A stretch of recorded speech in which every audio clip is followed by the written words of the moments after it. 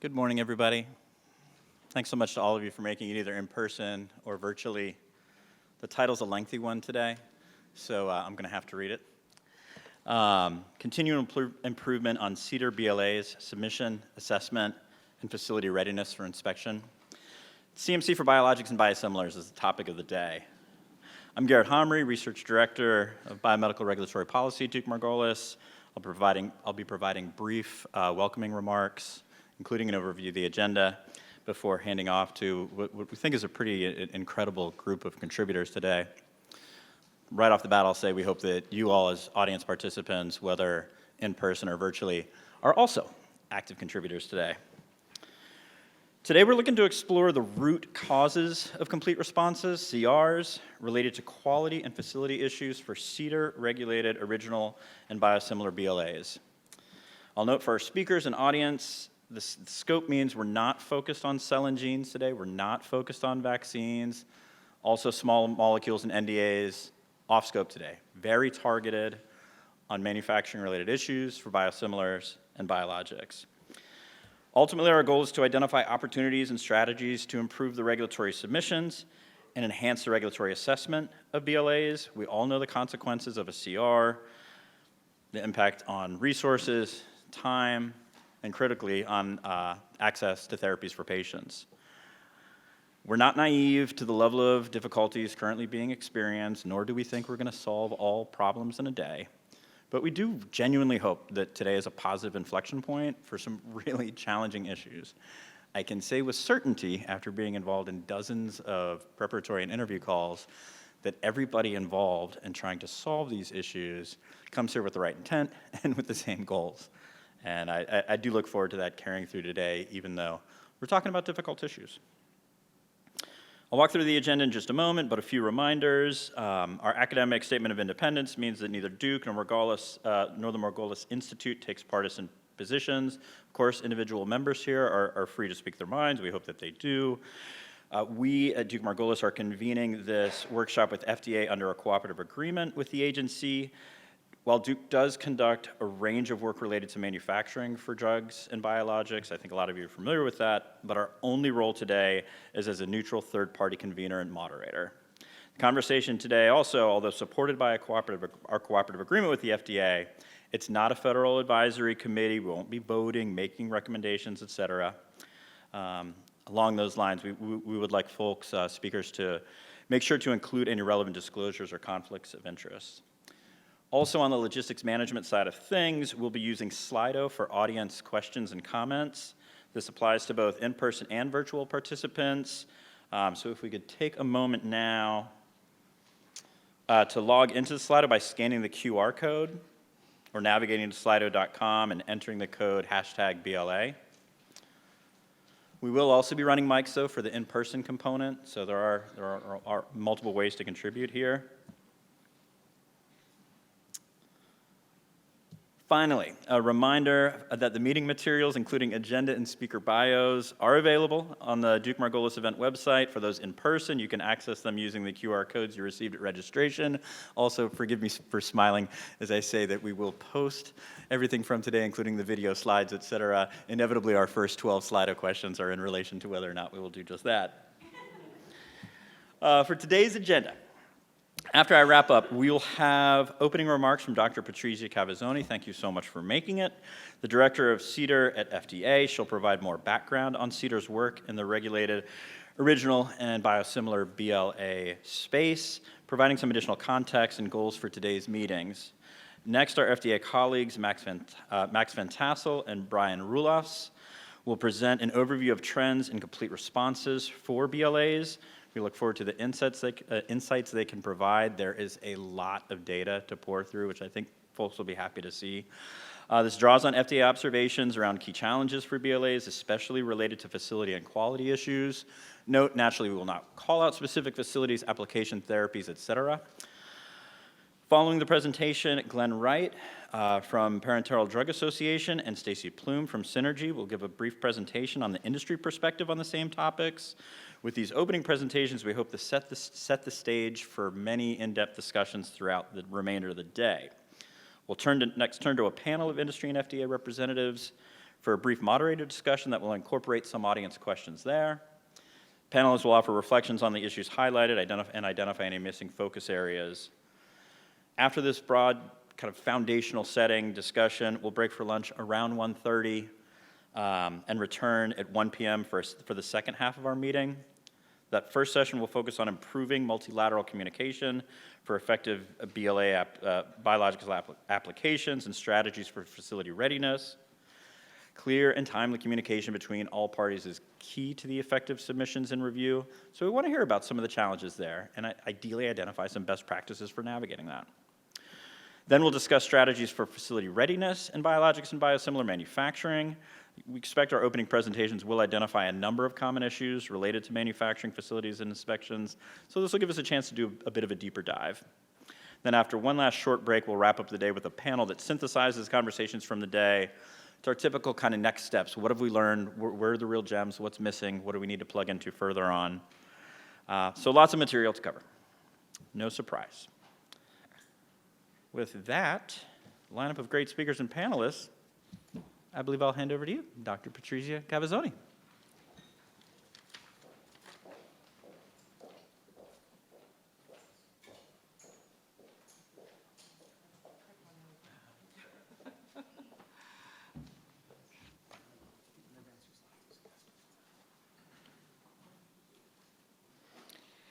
Good morning, everyone. It's a pleasure to be here today. Can you hear me okay? All right, very good. I'm delighted to be able to kick off this workshop. This is a very important topic for us at FDA and should be an important topic for manufacturers as well. So I'm really look forward to a good discussion today. I would like to start by thanking the Duke Margolis Center for helping us convene today's workshop. I also would like to thank the countless colleagues at FDA who have worked to set up this workshop and to prepare for this workshop. So I really look forward to a good discussion. Are we?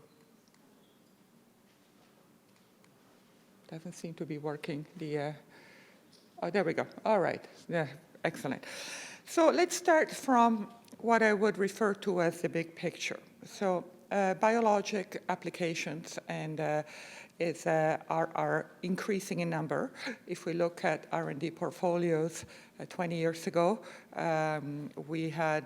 there were hardly any biologics, and now biologics are obviously representing a significant proportion, if not the greater proportion of R&D efforts, and therefore the products that we regulate. And keeping that in mind, also we are also unfortunately seeing an increase in complete responses in biologic applications, and I will show you a chart in the next slide. So we really have an opportunity here to improve the submissions for both biologics and biosimilars so that we bring down the proportion of applications that end up in CRs, either a one-time CR or we see applications where we see repeated CRs. So I'm sure that this is something that is very important for manufacturers as well. A CR means a delay in approval. Ultimately, depending on the deficiency, it may take a couple to up to 6 months, and sometimes even more when there are issues that are not resolved with the first sort of response to the CRs. I just want to make it very clear, because it seems to be a bit of a narrative out there that FDA standards have changed. Our standards have not changed. Nothing happened to the pandemic that led to our standards having changed. We have exactly the same standards as we had in 2018 and 2019. What we are, however, seeing is lesser quality in the facilities where these products are manufactured, and we really need to work on this. As you can see from the graph at the right of the slide, we're seeing pretty much the same trend as the applications, the BLA applications increase, we see an increase in CRs. It would be ideal if we didn't see these curves marching along at the same time, especially given the advances in technologies that we're seeing in manufacturing that should also translate into advances in manufacturing quality controls. When it comes to our records, in 2023, we had the highest ever approvals in BLAs, so it was a record year. Unfortunately, we're also, as I said, seeing increased CRs across all disciplines, but today we're going to be talking about the manufacturing, the CMC component. And what we're seeing is that BLAs receive CRs about half of the time in 2023, which is not what we would like to be. And CMC deficiency are a significant component of that. And resubmissions can also sometimes result in multiple CRs, which is also quite concerning to us because this means really further delays in applications. So what we're seeing is that facility issues are represent an increasing proportion of CRs in all BLA submissions. And there's an additional problem on top of this, is that because there's an increasing use, and I understand that industry are trying to expand manufacturing capacity, there are some very promising drugs for high prevalence diseases and all that. So what we're seeing across the world is a rush to expand manufacturing capacity, and therefore a greater use of CMOs and CDMOs. And what we're seeing is that nearly half of CRs that we're seeing due to facility deficiencies for BLAs take place with CDMOs and CMOs. And we're seeing issues in that situation, therefore, that touch on multiple submissions. So when we are, by statute, we're not allowed to approve a facility if it is not in compliance with CGMP. And it's in the statute and it's in the regulations. And so when we are not able to approve a facility in a CMO and a CDMO, there ends up being a backlog of applications that cannot be approved, even if the inspection was only related to a single application. We cannot approve the applications that are in the queue, and this has a domino effect on multiple programs, and ultimately has a domino effect on more and more patients. What we're seeing is that, for instance, for biosimilars, you would expect that biosimilarity would be the most common reason for a CR, and in fact, it's the most common reason for CRs are facility issues. So it is really critical that we address this. And what we are seeing in these facilities, as you will hear more in the next session, are issues with some pretty fundamental things. These are not trivial issues, okay? Microbiology issues, contamination, overall quality oversight, manufacturing controls, insufficient quality management systems in the facility, and so on. So these are not things that we can exercise regulatory flexibility, even in situations where we have, where we're dealing with applications for drugs that would address a high unmet need.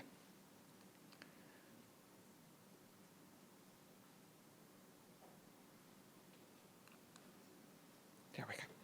Need 2 clicks. So what are some of the most fundamental ways to address this? First and foremost, I cannot emphasize the importance of communications.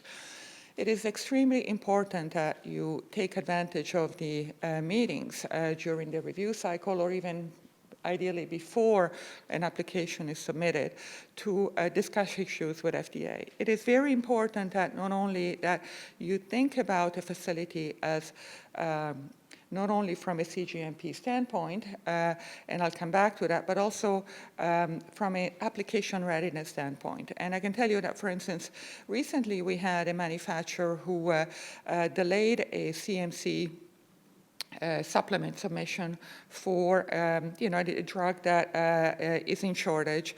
And they told us, hey, we're not ready yet. Okay, we have identified some issues, and we have to address them, and we are going to delay the submission. That's a good decision, right? Rather than counting on FDA and our assessors and investigators to then invariably uncover the issues and then having even longer delays than what might be, a month or a couple of months delay in filing and potentially avoiding a complete response.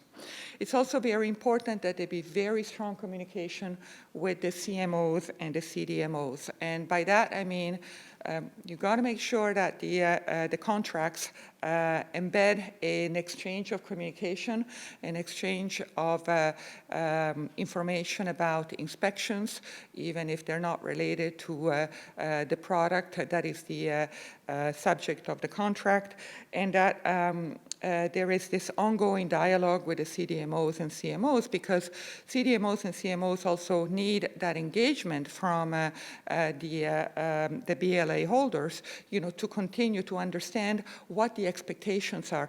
And the best situations that we have seen is situations where we have the BLA holder working very closely with the CDMO and or the CMO, and viewing their sort of quality management system oversight as being fully integrated and working hand in hand with the CDMOs and the CMO.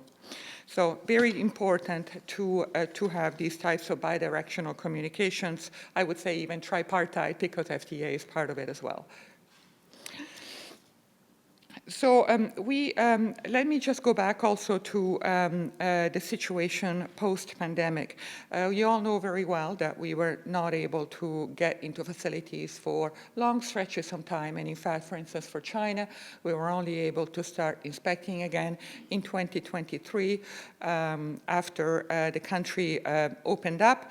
And to that effect, actually, we were very aware that we had a backlog of BLA applications, and we had some assessors spending long stretches in China, starting in the spring, to sort of clear out the entire backlog. So inspections are rising following now that we're back to normal operations. So we are inspecting some facilities that may not have been inspected for some years. We also have more new facilities, and first-time inspections tend to have more findings. When we walk into, for instance, a CMO where there is no inspection history with FDA, or even no inspection history with other regulatory agency with which we have mutual recognition agreements, usually we can expect more issues.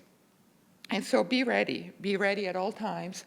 And the goal should be avoiding deficiency as opposed to resolving deficiencies. And so, as I said, make sure that the facility is application ready, is CGMP compliant, and take the time to achieve that.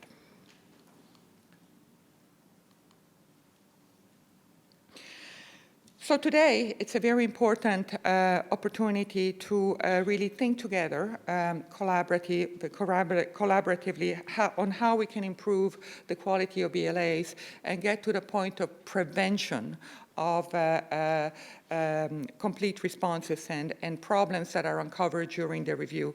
And in order to do that, we really have to communicate. And so the structure of today's workshop really exemplifies the type of dialogue that we need to have. And so I really look forward to a good discussion today. I would encourage everyone not to pull punches. This is a unique opportunity to really have an open and candid discussion about the issues, and look forward to the rest of the session. And sorry for going over by 2 minutes.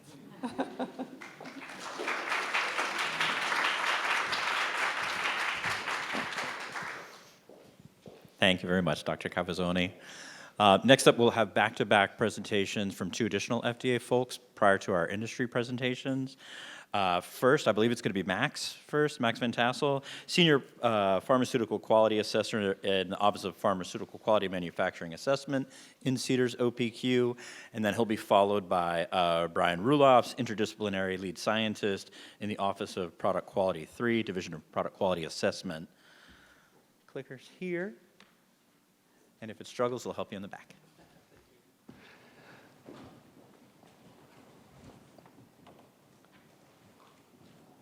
All right.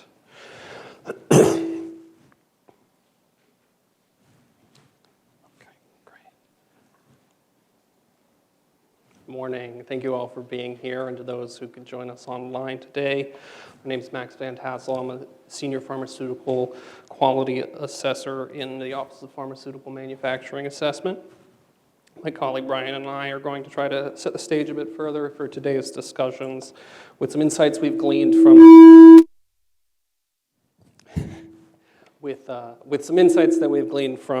the analyses of the agency's BLAs over the past several years.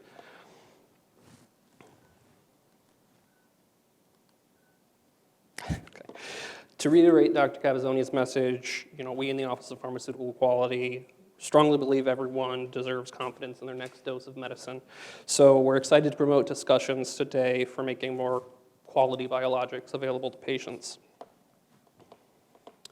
We, of course, have to note that we have no financial interests or relationships to disclose, and that the figures we're presenting today include best estimates, which may involve some subjective categorization, so they should not be considered official or final data. To touch on that point a little bit further, this was not an easy topic to analyze, as simple as we're going to try to make it seem. Each application is unique and poses unique challenges for applicants and regulators. So the data are nuanced and can be evaluated from many different angles. As such, we didn't want to focus on hard numbers per se. We're here to facilitate discussion, so we wanted to focus on big picture trends and avoid distraction from today's topic of continual improvement. So we're going to start by talking a bit about how biological products are regulated by CDER, then discuss some trends we've identified in recent BLA complete responses, and narrow it down a bit further to discuss some of the trends in specific facility and product quality issues associated with complete response actions. Now, as a reminder, biologics, as regulated by CDER, primarily include monoclonal antibodies for in vivo use and other proteins intended for therapeutic uses, such as cytokines and enzymes. And licensing is dependent on examination of the product, inspection of the facilities, and determination that both the product and the facilities comply with standards established in the license application and in applicable regulations, such as the CFR 211s for current good manufacturing practices, or CGMPs. Per Section 351A of the Public Health Service Act, a BLA can only be approved, among other requirements, if the facility in which the product is manufactured, processed, packed, or held meets standards designed to assure that the product continues to be safe, pure, and potent. Any BLA with a manufacturing facility that does not comply with CGMPs does not meet these requirements. And lot release is not a viable mechanism to address GMP deficiencies that prevent BLA licensure, as acceptable lot release approaches are only for licensed products. One additional particularly pertinent note that these conditions apply equally between both 351A and 351K pathways of the PHS Act for non-biosimilars and biosimilars respectively. If the FDA determines that it will not approve a filed BLA for any reason, the agency sends the biologic license applicant a complete response letter describing all of the deficiencies that the agency has identified. I also want to point out here, as it will become important context later, outstanding deficiencies in manufacturing facilities identified on pre-license inspections, or PLIs, are also communicated in a post-application action letter, or PAL, to the subject facility following submission of the CR letter to the BLA applicant. To evaluate recent trends in CRs, we started by surveying over 100 CR letters for CDER BLAs over approximately the past decade. This included all types of BLAs, including biosimilars and different drug designations such as priority, breakthrough, fast track, orphan drugs, etc. They encompassed BLAs CR'd for any reason, but the evaluation was limited to full BLAs and not post-marketing submissions. I also want to note that some BLAs were associated with multiple CR actions across multiple review cycles, and that most CR letters included multiple deficiencies. Another note I wanted to touch on now that we'll elaborate on in further slides is that CR letters usually have headers corresponding to deficiencies of different review disciplines, which has been useful for the orientation of some of our analyses. Looking at the numbers,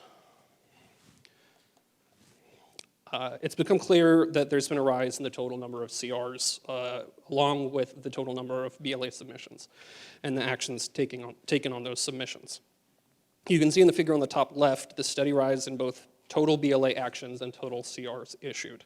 We performed a frequency analysis for topics included in those CR letters over time, and based on the topic headers used, which again we'll elaborate later, at a high level you can see on the bottom left the relative frequency of product quality, microbiology, and facilities topics in CR letters over time. We focused on these three areas to encompass CMC concerns that comprise a substantial majority of CR deficiencies. Of the CMC disciplines, the most immediately evident increase is seen in the rate at which facility deficiencies appear in the CR letters, as you can see in the yellow line on the bottom left.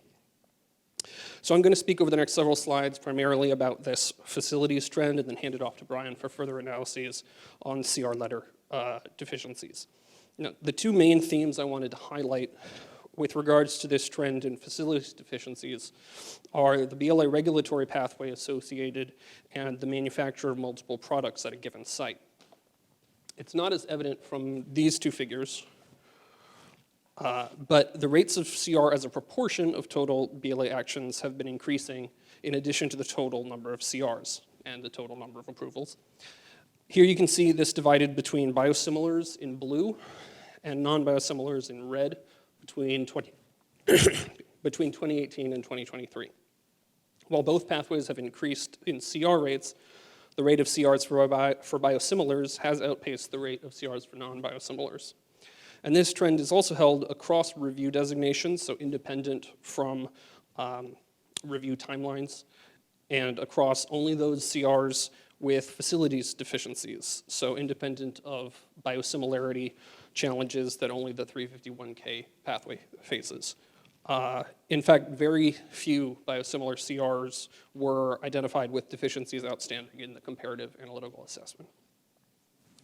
When looking at the CR rates across multiple review cycles, this discrepancy between the regulatory pathways is a little bit more evident. Approximately 80% of the CRs that we surveyed were from the first review cycle. However, the majority of CRs in cycles 2 through 4 were for biosimilar applications. Also of note, all of the second through fourth cycle CRs were associated with facility deficiencies, though none of those BLAs were deficient only in the facility at the first review cycle. In fact, initial CRs for those applications that went on to see 3 or 4 CRs generally had a disproportionately high number of first cycle CR deficiencies indicated in the CR letters across disciplines, which may speak to the broad difficulties that some applicants faced in maintaining adequate control in product quality for these products and addressing all of the deficiencies in the first review cycles. When looking at where these products are manufactured, we did not find any association between CR rates and whether associated manufacturing locations were domestic or foreign. There were more foreign manufacturing sites identified in CR letters, but it was proportionate with the number of PLIs that we conduct internationally. However, approximately half of all facility CR deficiencies were for contract manufacturing organizations. This was split similarly between regulatory pathways. However, the majority, about 3/4 of CRs tied not to CMOs, but to applicant-owned manufacturing sites were for biosimilar products. So a disproportionate number of biosimilar applicants manufacturing in-house appear to be contributing to the greater rates of CRs for biosimilars. We've put together an example to illustrate part of what we believe has contributed to this. In this case, a BLA for product A was submitted with a given manufacturing site, followed shortly thereafter by a BLA for a second product, product B, manufactured at the same site. Both applications were CR'd due, at least in part, to GMP deficiencies identified on the first PLI that covered both products. Sometime later, both BLAs were resubmitted, and a third BLA was submitted around the same time, giving them similar review cycles. A second PLI was performed and found ongoing GMP deficiencies that were applicable to all three products, leading to another CR for each, bringing the total to 5 CRs stemming from 2 PLIs at one site. When such a facility happens to be manufacturing biosimilars primarily, that can amplify the difference that we see between regulatory pathways as seen on the previous slide. The impact on CR rates between regulatory pathways is probably less for CMOs because they may produce both biosimilars and non-biosimilars, but they still contribute to the rise in the facility deficiency rate that we saw in the yellow line previously. This kind of example stemming from PLIs covering multiple products has also been increasing in frequency as the industry has grown and the number of BLAs has increased. We recently had a single PLI at a single site cover 3 new BLAs, 2 separate BLA resubmissions, and a site change supplement for an approved product all at once due to the timing of the related submissions. The final outcome of that PLI is still pending, but I think it was a great example of how each PLI is becoming more impactful as the biologics market grows. And this is perhaps one risk to some of the efficiencies the industry can gain by manufacturing many products at a single site. Another way to illustrate this is to look at the number of CRs associated with each facility. This is a chart where each slice represents a site associated with a number of CRs in the past 6 years. As you can see, the 5 facilities associated with the most CRs, each tied to 5 or more CRs, account for over 1/3 of all CRs in this time frame. And all facilities associated with 3 or more CRs during this time happen to be either biosimilar specific manufacturers or CMOs that may produce either biosimilars or non-biosimilars. Now, the question becomes what specific deficiencies across these sites result or contribute to so many CRs. As I mentioned before, CR letters are only sent to the BLA applicants, who are not always the manufacturer or operator of the site that is subject to a pre-license inspection. So CRLs typically include language such as this to indicate that there was a deficiency at a given site, while the specifics of those deficiencies are delineated in the post-application action letter provided to the inspected facility directly. Issuance of PALs was significantly expanded starting about 5 years ago to increase transparency with unresolved deficiencies and facilitate their resolution. It's now a routine practice. So we also began surveying data from PALs submitted over the past 5 to 6 years to try to see what trends were identifiable in outstanding deficiencies from sites that were listed in CR letters. We didn't actually see any clear trends in the topics covered over time or across regions, nor did we identify trends in the types of deficiencies seen between regulatory pathways of the associated BLAs, or even whether the site was contract manufacturing. But what was immediately clear was that outstanding deficiencies at a given facility were generally due to a failure to demonstrate that proposed corrective and preventive actions, or CAPAs, would be sufficient to address risks identified on site, even while those risks identified varied considerably from site to site. For a bit of context,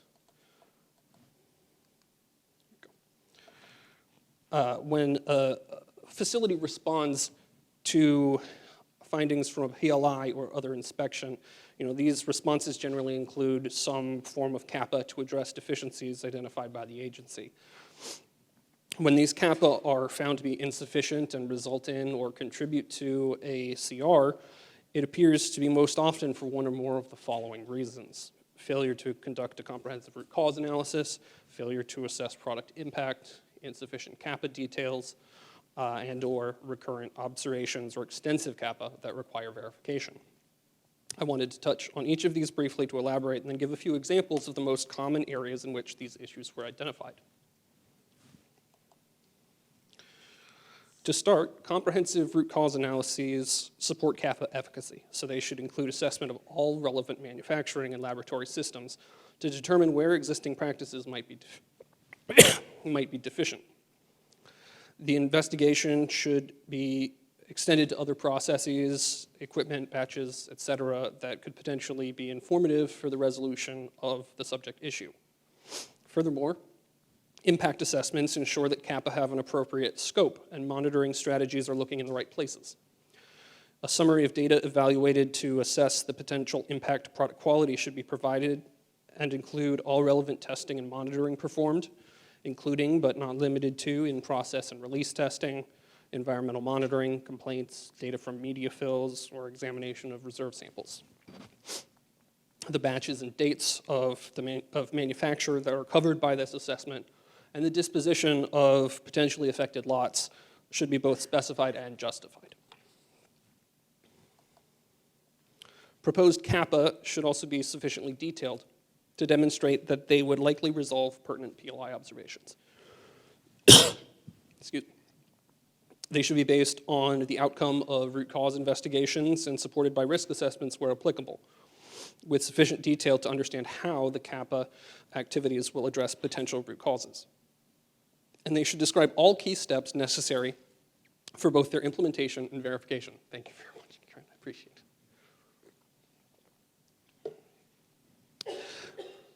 it. For example, changes to an aseptic process may need additional media fill runs, smoke studies to revalidate.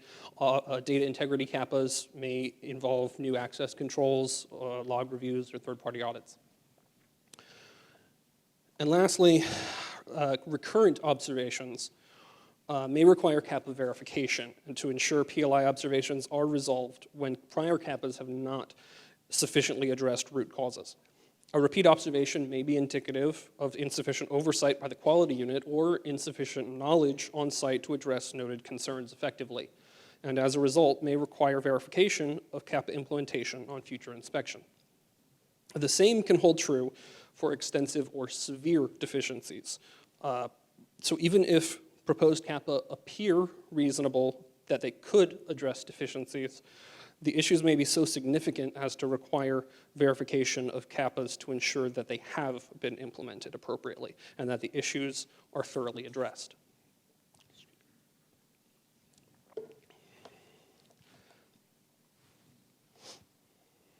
As I noted before, deficiencies at a given site rarely boil down to a single issue.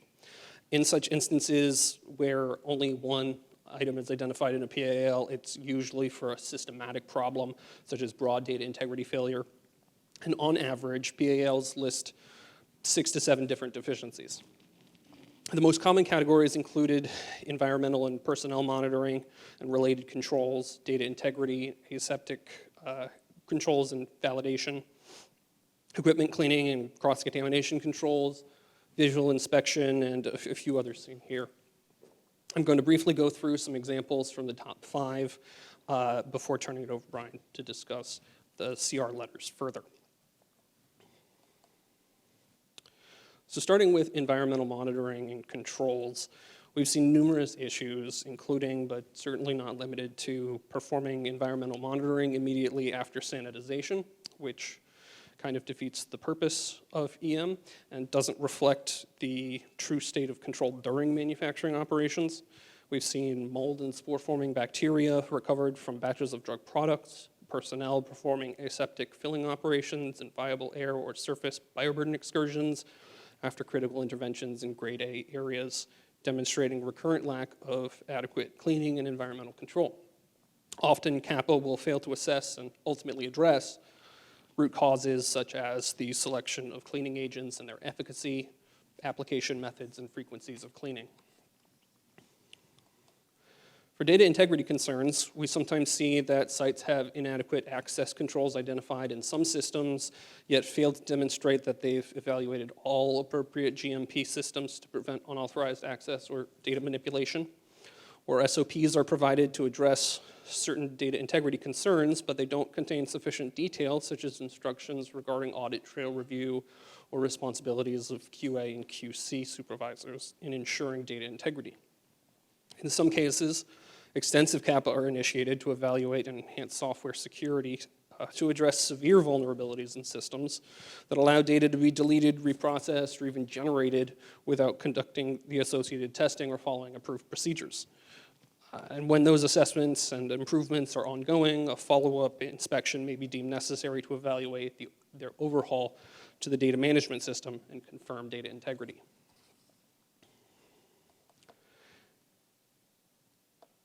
Examples of risks to aseptic manufacturing processes are myriad as well. Improvements to training programs for SOP adherence and aseptic technique are often inadequate as they fail to address root causes. For example, when an isolator door sanitization or transfer port vent filter integrity test is not conducted because they were not identified as risks and not proceduralized, and not a deficiency in training per se. There may be no assurance that aseptic process simulations or smoke studies provided to validate a manufacturing process are even representative of the actual conditions during routine aseptic setup and filling operations due to major discrepancies seen on site. In some cases, extensive CAPAs remain to be completed that are needed to address major risks to the aseptic process, including equipment redesign, operator and equipment requalification, introduction of new aseptic sterile consumables, repositioning of critical equipment, or additional smoke studies and media fills. And such extensive CAPAs and CAPA efficacy assessments would often extend well beyond the user fee goal date for the associated BLAs and require verification of the changes and their effectiveness in future review cycles.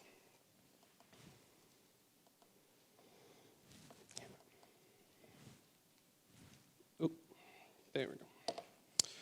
Another area which perhaps surprised me a bit with how frequently it was coming up in our analysis is in control of cross-contamination and related cleaning validations.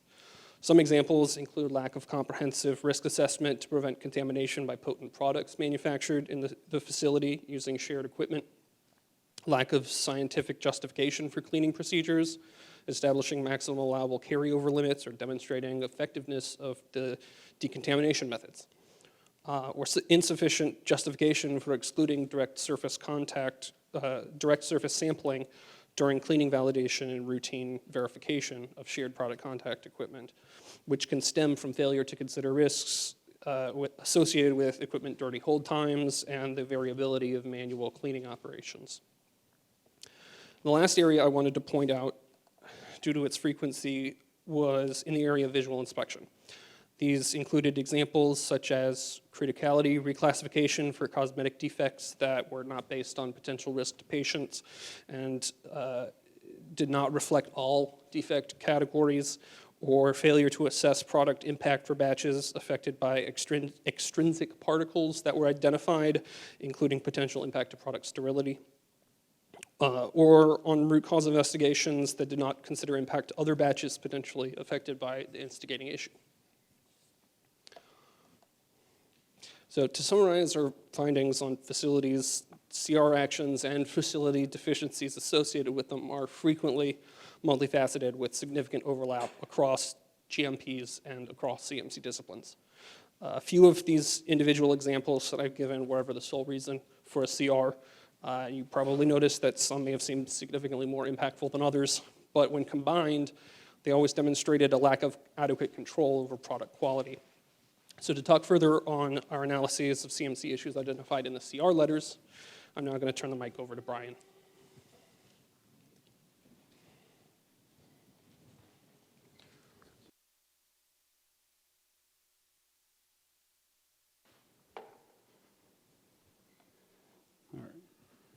Thank you all. Thank you, Max, for that. Thank you for the chance to be here to discuss this important topic and to work together, as Garrett alluded to, as a first step in moving forward in this discussion.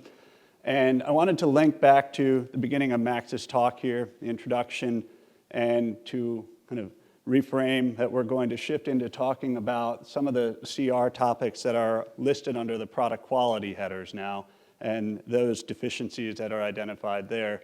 Because as Max mentioned multiple times, CR actions are frequently multifaceted. And while there has been a trend lately in facilities, there are frequently other contributing factors as well that can contribute to a complete response determination by the agency. So to begin to address that, working with a couple very talented fellows, we dove back through those 100 CR action letters that Max referenced, and we took the advantage of those discipline headers to try to get an overall picture of, is there a possible trend? Are there things that we can see? And Max already discussed the facilities trend, but I think it's important when you look at these data sliced in different ways to see that the variability is changing over time. The multifaceted aspects, the different needs for control are changing over time. And if you look at 2024, I think that's pretty clear in that we have many different, the majority of the time, you have multiple disciplines contributing to the CR. And also, these things tend to be interconnected, which we'll get into in more detail soon. I will note that, our focus today is the CMC, the product quality aspects. That's the focus of this forum. There are CR letters that we don't cover their sections. The black part does not, those slices represent letters without CMC comments. And there are, within some of these sections, non-CMC subdisciplines as well. But our analysis looked just at the product quality, facilities, microbiology headers to provide insights today. I'll point it this way, I think. Okay, to set the stage for the analysis we did, I thought it'd be worthwhile to spend 2 slides on biologics regulation, why it's complicated, the different aspects that can lead to CR actions, and to start out with just the molecule itself. Biologics are complicated, they're larger molecules, they have indication-specific CQAs that need to be controlled. These critical quality attributes can be easily upset by manufacturing process perturbations or changes there. These biological products may also have product-related substances that retain some or all or some portion of the biological activity and need to be understood and controlled for, and also product-related impurities that need to be considered.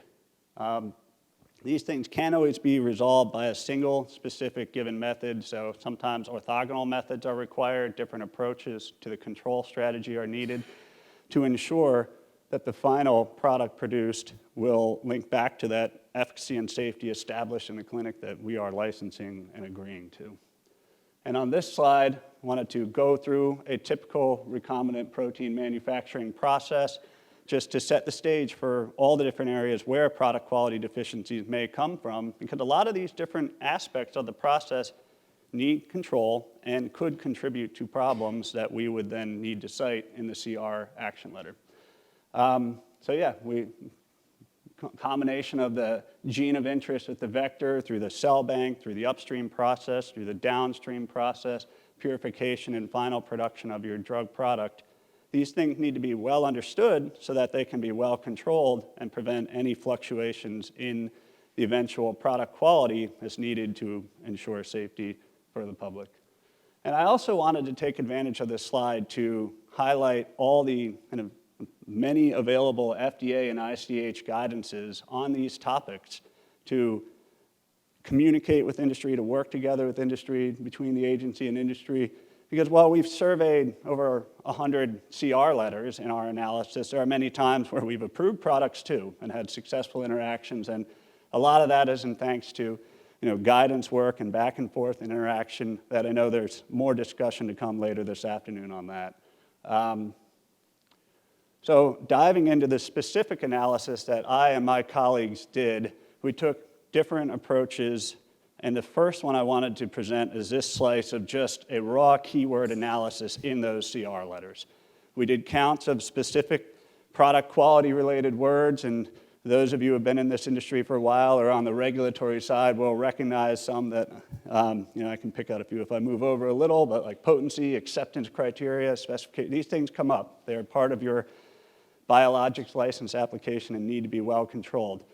I do want to spend a few extra minutes on the most frequent terms. I personally appreciated the fact that data came out, and on its own, it's not very informative, but it does underscore the fact that our review process is data-driven. We need that data to be able to understand the reference product control strategy, the manufacturing process, and the validation. So while you see the word data, let me tell you it relates to basically every single other one of those topics. And then 3 of the next 4 most frequent have to do with process control and validation and those strategies, and that's very important. So again, this is just a raw keyword analysis, counts, and we attempted another analysis in which we bucketed those terms into topics and tried to trend them to see, do we have a change in our frequency? And as Dr. Cavazzoni alluded to, our standards haven't changed. We are, enforcing the same, or we are acting on the same considerations that we've had, and we were wondering if a trend would show up that would indicate anything is different in this analysis. And spoiler up front, I'm going to argue that no, by this analysis, we have not seen any changes. What we did find, and the way we did this, was to take those topics, compare the number of times they showed up to the total number of submissions in a year, because that number has obviously changed a lot from 2014 to now, where we are now. So we didn't want to unequally weight. And then we plotted and calculated the frequency of appearance of those topics, and the bolded topics are ones that have a slight positive slope and a slight increase over this time, but I think we can agree that that's not much of an increase. That's not much of a change in the year-by-year comparison. In fact, the bigger magnitude is actually in the decrease side for trends that have kind of changed down. Those are the negative slopes here. Now, this is just our attempts to bucket these raw counts that I identified on the previous slide into topics that they're related to. It, is reflective of something, but is not final data here yet. We're still the most meaningful way to present this, but our analysis to date suggests that there are no emerging obvious trends in specific terms or topics that come up. But if you take both of these together, there are some things that are frequently CR concerns that come up, as Max alluded to the facility side. On our side, process control, your manufacturing and microbiological control come up frequently as CR concerns in the product quality section.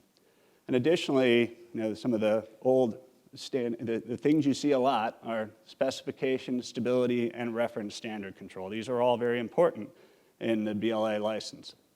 And finally, control of your key inputs. I think raw materials was interesting to me as one of the highest trending upwards, and that number shows up on the previous slide as well, and also control of your cell banks.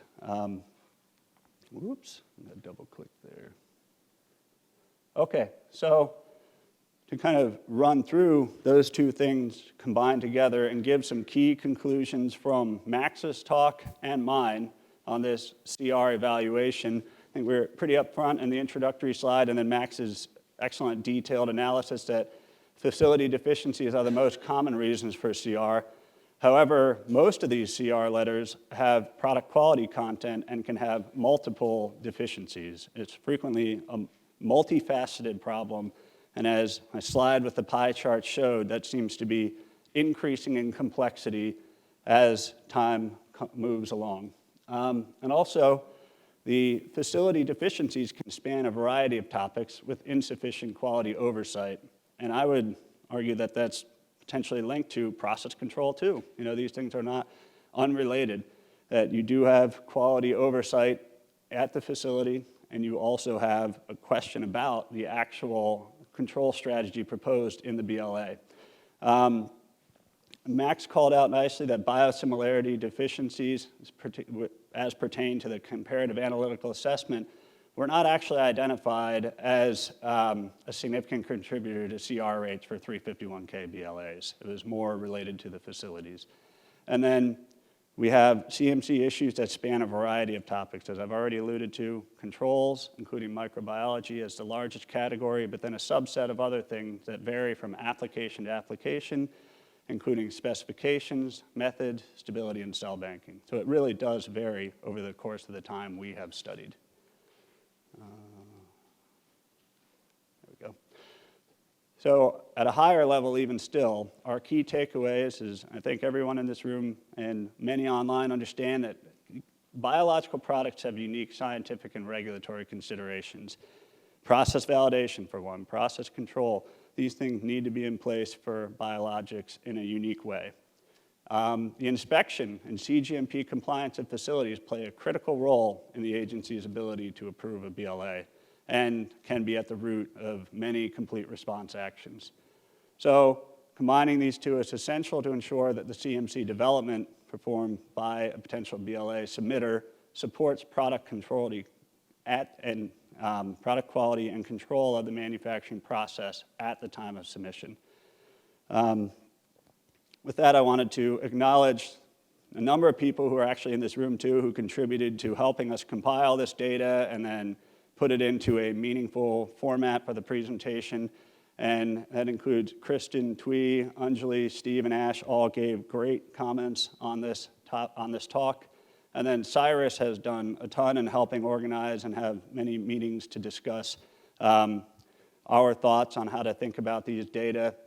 Joel and Chris gave a talk last year that was also very informative, and as you'll notice, we referenced some of their slides throughout. And this, we took a different angle of looking at things than they did.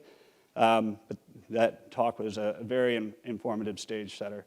And then I also wanted to thank the two fellows who worked with me on this project to do both manual and automated approaches to trying to understand these trends and going through over 100 CR letters over the last decade. And that'd be Gwendolyn and OPME were extremely helpful in this process. So with that, I just want to say thank you for your attention, and yeah, I guess I will turn it over to Todd. Thank you.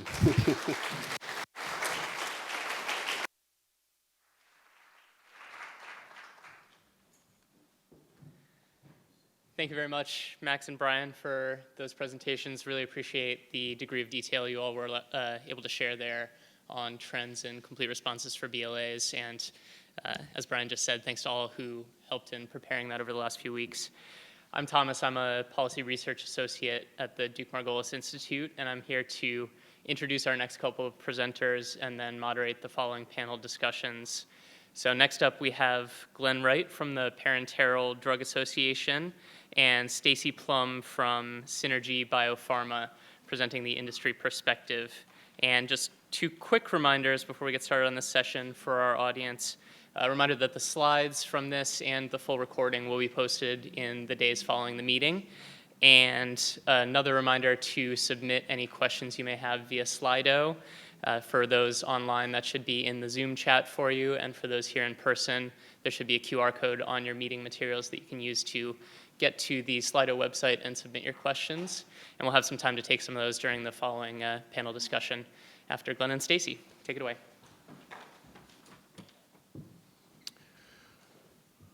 All right, well, I am extremely excited to be here to talk to you a little bit about an industry perspective on this topic. It is the Parenteral Drug Association. It's a very old term. Parenteral means sterile. We haven't changed the name in 78 years, and so, things kind of fall out of favor. Anyway, so let me get on with this. The first thing I really want to talk about is really a little bit about PDA so you understand who's up presenting today. PDA is a very old organization founded in 1946. I've been involved in PDA for about 35 years now. It's a nonprofit, of course, individual membership organization. We have no corporate members. We're about 10,000 plus strong across the globe, 25 chapters, 3 offices in different regions. And really, we're driven and directed by our members. And what you're going to hear today is some of the things we're hearing from our members, okay? So we're trying to be that voice. So we are an independent voice, and we always like to be based in science. So that's very important for us. And you may occasionally see our TRs, or points to consider documents, are our standards out there that we work so hard to help the industry with. Okay, so I want to kind of paint the picture here because, again, I think we're all here today to do something really important. Because there's this noble mission that I would argue is shared by both FDA and industry. And I've taken some wording from the FDA mission, I've incorporated some wording from industry, but I've got a couple points here. So protect the public health by ensuring the safety, efficacy, and security of human drug products, right?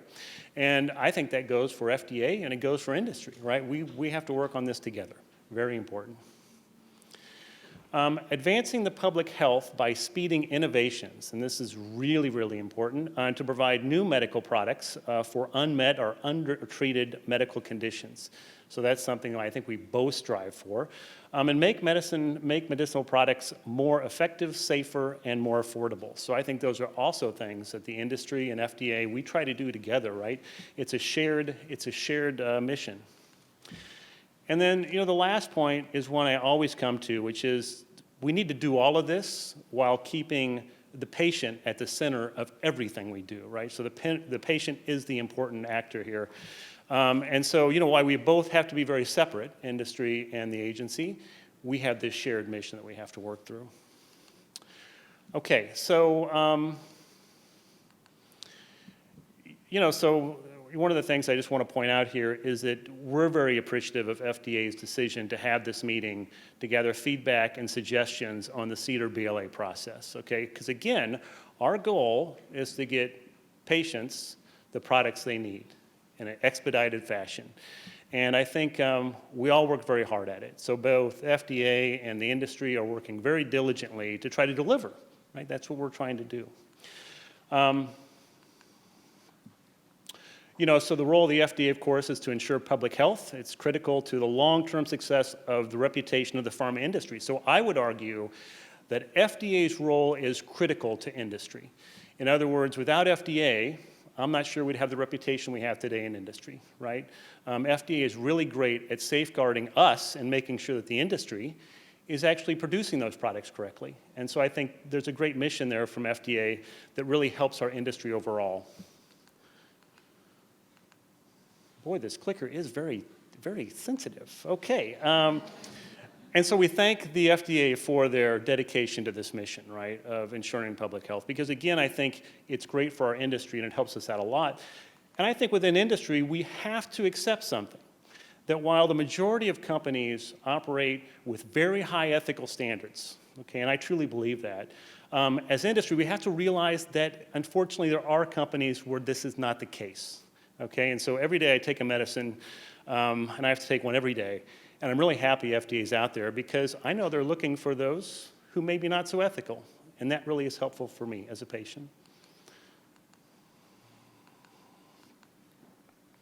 Okay, so now on to the main event, CRLs. And so what we did was, we've worked on this presentation for a couple weeks now. We've really reached out to industry to try to understand what they're thinking, what they're saying, because we wanted to kind of give that industry perspective. And I think this is one where when we talk about CRLs, companies don't really feel comfortable coming out and publicly talking about those. And so we were very happy to kind of play that middle role and try to get some ideas across. Okay. So CRLs continue to be a challenge for the industry. And I think from the presentation this morning, we kind of see that. We see an increase in CRLs. The number of CRLs continue to be elevated. And I really wasn't sure what 2023 looked like. I knew what 2022 looked like. And I really appreciate that graph here because we see that continued trend upward in 2023. And so we know there's lots of work to be done. This is an important one. So we know that CRLs are impacting the introduction of products. And some of these products are very much needed by the patients that we serve. And so this is extremely important that we kind of work through how we improve the CRL situation because the patients are waiting, right? They're waiting. And this is not an FDA-only challenge. This is an FDA and industry challenge. And so how do we improve that CRL number? And so we get that down and we get the products approved. But again, this is both an industry and an FDA challenge. One of the big impacts that people often don't think about is the financial and perception impact on companies receiving or involved with a CRL. Okay, so a CRL gets issued, big deal, 3 months, products, okay, then we're gonna get approval, right?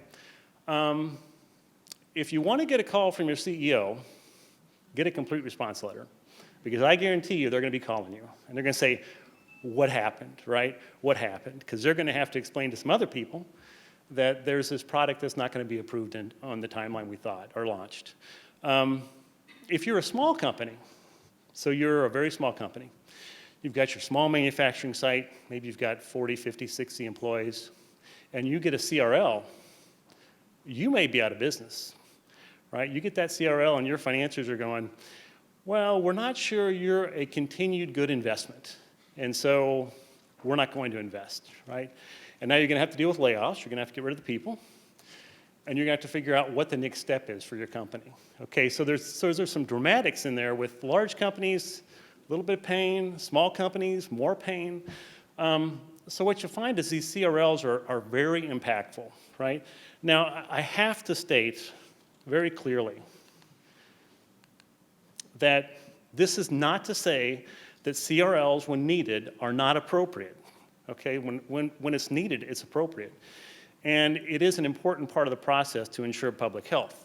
You know, that's my opinion. So I think what we're talking about is just how do we get better at having no surprises, and how do we get better with the CRLs being resolved before they become CRLs, right? That's the challenge. Okay, so this is a very high-level timeline of the agency and industry's review process, right? And really only a few points are on here because I think they're important. Of course, we got the submission, right? And then we've got that critical decision to accept, right? So that happens. And then we go along and we get to that mid-cycle review, a great point to make sure that things are going well with the review. And then we get to that late cycle review. Now, this is an interesting one because this late cycle review, by the time this happens, ideally, there are no significant issues found that would lead us to believe that that BLA is not approvable, right? That's what that late cycle review is for. And so when you look at that late cycle review point and you look at that decision to approve our CRL, that's really the, let's tie up the loose ends, let's get the last bit of information in, and then let's move forward to approval. That's what we're hoping for. So that portion right there, what we're hearing is that from a CRL perspective, this is the part of the process where the industry is seeing challenges. Okay, this is the part of the process from that late cycle meeting to the actual decision letter. Okay, so what are we hearing in the industry? Well, one of the things we're hearing is the timing of the PAI inspections.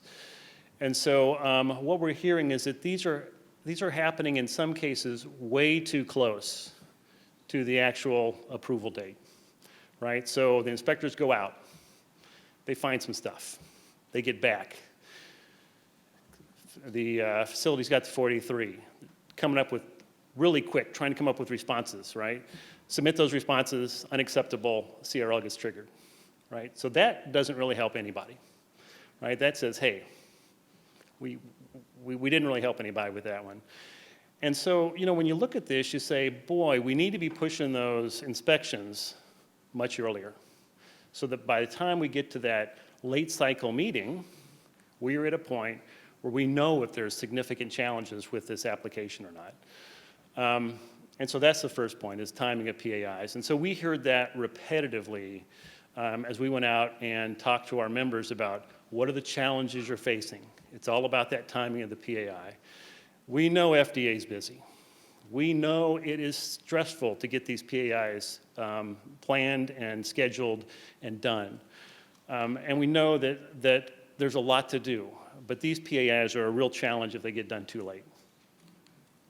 Okay. Now this one's very complex. A general concern on FDA resources, workload, and turnover. And I'm going to talk about the turnover first, because what we're hearing is that industry is concerned because, again, you know, through the pandemic, post-pandemic, the industry as well as FDA saw a lot of people leave their jobs and take new jobs, which was great, wonderful. But that creates holes that have to be filled. And so as you have these organizations which have these gaps, and they're filling the gaps as fast as they can, of course, you have to retrain. You have to help your inspectors, right? So the inspectors have to be trained on how to inspect, what to inspect, what's a personal preference versus what is an actual requirement. And so I think what the industry has found is that in some cases, these CRLs may state things that are really more of an inspector's preference. Things that we believe to be settled science for years that have now popped up as significant issues. But that's not unexpected. You know, I've been in the industry again for 35 years, and so we've all seen cycles, right? I've seen multiple cycles. And so, you know, we're seeing a big wave, or at least I'm seeing a big wave of FDA inspectors retiring, right? And we've got new people coming in. And the question is, how do you get them ready? And I guess my question to the FDA is, how can we as industry help you, right, to get your inspectors ready? Because we want to make sure that they're the best inspectors they can be. Okay, so that's kind of turnover. Resources. You know, talking with former reviewers, it's very clear that the review work is tremendous at FDA. There's a lot of stress with the reviewers at FDA. They are working diligently to get their reviews done, to identify issues if they're there within the BLA, and to get those out, right? To say, hey, we believe this is an issue, let's get it out. And what we're hearing is that based on workloads, that review doesn't actually happen during that whole review period. It actually happens much quicker, right? And kind of towards the end, right? So not really the whole thing.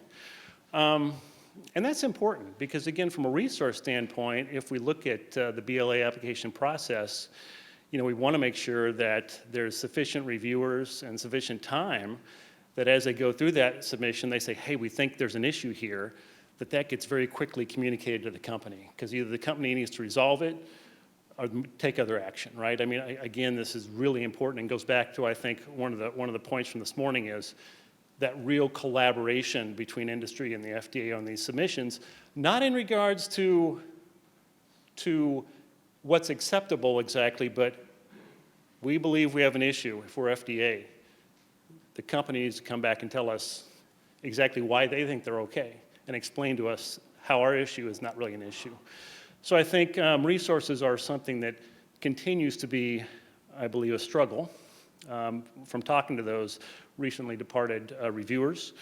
And so I think that's important. And that's kind of what we heard from industry as well, is, boy, we thought some of this stuff would get picked up earlier that they had concerns on.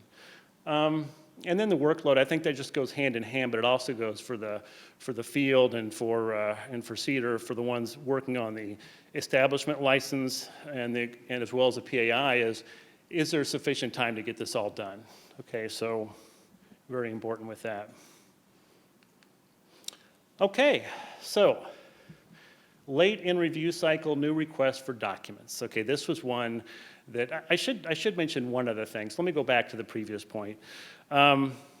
Because, you know, being an auditor for a decade in industry, as you have new inspectors come, or new auditors show up, it takes some real training to have them understand exactly what's an expectation, what's a personal preference, how do I figure out the two, and that takes years, right? That takes literally years. So I think when the industry talks about change in standards, I don't think they're really talking about change in standards. I think they're talking about, as we've changed our inspectors, have we trained them correctly to understand how to look at those things? And again, it takes years, right? It takes years to train inspectors or for auditors.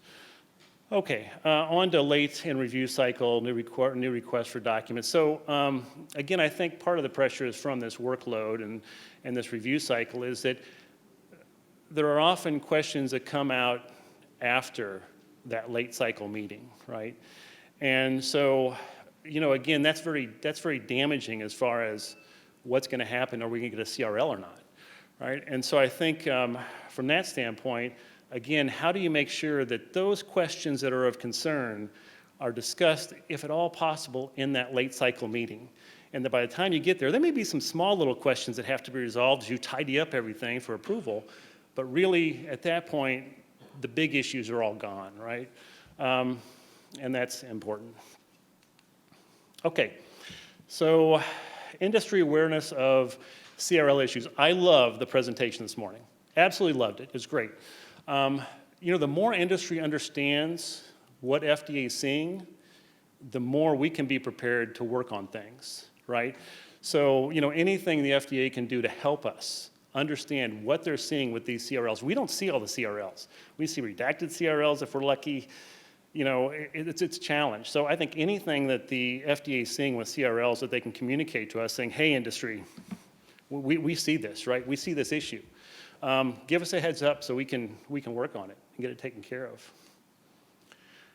Okay, my last thing is this CDMO dilemma, and I love the slide today because it really is a dilemma. And so when you think of CDMOs and you think about CRL letters, so here we go. We got FDA.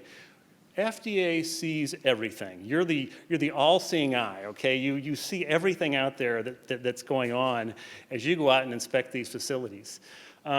Industry, we don't, right? We don't see it. We see our little teeny piece, right? And when you're working with a CDMO, you know, every contract says that they will disclose things that are related to you. But sometimes their perception of what's related to you may be a little bit skewed, right? So you know, I see some smiles in the room, so yeah.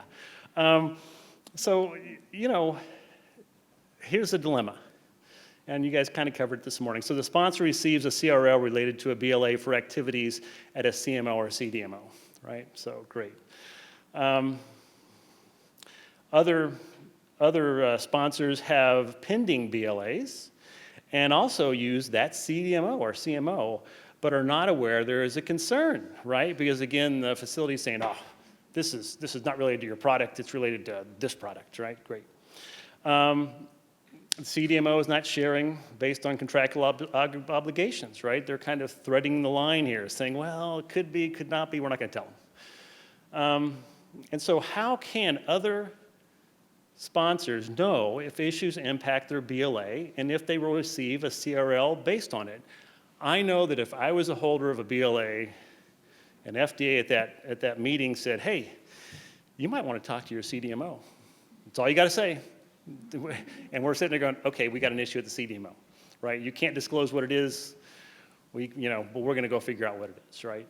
So you know, the question kind of is how do we all stay linked together to make sure that with these, we're actually able to see and then deal with the situations before they become CRLs. So, you know, a CRL now gets issued for your BLA, which wasn't actually found in your BLA, but it's at the site that you manufacture, so now you're going to get a CRL, right? So I think that's really important. Okay, so final thoughts. BLA review process design is logical and appropriate. So I think the process that the FDA has worked on makes total sense to me. CRLs will always be part of the process, but should not be a surprise to the sponsor with issues being identified, and the issues need to be identified early for resolution if possible. We all want to try not to get a CRL, right, or not to issue a CRL. Sometimes it's not possible.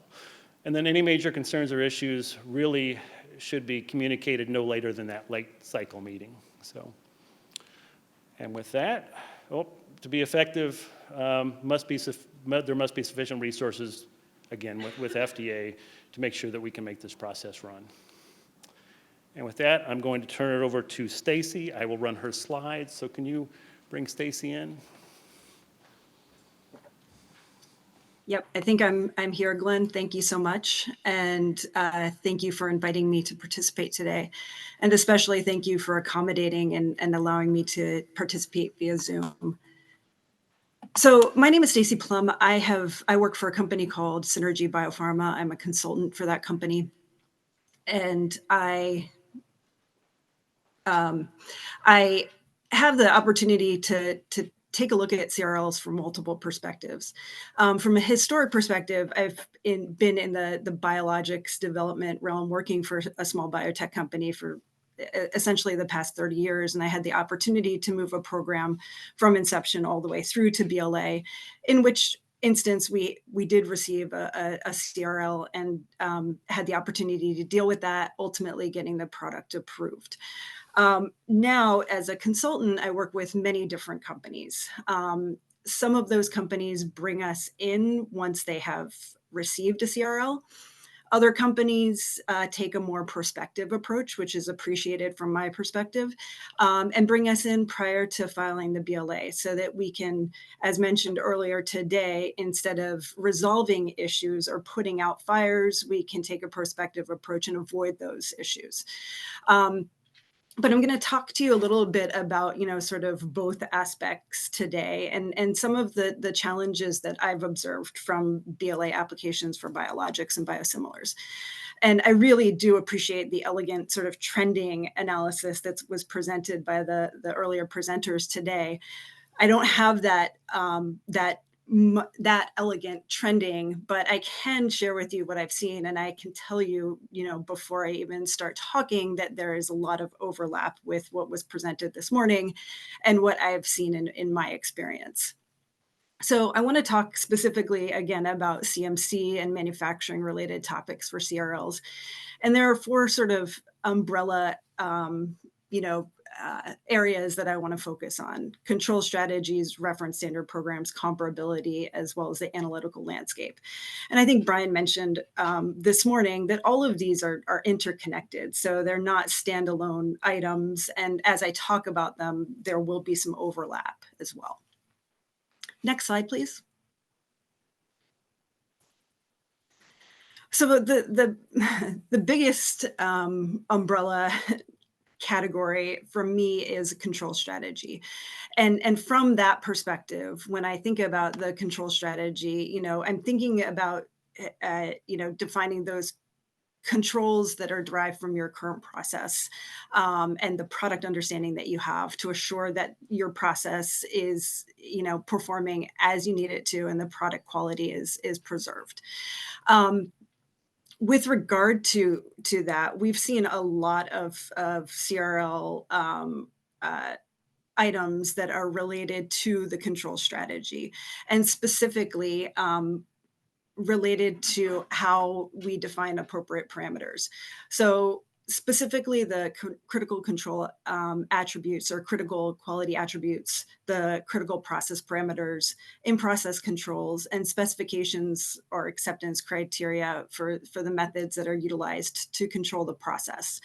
One of the things that is an issue that I have seen is, one, identifying each of those parameters specifically, but then providing the appropriate data that justifies why the ranges for those parameters are created, and scientific, sort of justification for why those exist in the control strategy.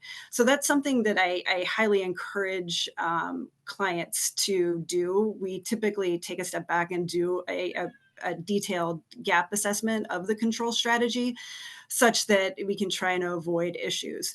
One of the examples that I wanted to bring up, and it's something that has been discussed extensively this morning, is environmental monitoring as part of your control strategy.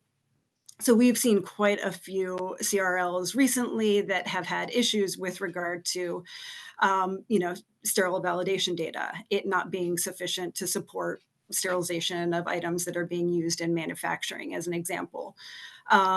Critical process parameters not being defined appropriately in terms of environmental monitoring and, sterile filtration. So one instance where a CPP for sterile filtration was not defined, and that was a significant issue. So these are the types of things that we're definitely seeing with regard to in the industry, and these are things that we're trying to prospectively address prior to submission of a BLA. One of the other things from an industry perspective that we struggle with is again an interaction with CDMOs, and it's a little bit of a different interaction than Glenn just described, and that is getting alignment on defining these various parameters for the control strategy. Part of that can be fixed by effective communication and interaction with the CDMOs, but oftentimes when you first start this process, there is a disconnect between what the sponsor is interested in from a defining parameters perspective and what the CDMOs are. So getting that alignment early on is really critical, and again speaks to the importance of communications for CDMOs and sponsors as well. Next slide, please.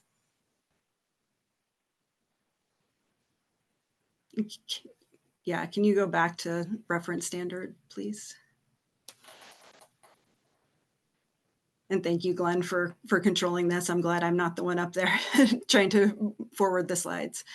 So from a reference standard perspective, that's another key area that we see a lot of CRL items associated with. The importance of a reference standard obviously is very connected to your control strategy, and sort of identifying an appropriate reference standard to start out with is imperative. I have a lot of clients who are working with DS and DP that are essentially very similar materials. There's no formulation that occurs in the DP following DS. So in that case, we've made, sort of arguments or justifications why having exclusively a DS reference standard is appropriate. But I've seen responses from the FDA where that sufficient justification was not provided.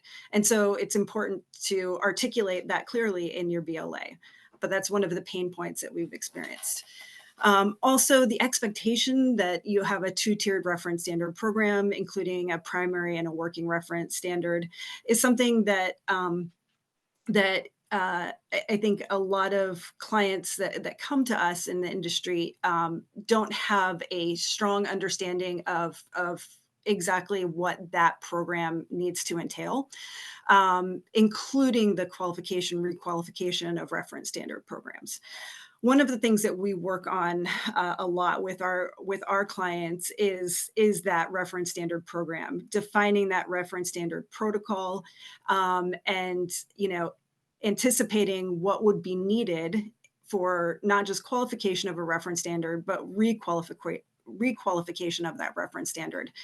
And then specifically, one of the things that we've had a tremendous amount of conversation with the FDA on is how do we ensure that the reference standard that we're using is not drifting? And if it is drifting, what are the steps that we need to take in order to address that? Next slide, please.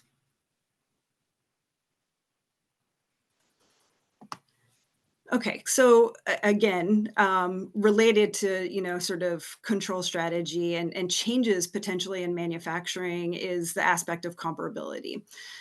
So, if you have any manufacturing changes whatsoever, comparability is essentially performed to ensure that you maintain the quality, safety, and efficacy of that drug product.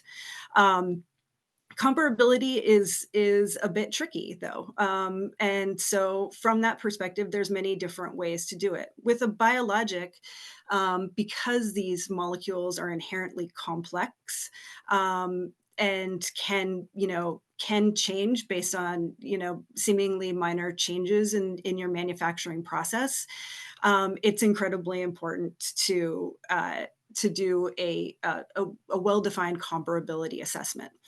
I have been in situations where a client has come to us and asked for comparability to be done in a retrospective setting, which is not an ideal situation. We would prefer to do prospective assessments where the comparability is protocol driven. But in certain instances, that has not been the case. We've been involved in writing comparability reports in both scenarios. Ideally, it would be great if you can have your comparability assessed and done prior to getting to PPQ, but a lot of times due to issues or drivers that are business related, the timing tends to be in parallel with PPQ. And and because I mentioned this a little bit before, because of the complexity of the molecules and the dependency of the process on the quality of that molecule, a lot of times we need to go beyond doing an analytical comparability and look at different in-process controls to ensure that the molecule is in fact comparable.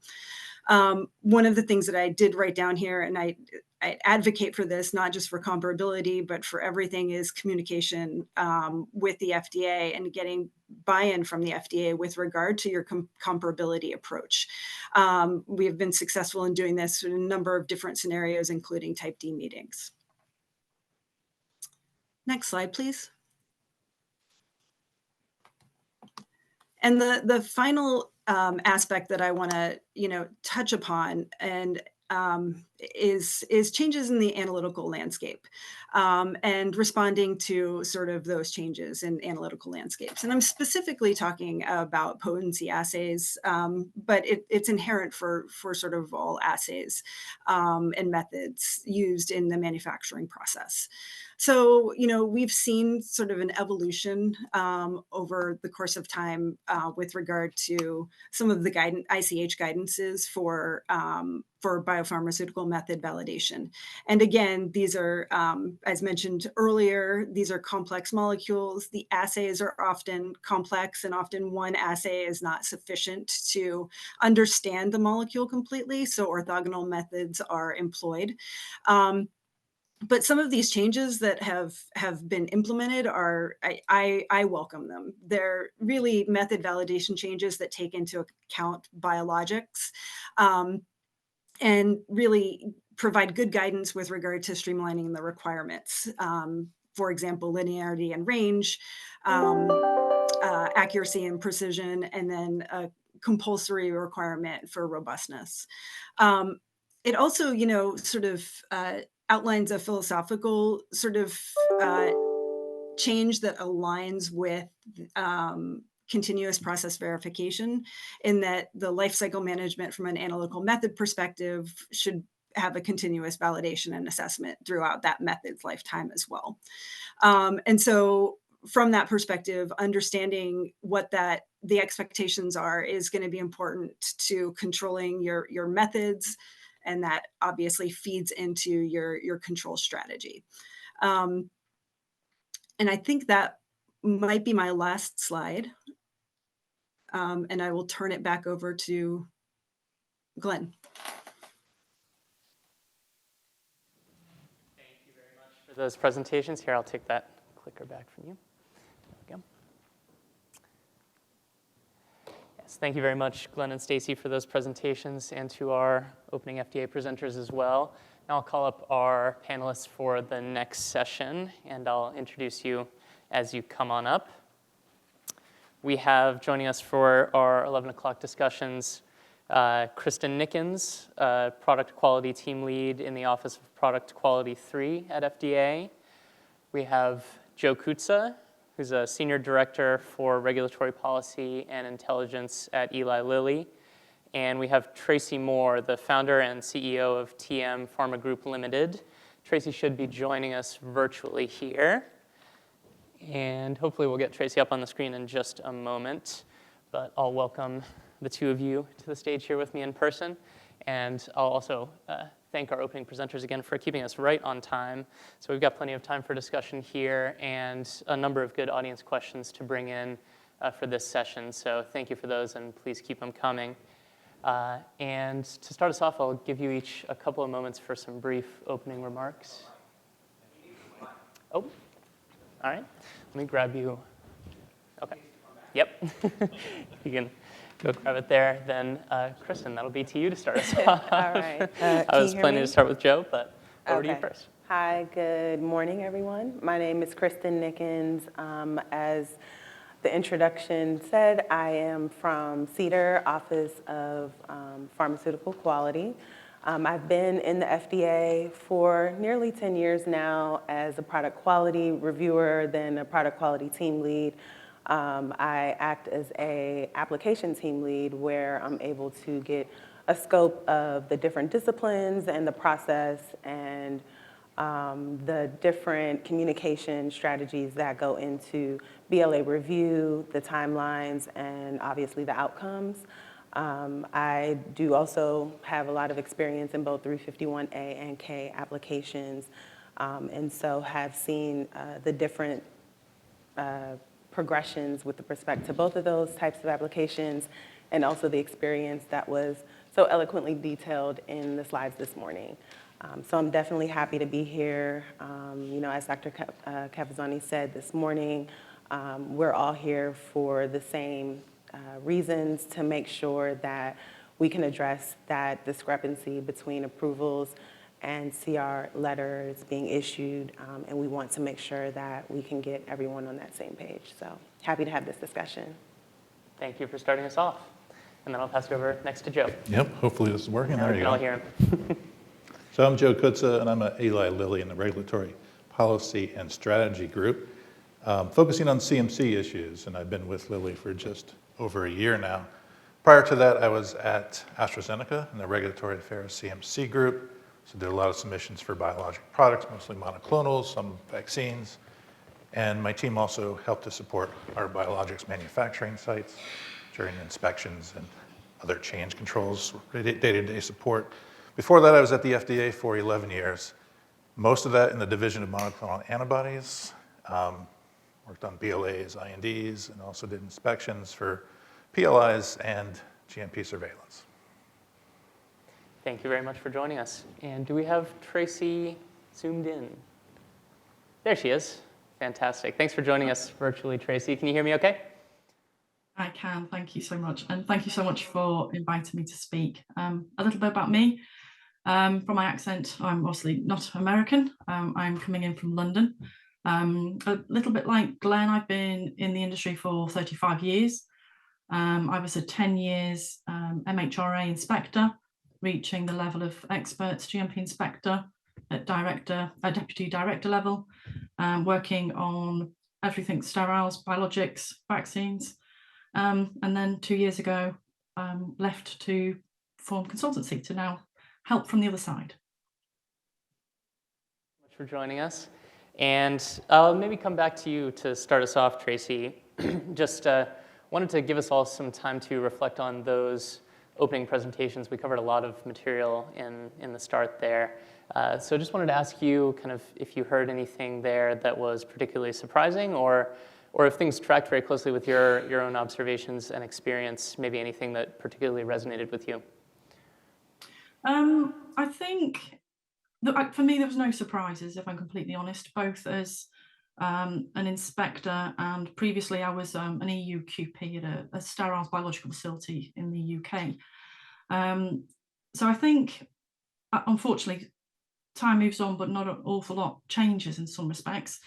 And certainly the thing that struck to me was the aspect of the CDMO. So I was at a CDMO, and one of the problems I faced continuously was quite often you were the first face of maybe academia coming to you to then produce their product. So in essence, you ultimately become their teacher and the requirements for both from a CMC perspective and from GMP, and getting them to understand knowledge management and the impact of such minor changes, and what it actually means ultimately to the product, to the BLA submission, and the impact that that can have. So that's kind of the first takeaway that I took from that, is quite often you, as a CDMO, you can be that first point of education for these sponsors, and don't underestimate kind of the strain that may take on the CDMO, because I have also seen situations where the sponsor might be naively under the impression that they can refuse to pay for something when it's actually needed. So having really robust procedures and policies in place will really, really help with that. Yeah, I appreciate you raising that. And we actually have a related audience question talking about the importance of the sponsor's responsibility in quality assurance and quality management when working with the CMO. And this comment through Slido pointed out the importance of maintaining that responsibility from the sponsor perspective, and that working with the CMO doesn't relieve that responsibility, but rather maybe adds some extra steps that need to be taken in order to align with the CMO on these points. And I know Stacy touched on this as well. Maybe Joe, do you want to add anything on this point from the sponsor perspective? Yeah, I think there was a couple of interesting points.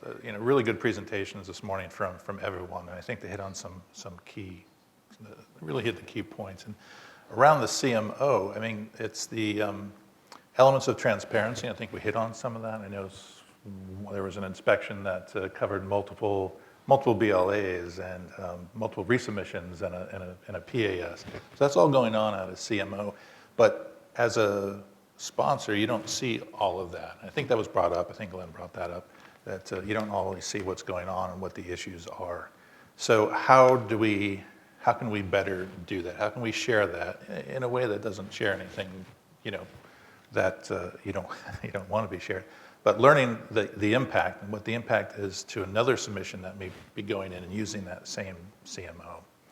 So, they do have it tough because, it's a contract, and that's really important for them to keep the manufacturing going. And if they have to slow that down for any reason, including inspection issues, of course, that's going to hurt everyone and could potentially hurt supply as well. Mm-hmm. And I want to give you a chance to respond to my opening question there as well, just zooming out a little bit, anything that jumped out at you from the opening presentations? Yeah, there were quite a few items, of course, but everything was good. I thought I might comment on, Dr. Cavazzoni had a few really good points just to start everything off. And one of those I thought that was interesting was the focus on preventing facility issues rather than resolving them. And she even had resolving crossed out there. And that's a fantastic idea. And I completely support that. I think we need to do just that. It's going to make everything more efficient use of time, get the approvals. But I think you're always going to have something to resolve. So, and you need to be able to handle that as well, of course. And I think resolving can take time. And then that kind of goes back to something that Glenn mentioned, that occasionally, maybe more than occasionally, inspections happen late in the review cycle. The later they happen in the review cycle, the less opportunity you have to resolve any of the issues that do come up. So how do you approach that? And that's all about having inspections happen earlier during the review period. And then, a few thoughts that I have on that include the potential to inspect products other than the product that is under review at the time.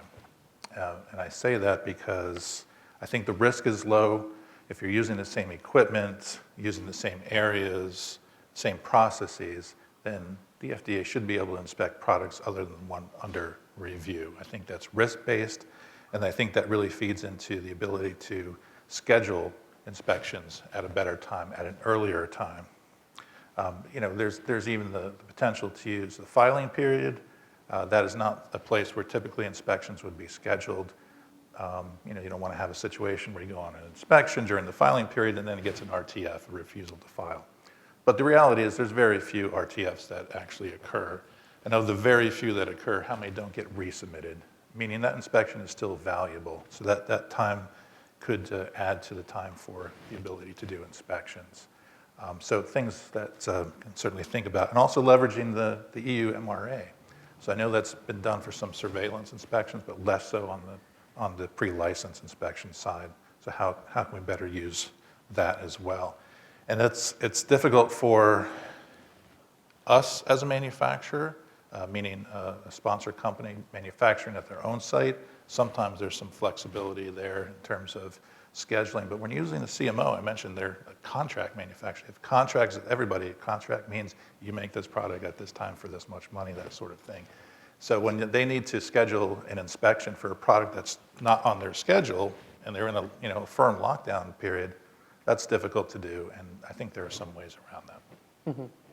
Yeah, and I know we'll have more time to talk about some of these facility inspection issues in one of our sessions this afternoon, but Tracy or Kristen, any reactions to those points? Or Kristen, I want to give you a chance to talk about kind of anything higher level that you'd like to follow up on from those opening presentations too. Sure, yeah, the opening presentations were great. Obviously, from the FDA perspective, I am familiar with those topics, and so I always find it extremely valuable to come to situations and opportunities like this to get a perspective from the industry, because we really don't have that perspective on a continuous basis, especially as review team members.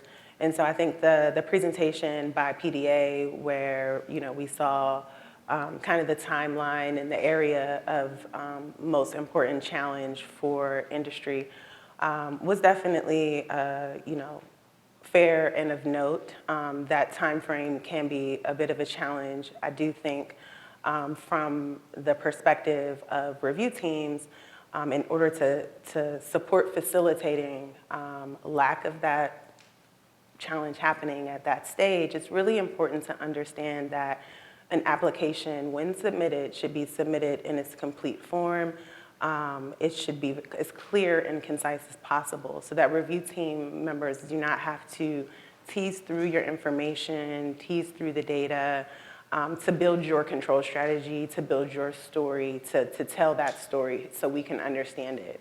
And oftentimes we do experience that in that way. And so it can be very difficult to tease through large amounts of, I would say, potentially unclear information and data that's not justified in order to identify issues as early as possible. And sometimes, that can occur where things can be identified at a little bit of a later stage in the game. And also, the information request process is quite intensive and labor intensive. And we oftentimes put a lot of effort to make sure that we provide enough information in those information requests so that we can get a response in a way that we don't have to continue back and forth. And oftentimes those responses may not be sufficient or with enough detail for us to really understand if it's resolved or not. And we oftentimes have to go through multiple rounds of information requests, which just extends the time on the clock. We need to make sure that we have an understanding of your control strategy, as was mentioned in the last talk, which I really enjoyed because those aspects are really key points in the BLA review process to support your license from a CMC perspective. Yeah, and maybe to follow up on that point, not just the control strategy, but some of the other issues that were identified in those opening FDA presentations that were cropping up repeatedly are not necessarily new elements of the BLA process or the manufacturing process. I guess this is kind of the big question of the day. I want to give you all a chance to weigh in on kind of why these issues are coming up more frequently now. So I'm not quite sure, right? I think there are a couple things that I can pick out of this. I think one was the comment about standards haven't changed. Mm-hmm. So, and I agree with that, but I think, Glenn brought up a point as well about in more BLAs, more reviewers, more turnover, and training new staff can be a challenge. So how do you get them up to speed? How do they get to the point where they're focusing on the things that they should focus on instead of perhaps others? And we in industry like to say, well, where did this question come from? Where did this question come from, right? We haven't seen this question before. So that could be a matter of just simple training. So that's one aspect. I think that the training aspect is fair. There's going to be turnover in companies government-wide versus industry. I do know that, at least from CDER's perspective, we have put in a lot of effort into training our employees to ensure that they're up to speed on the distinct aspects of review versus just trying to get information from a scientific perspective. And we do also have varying levels of clearance within our office. So there's always support. There's not going to be simply a new assessor assigned to your application who has no experience and is in training, and they're the reason why, there's complex, and difficult, challenging back and forth. There's always going to be a structural kind of process in place where that person, if they are new, is working with someone who's more seasoned. And we have a very, very supportive environment to ensure that the review process is focused on, scientifically justified risk assessments and driven by data. So, from my perspective, I would certainly say that oftentimes the story in the BLA has not been clearly told. And that would be one of the reasons, less of lack of training of our staff, more of there's typically quite complex information in biological license applications just because of the nature of the products. And, if that story is not clearly told, it's just going to be complicated for anybody to understand and to read through. And we certainly, are diligent in our efforts to ensure that we understand the molecule, the process, and the control strategy, because these products are important for patients, and we want to make sure that they're safe and effective. So we're reading through all of that information and trying to make sure we understand the data. And so I just encourage you all to ensure that your applications are clear and concise so that we can quickly go through them, and we can make sure that your control strategies are supported and have that as a very clear understanding. Oftentimes that is what I would say is lacking. Yeah, and I think that's interesting because when you talk about telling the story, and we looked at the keyword analysis, one of the things that came up was stability. So stability, what is the issue with stability that's continually at the top of that list?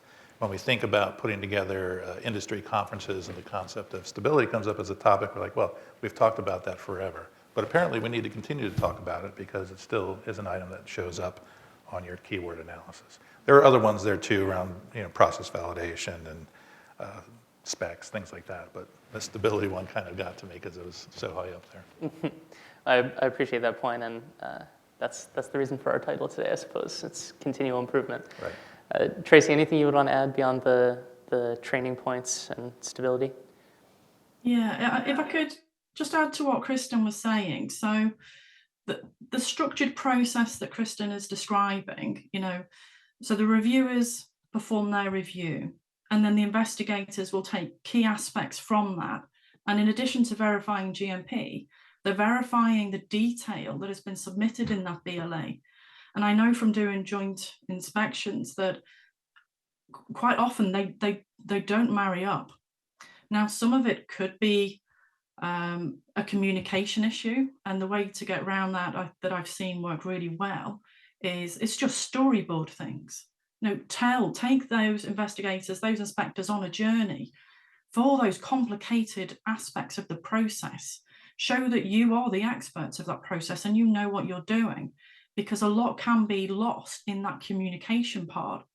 And certainly, just to hit on the training part, there's huge efforts globally, training inspectors, globally. We look at the likes of PICS, that's holding a huge event in November, training in sterols. The last biologicals training was in Nusa Dua in 2015. So these things are always ongoing. But the other thing I think you need to remember is the investigators are not an island. If they have a question, if they don't fully understand something, quite often it's not just their opinion. They will have asked a peer. I found this, it's unusual. I quite often was renowned for saying, I don't like it. It doesn't make a deficiency, but I don't like it. Let me digest it, think overnight, and I'll come back to you tomorrow. And basically, I would just seek a peer review on something, because you're right, it should not be about opinion. It should be based in science and based on fact, GMP, and compliance. But still, the training part, I think that there may be an element, but they always have the ask a friend, the peer review. So for me, maybe that, given those investigators that psychological space to know that they can ask, rather than maybe looking like they don't understand if they're relatively new, maybe should be kind of broadcasted maybe a bit louder if that is what is being experienced. But certainly, that normally isn't the case in my humble opinion, and in my experience. Yeah, I appreciate that point. So we've heard some emphasis so far today on the need to prevent issues, not just mitigate them. I think that focus is appropriate, and we'll certainly continue with that theme throughout the day. But we do have an audience question here about resolving issues in the case of a CRL. I guess it was more of a comment than a question from the audience here, noting that sometimes they feel the details of the reasons for a CRL and expectations for the resubmission may be lacking in complete response letters. Maybe, Kristen, if you could just comment sort of on the what FDA aims to accomplish or communicate in CRLs, and how you would hope to see industry take that feedback and work toward a resubmission. And then maybe Joe or Tracy can comment on some of the things you've seen on this front as well. Yeah, certainly. So I mean, structurally, we aim to outline what the issue is and then provide information on the expectation on how to resolve the issue. That's typically the outline of a CR comment in the CR letter. As Brian mentioned in the opening talk, there's typically a header to identify if it's a product quality or a microbiology product quality, facility, or other discipline issue. But we certainly aim to ensure that each comment details the issue and then how to resolve that issue. And if that's not clear, you should absolutely take the opportunity to communicate with the agency. We have a variety of communication pathways and options, which will be the topic of a session this afternoon. But just communicating in meetings, even just, I would say, requesting clarification on what is needed to resolve or an interpretation of a comment in a CR letter is really critical. Because once you resubmit, if that information is not provided, it can then, unfortunately, either result in even a potential refuse to file, or if that's not, maybe not refuse to file, but not considered a complete response, or another CR. And that is absolutely not the direction that we want to go. CRs are a lot of work to deal with. And detailing and describing and ensuring that that is communicated so that once the resubmission is received, that each aspect is appropriately resolved is really the goal that review teams try to reach when drafting those comments to industry. Yeah, I mean, I think I'll focus a little bit on inspection-related issues and observations, and I'm not quite sure. I want to try to grasp this concept of if there were inspection-related issues that led to the CR letter. There can be high-risk items as an observation and perhaps lower-risk items as an observation, and we're talking about pre-license inspections mostly. If we're talking about surveillance inspections, then you sort of end up in that voluntary action indicated, official action and indicated. But can we think about that in a similar way for a pre-license inspection where there are items that are higher risk and lower risk? So to transparency, which of those items really need to be closed out and completed before you can go ahead with approval of a submission, and which ones, they all need to be addressed obviously, but which ones might be able to be closed under a commitment? Is that something that is worth discussing further, I guess? Well, from a facilities inspection perspective, in a CR letter, there's not typically that detail, right? And the question was more directly about the details in a CR letter. There's definitely going to be opportunities for more discussions specifically about facilities and facility readiness this afternoon. But in general, as Max showed, if there is going to be a deficiency identified in a CR letter, it's going to be that general comment. And from what I'm hearing is that that's probably not providing enough information with respect to the issues that were identified, during a facility inspection that is included in the CR letter. And, that's fair to say. However, there is that privacy kind of barrier there in that the CR letter goes to the potential license holder, and then we have the post-action letters that would go to the firm with more detailed information. I think that resolving that discrepancy is something that was hit on already regarding the communications between the sponsors and the CDMOs when it comes to understanding those issues that need to be resolved. And again, you know, there's still always opportunities to have meetings with the agency regarding issues in that way as well. Not only the, you know, Module 3 CMC information, but also, you know, inspectional related issues, I would say. I'll go to Tracy here for a comment on these same points, but I just want to flag for our audience that we'll have a few minutes before the end here for maybe taking some live questions from the room. So after Tracy, I'll go around to you also. Just get to thinking on questions if you've got anything you want to raise. But over to you, Tracy. Yeah, just to echo what Joe was saying, really, in that, you know, not all deficiencies are equal, and there are some that are, you know, either critical or major or other, and perhaps some kind of conditional approval on the basis with then commitments that then get followed up would be a good way forward, and help with that aspect of product launch, because, you know, we are united. Regulators, industry, sponsors, they all want the same thing. They want that product to get to that patient. So we all have the same aim. So however easier we can make it, that's got to be good for the patient.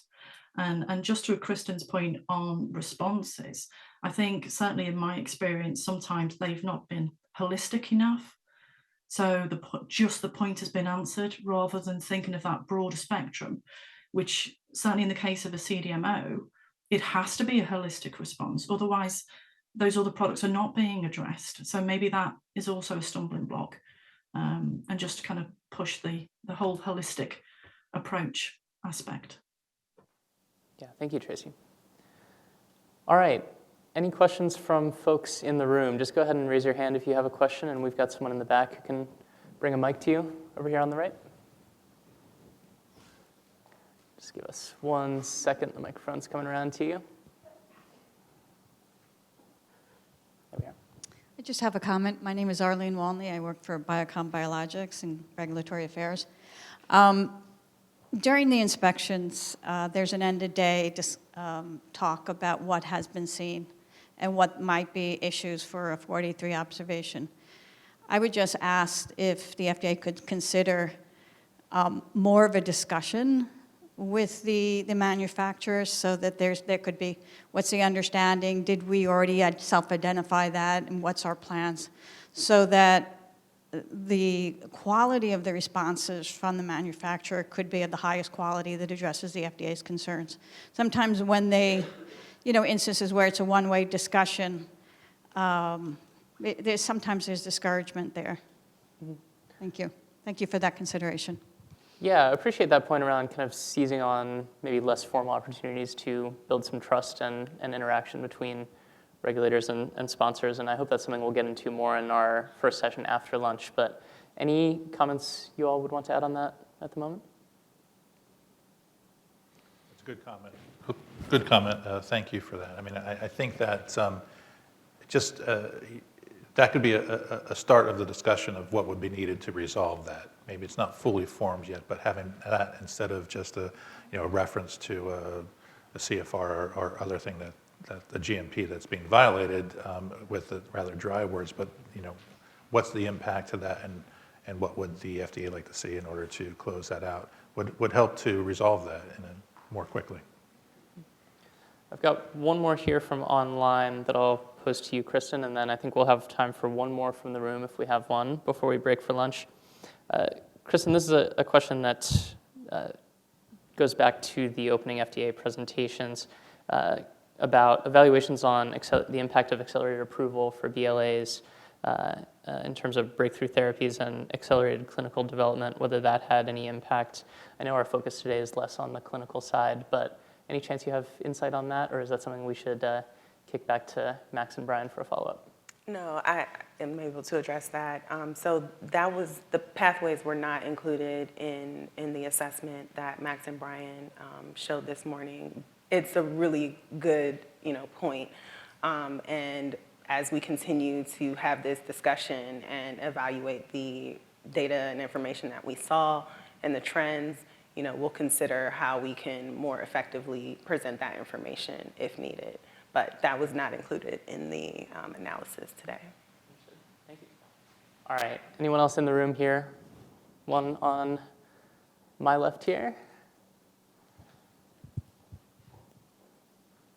Please go ahead. So, good morning. This is a great session. My name is Hung Trinh. I'm working on the manufacturing. Also, so I have a question about the continued manufacturing. We see a lot of trend in continued manufacturing for biologic, also ICSQ13. So, what would you consider for the BLA aspect in the submission and the facility for the continued manufacturing for biologic? Yeah, what should be included in submissions for a BLA using continuous manufacturing methods? I mean, I would say that, well, we have an ETT program, which is an emerging technology program. If there's anything within that aspect that's a little bit unique when we talk about continuous manufacturing, there may be some unique analytical technologies. We certainly, within CDER, have a program that can help target and ensure the success of technologies in that way. But with respect to just continuous manufacturing or submission of information to a BLA, I think that ultimately you're looking to still maintain telling that story of the control strategy, still maintain having all of the information and data in your application to ensure that you can consistently produce your product regardless of the approach that you manufacture the product. So it's still, you know, the general expectations that what we're describing here should be included for a BLA submission regardless of the type of manufacturing process, I would say.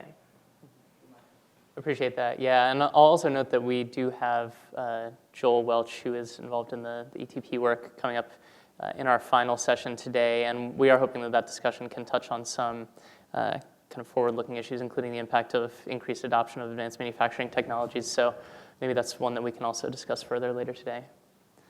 Do we have one more over here on the far left? And then we'll have to wrap it up. Hi, so Tom Cosgrove, ex-CDER compliance. And so I remember when OPQ was stood up, and there was a lot of discussions about sort of the differences between surveillance inspections and pre-approval inspections. And one of the goals was really to have pre-approval inspections be narrow and focused on the product, right? I think a lot of us have seen PLIs and pre-approval inspections in the last few years looking a lot more like surveillance inspections, where you're seeing, even if they're not, obviously a pre-approval inspection can turn into a surveillance inspection, we all know that. But one of the philosophies from maybe about 10 years ago was we wanted to structure the inspection program so that we really facilitated approvals. We didn't, every time a supplement was put in, for instance, we didn't go in and look at the whole system and kind of dig for problems, because we wanted to encourage supplements. We wanted to encourage improvements.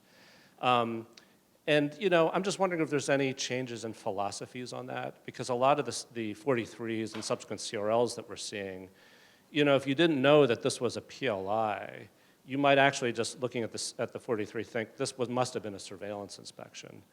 And so is there still that focus on product-specific issues in PLIs nowadays, or is that something that's changed? Well, from my perspective, I would say that we go in as product-specific reviewers and inspectors on that particular PLI.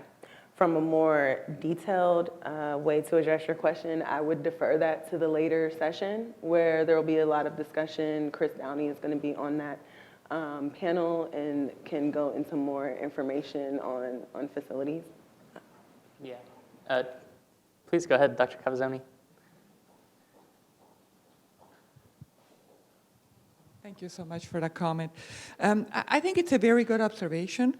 As I mentioned earlier, we have part of this is reflective of the number of applications that we're receiving in biologics, and the fact that, as the point was made earlier, resources have to keep up with that.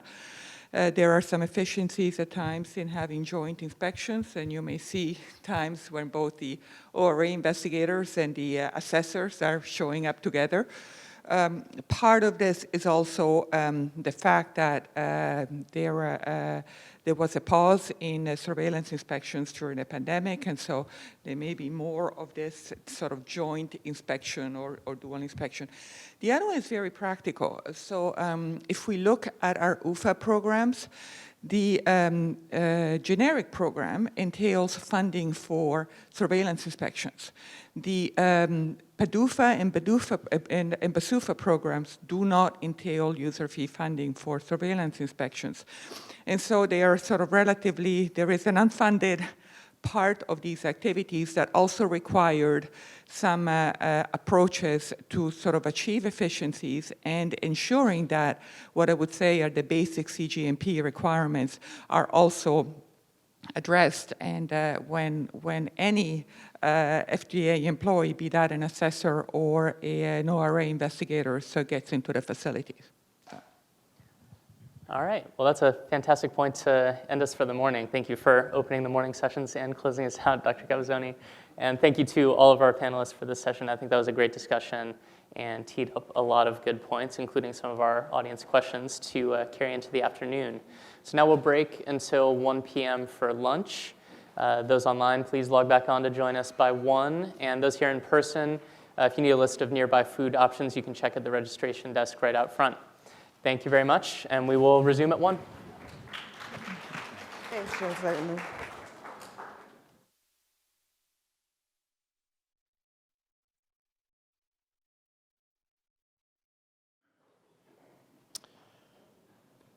Welcome back, everyone. Hope everybody had a nice break, had a bit of time to connect with old colleagues, talk some of these issues as sidebar conversations. That's one of the things that we do enjoy about the return to in-person meetings a year or so ago, those little sidebar conversations before, after lunch, et cetera. That being said, want to make sure that folks online continue to submit questions to us. I've already got a couple teed up that were submitted earlier that we identified as being good matches for this session. Please keep them coming, and then also similar to other sessions, if we have time as expected, we'll pull 1 or 2 from the audience. This next session, the first of 3 before we wrap up the day, looking to focus on opportunities to improve communication around expectations for common challenges associated with BLAs, both before and after an application is submitted. Don't want to shy away from the real and serious challenges that we've got, but we're also hoping, like with everything else through the day, to identify some best practices on clarity, transparency, clear expectations, et cetera, so that we can hopefully not just identify problems, but build on those solutions. Again, friendly reminder, we're focused on CMC aspects today related to biologics and biosimilars. Lots of other places we could go, but we're trying to tailor it into these specific issues for the day. Introduce our wonderful panel for this afternoon. First up will be Roger Nozel, who, due to a canceled flight, is patched in, but we were able to make that happen because we couldn't possibly lose you, Roger. Roger will end up going first. He's head of regulatory strategy for NGT Biopharma Consultants and lead for the International Society for Pharmaceutical Engineering, ISPE. He leads their initiative on enabling global pharma innovation. Then next up, we'll have Dave Dolinsky, compliance head for vaccines and former head of global quality audit group at Sanofi. And then lastly, we'll have Don Henry, director of the Office of Program Relations within CDER's OPQ. Roger, I think I'm going to go ahead and start with you. If you don't mind just taking a few minutes to share more about yourself, give us some thoughts generally, and highlight some of the extensive experiences related to communication with BLAs and other relevant aspects from what you might have heard this morning. Thanks, Garrett. First, I want to say hi to Dave and Don. I haven't seen those guys in a while. It's good to see them. Sorry not with you guys. I always enjoy engaging with you. I noticed that Patrizia Cavazzoni's in the audience, and I'd like to shout out to her because I used to work with her at Pfizer. My background is almost entirely in CMC. I spent almost 30 years in regulatory, and I was the head of global CMC at Pfizer for the last 11 years before I left in 2022. I did get that was a great vantage point for me to see an awful lot of products and understand a little bit better about how engagements with regulators are really critical to what we do in trying to prosecute and move forward products and get them approved, but not only get them approved, but manage the life cycle effectively. One of the things I'm hoping we'll talk about in this session in particular is something I'm going to call collaborative communication. And if you look at the quality by design pilot in 2005, 6, and 7, the EMA FDA parallel pilot, which I think was in 2011, continuous manufacturing, and a whole host of other initiatives that have kind of emerged over the last several years. One thing stands out more than anything else about the success of those initiatives, and that is the communication was collaborative with the regulatory agencies and industry. And when I say industry, I'm not just talking about a sponsor company, but CMOs and others who were involved in that communication. And so, Garrett, that's kind of where I would like to go with some of what we're going to talk about today. All right, brilliant. Collaborative communication, building off successful examples from the past, QBD, FDA, AMA experiences, et cetera. Can't wait for more of that, Roger. David, how about you? Sure. Hi, everyone. I'm Dave Dulesky. Not sure. Can you hear me? Yeah, okay. Excellent. It's great to see many familiar faces here. And many thanks for inviting me into this session. I think it's a great opportunity for discussion and dialogue on some of these issues. So my background is, so I was in FDA for many years, involved in CMC review, as well as inspection programs, pre-approval inspections. And what I would like to talk about is the timing of the communication relative to pre-approval inspections and the actual date at which the inspection occurs. As you all probably realize, many BLAs receive a pre-approval inspection, not always, but I'd say much of the time. And the timing of the communication relative to the inspection and the actual conduct of the inspection is very important. Quite often, FDA, the team that's conducting the inspection will want to see the actual product being manufactured at the time of the inspection. So that is important to them, and it's important to us.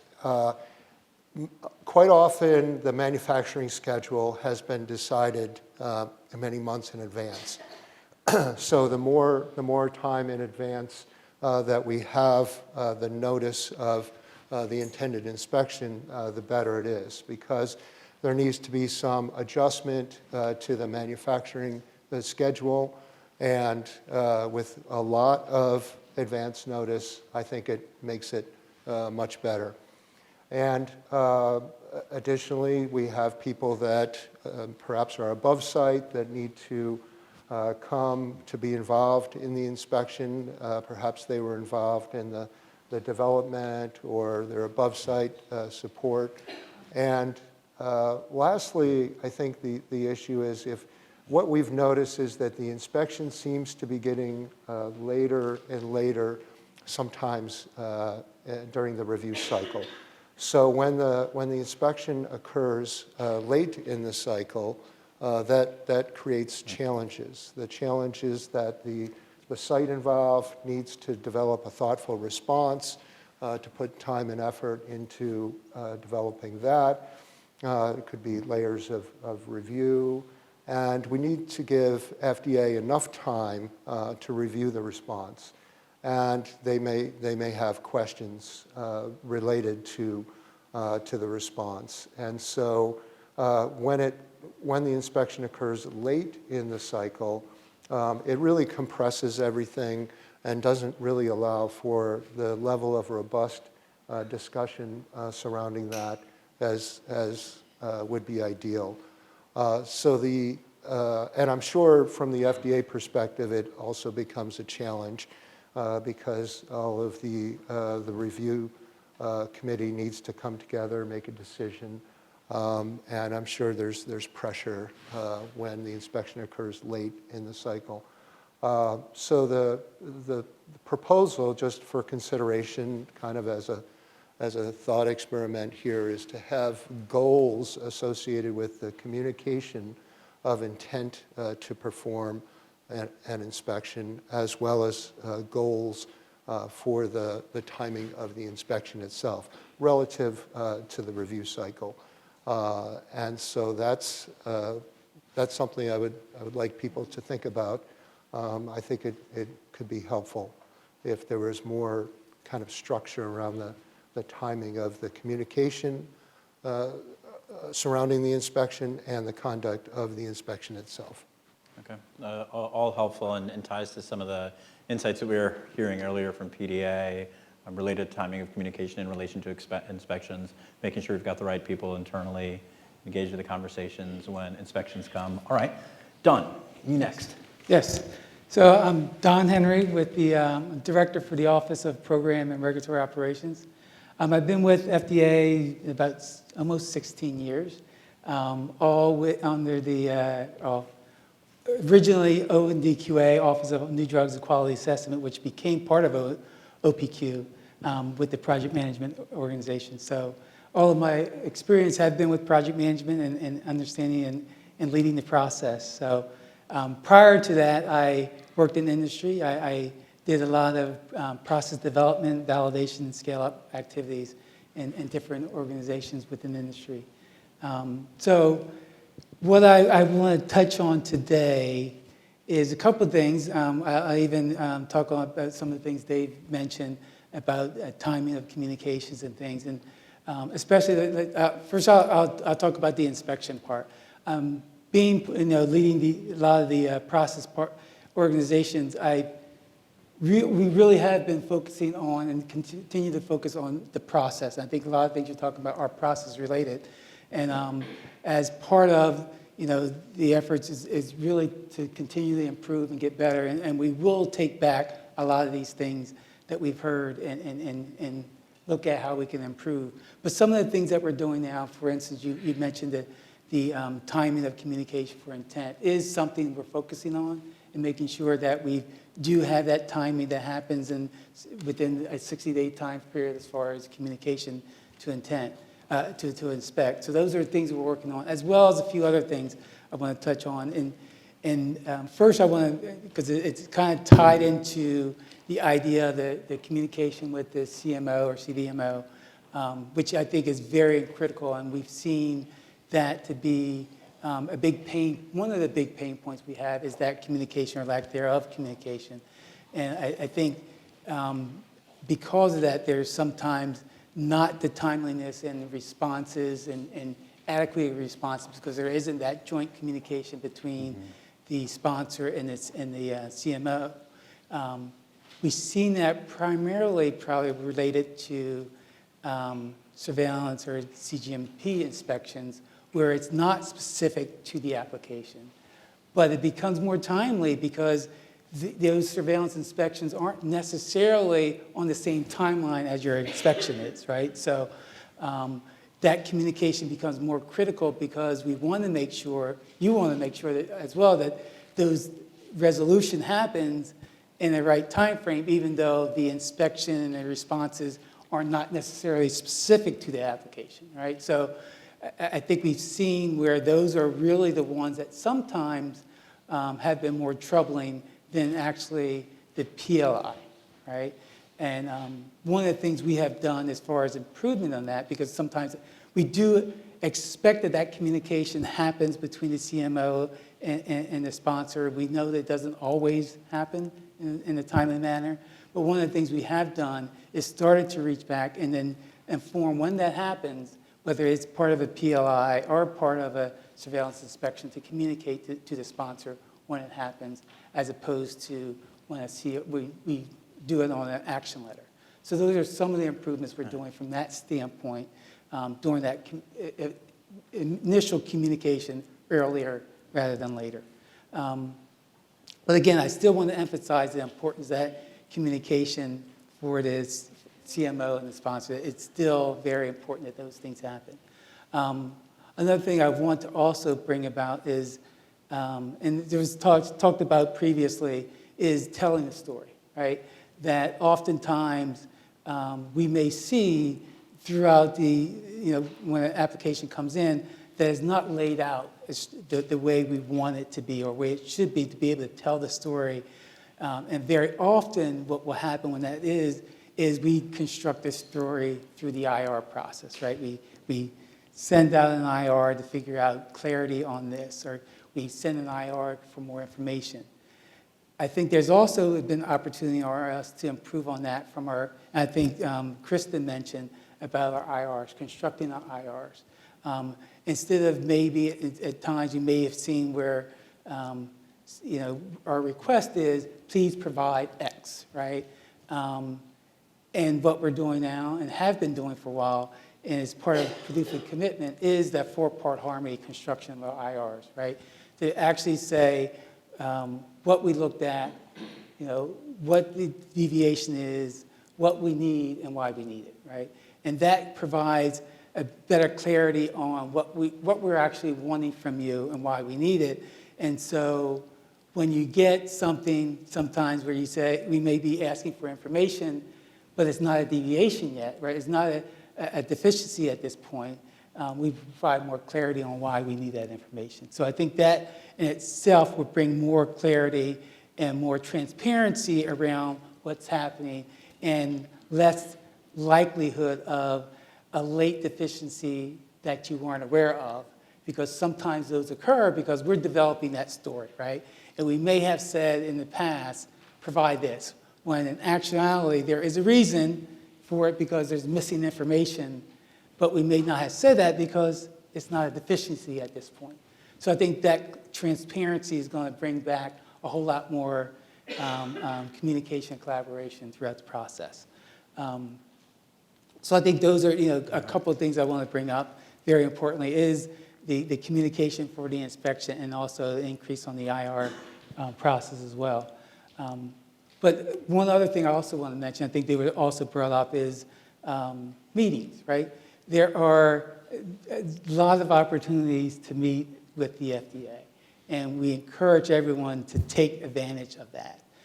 There are the the end of phase meetings, a good time to start to meet with us and to understand and get our understanding on your approach of your development, right? To get the feedback and understand what that is. Even for your pre-BLA, get an understanding of what's your submission and your strategy for your submission, get the feedback.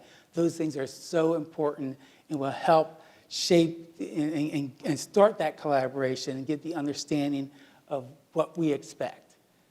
So those are very important to have. And then lastly, I want to mention is hopefully, if there is happen to be, a CR, hopefully there isn't, but there also that post-action opportunity to get clarity on, the strategy for that submission and any clarity on the CR as well. So I think there's a lot of opportunities here. Again, we're always listening and we'll take back what we hear from this as well. So, Don, thank you. You've also eviscerated my list of questions, so you owe me one there. All very helpful. Let me see if I can kind of bucket it, and then I'm going to jump back to you, Roger, for something that you started with. It's come up with all three of you. It's also come through the chat a ton this morning. I should have just mentioned right off the bat when we're talking about a communication session, it's titled Multilateral Communication because we kept hearing that in our stakeholder interview calls that we do in anticipation for this meeting. So, Roger, maybe you could start out here with giving us some ideas for how and when ideally you might include CDMOs in the conversation.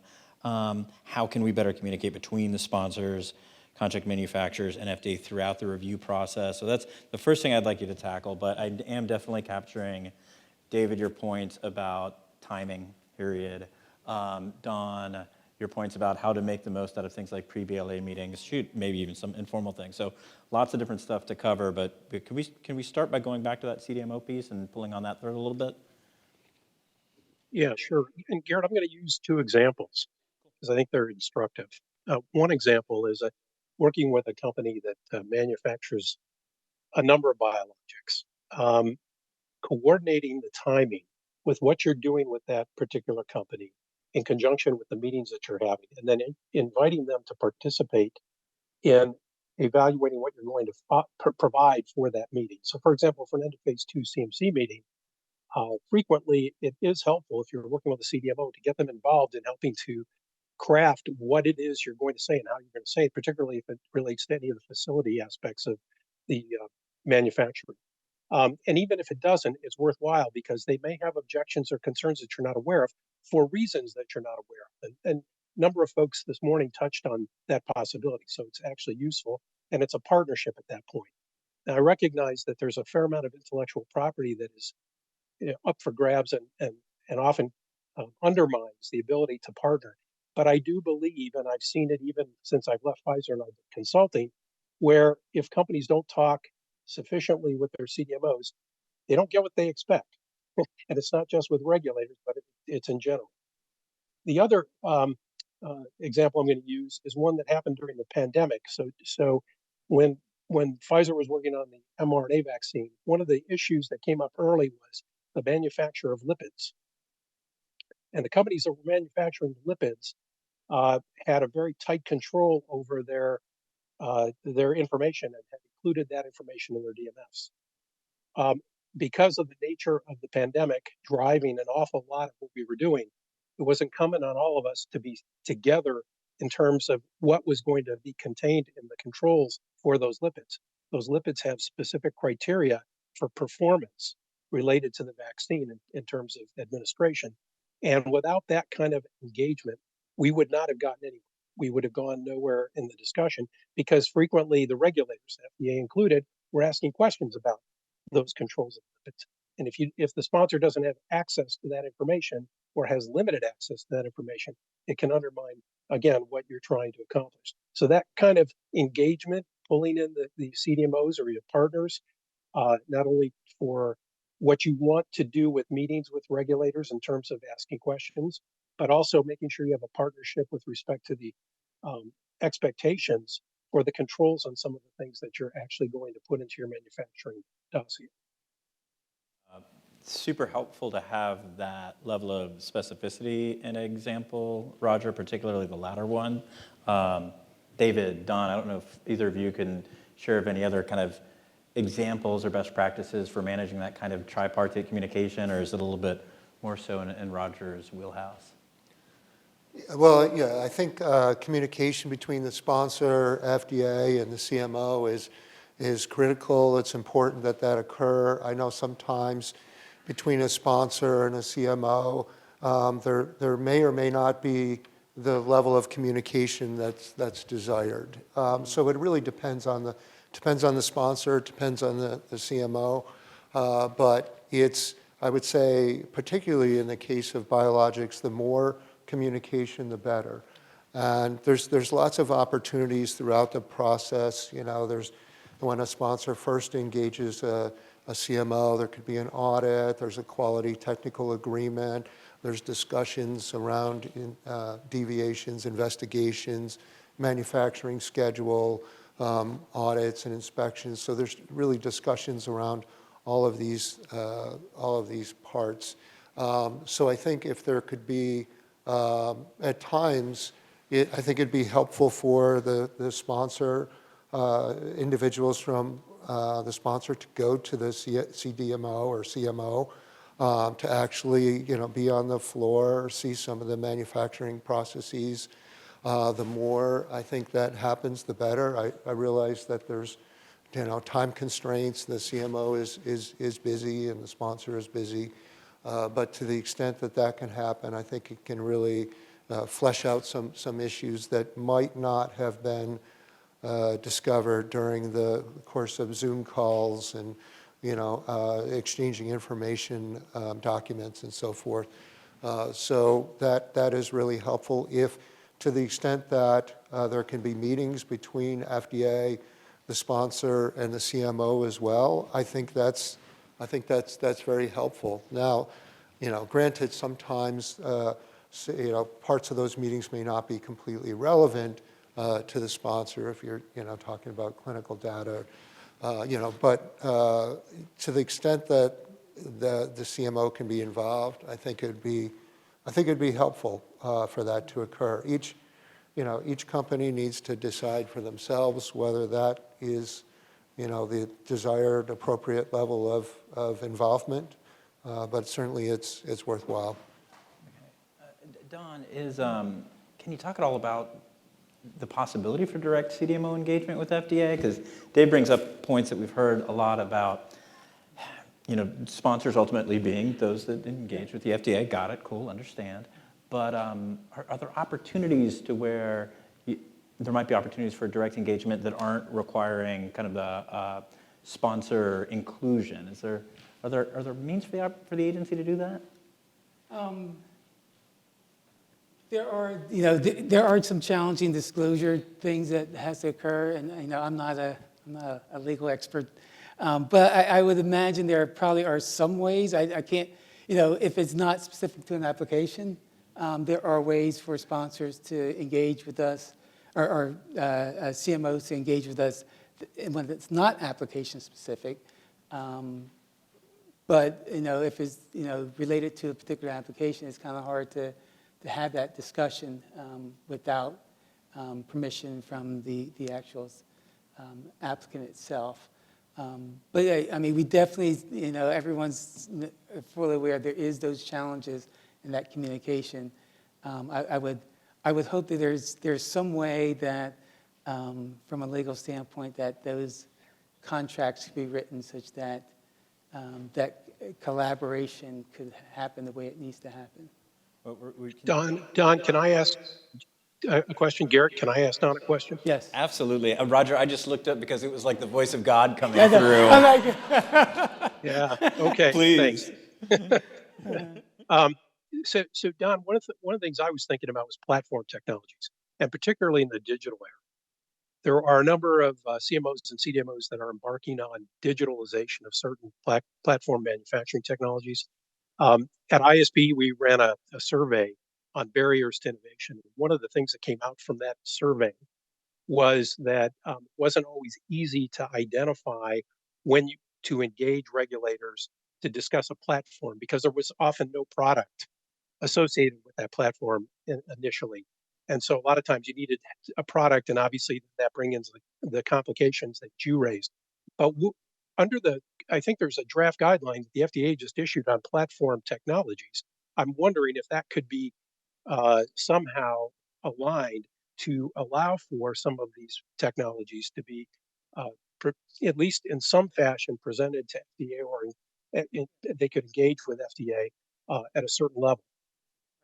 Yes, you're right. There are opportunities. There are, and I'm trying to recall, there is an effort to, I think there's a liaison, and I'm off the top of my head, can't recall, where you can send in for, if you want a meeting with FDA that isn't application specific, that could be sent in to the FDA so that we could potentially have that meeting. Trying to recall the actual, but I'll be able to provide that later. I know we usually do OPQ inquiries for meetings, but that's, there's a separate venue now to use for that, if you need meetings. Okay, flagging that as a follow-up too, yes. Thank you.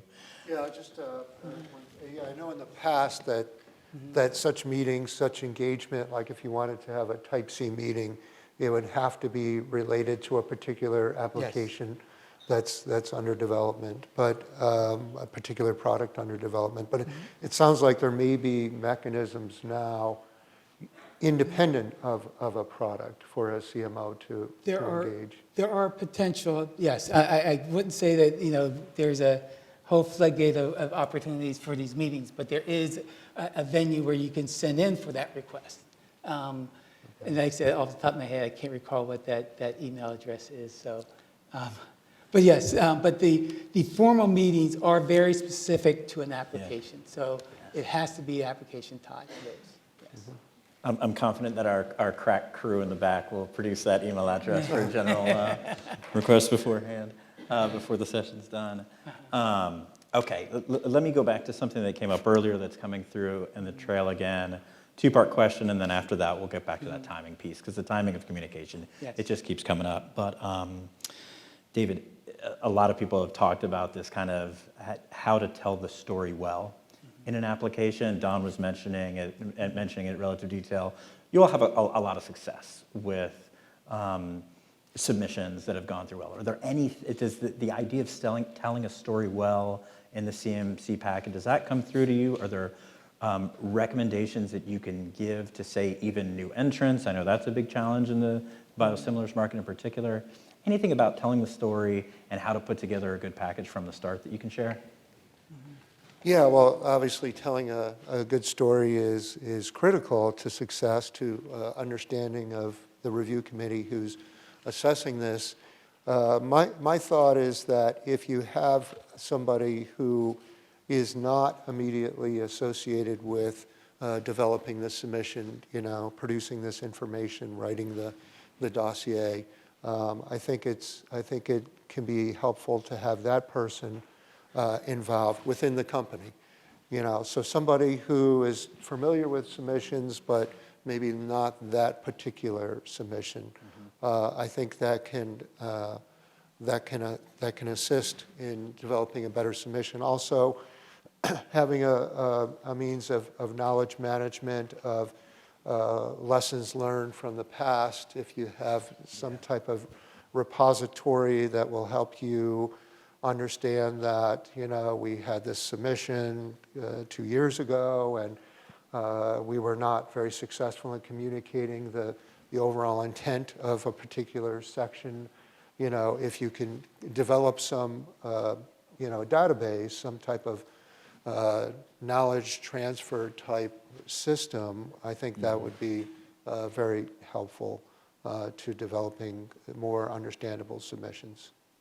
Any advice from you, Don, or you, Roger?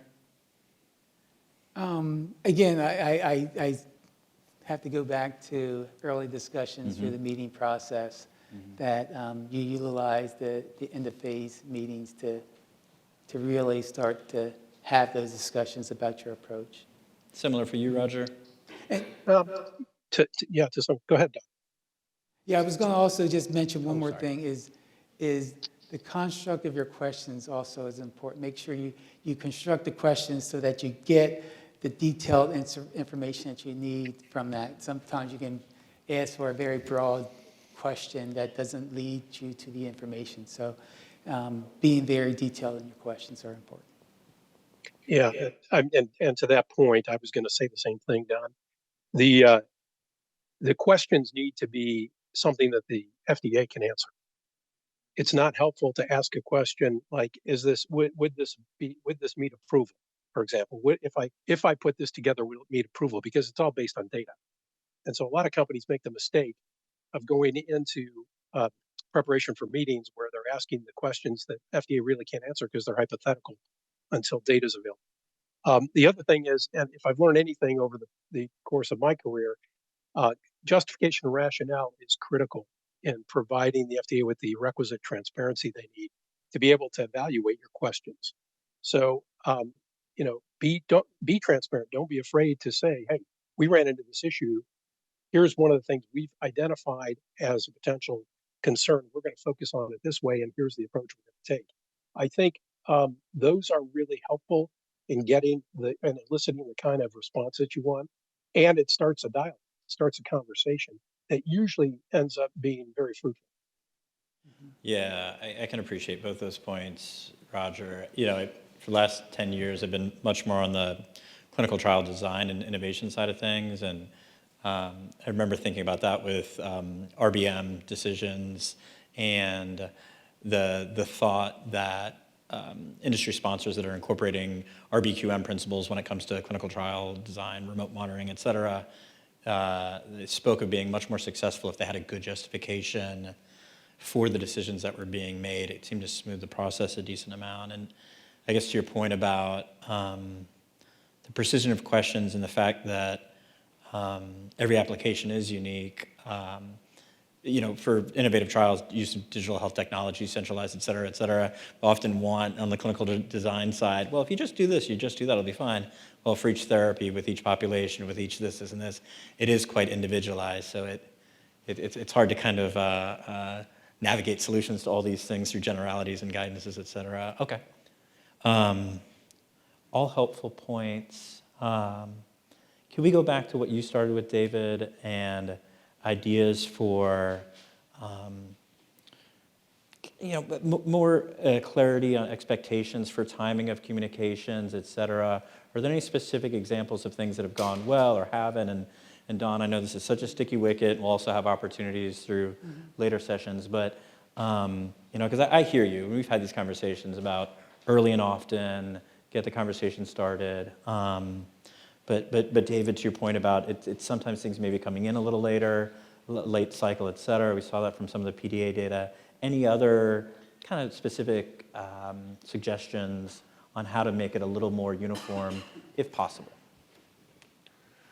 Yeah, well, that's a good question. So I've seen situations that have worked very well, during the time I was in FDA, and certainly there are times when communication about the pre-approval inspection occurs at an early point, when the inspection itself occurs at an early point, and certainly that has worked well. We've seen some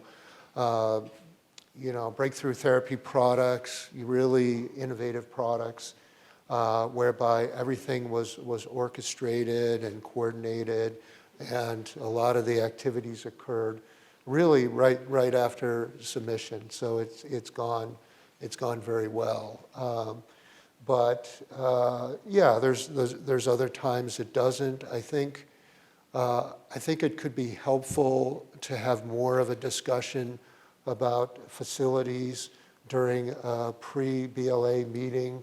So already there can be that discussion. So it does occur already, but maybe more extensive discussion about this, about what facilities are involved, what their function is, maybe some of the inspection history, if other regulators have performed inspections, whether they be some sort of pre-approval or pre-assessment inspections or surveillance inspections.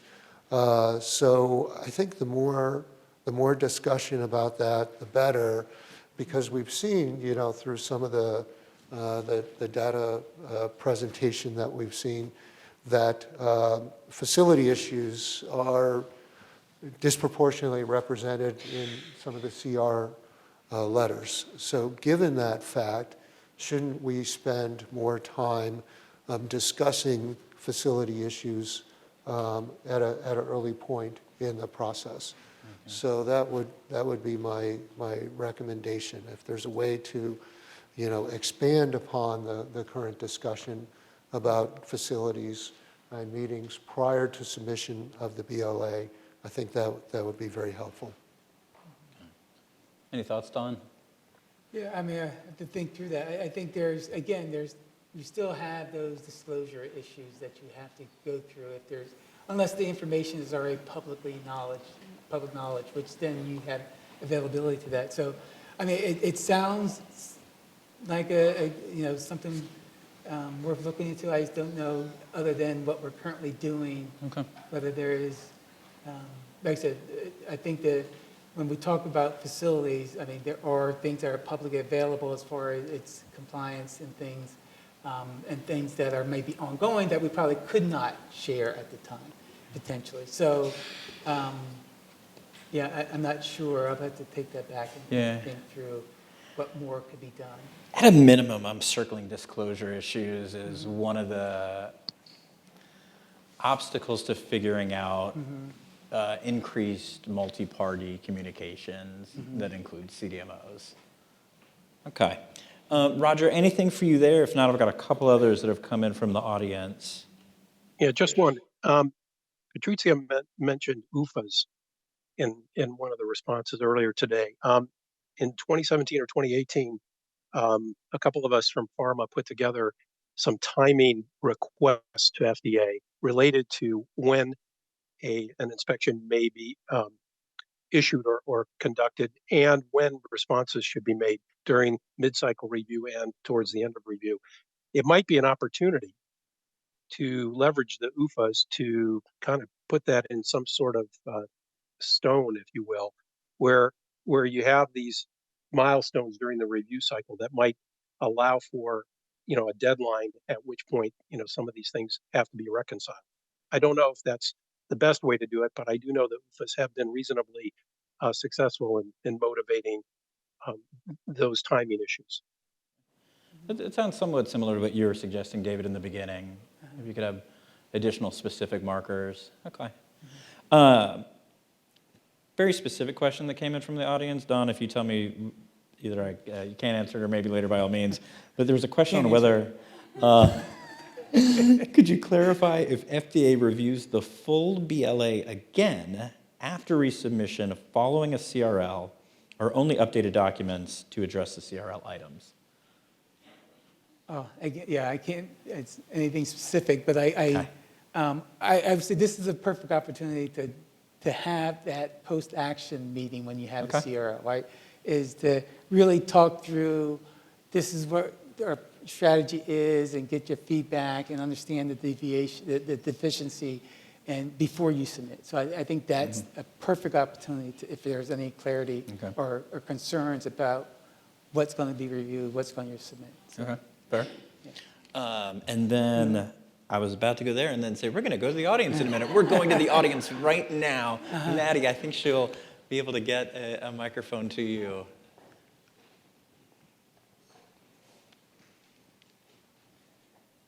Hi, Linda Nelson from Daiichi Sankyo. Actually, you just touched on my question. So this post-action application action letter meeting, is it, when you have a CR that's only, the only issue is the inspection, what is the preferred communication? Is it to determine whether you're ready for a resubmission? Is it through OPMA, or do we go through CDER OPQA?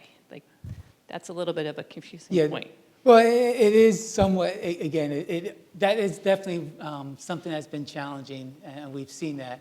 And that, again, generally the details of the inspection, usually, I mean, we're not going to speak with that to the sponsor, assuming we're talking CMO.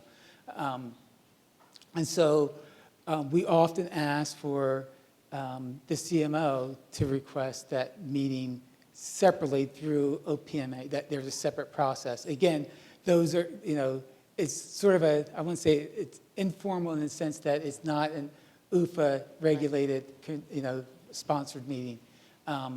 So we've been utilizing that because going through a type A meeting for action is for the sponsor, which there isn't usually a means for us to talk about the details of that, because it is, the other part of that is also the timing, right? There is, sometimes, post-action, depending on the timing of the inspection, it may be too early to have that discussion because we want to get a response from the applicant, from the CMO before we sit down, because there's nothing to talk about until we got that. Exactly.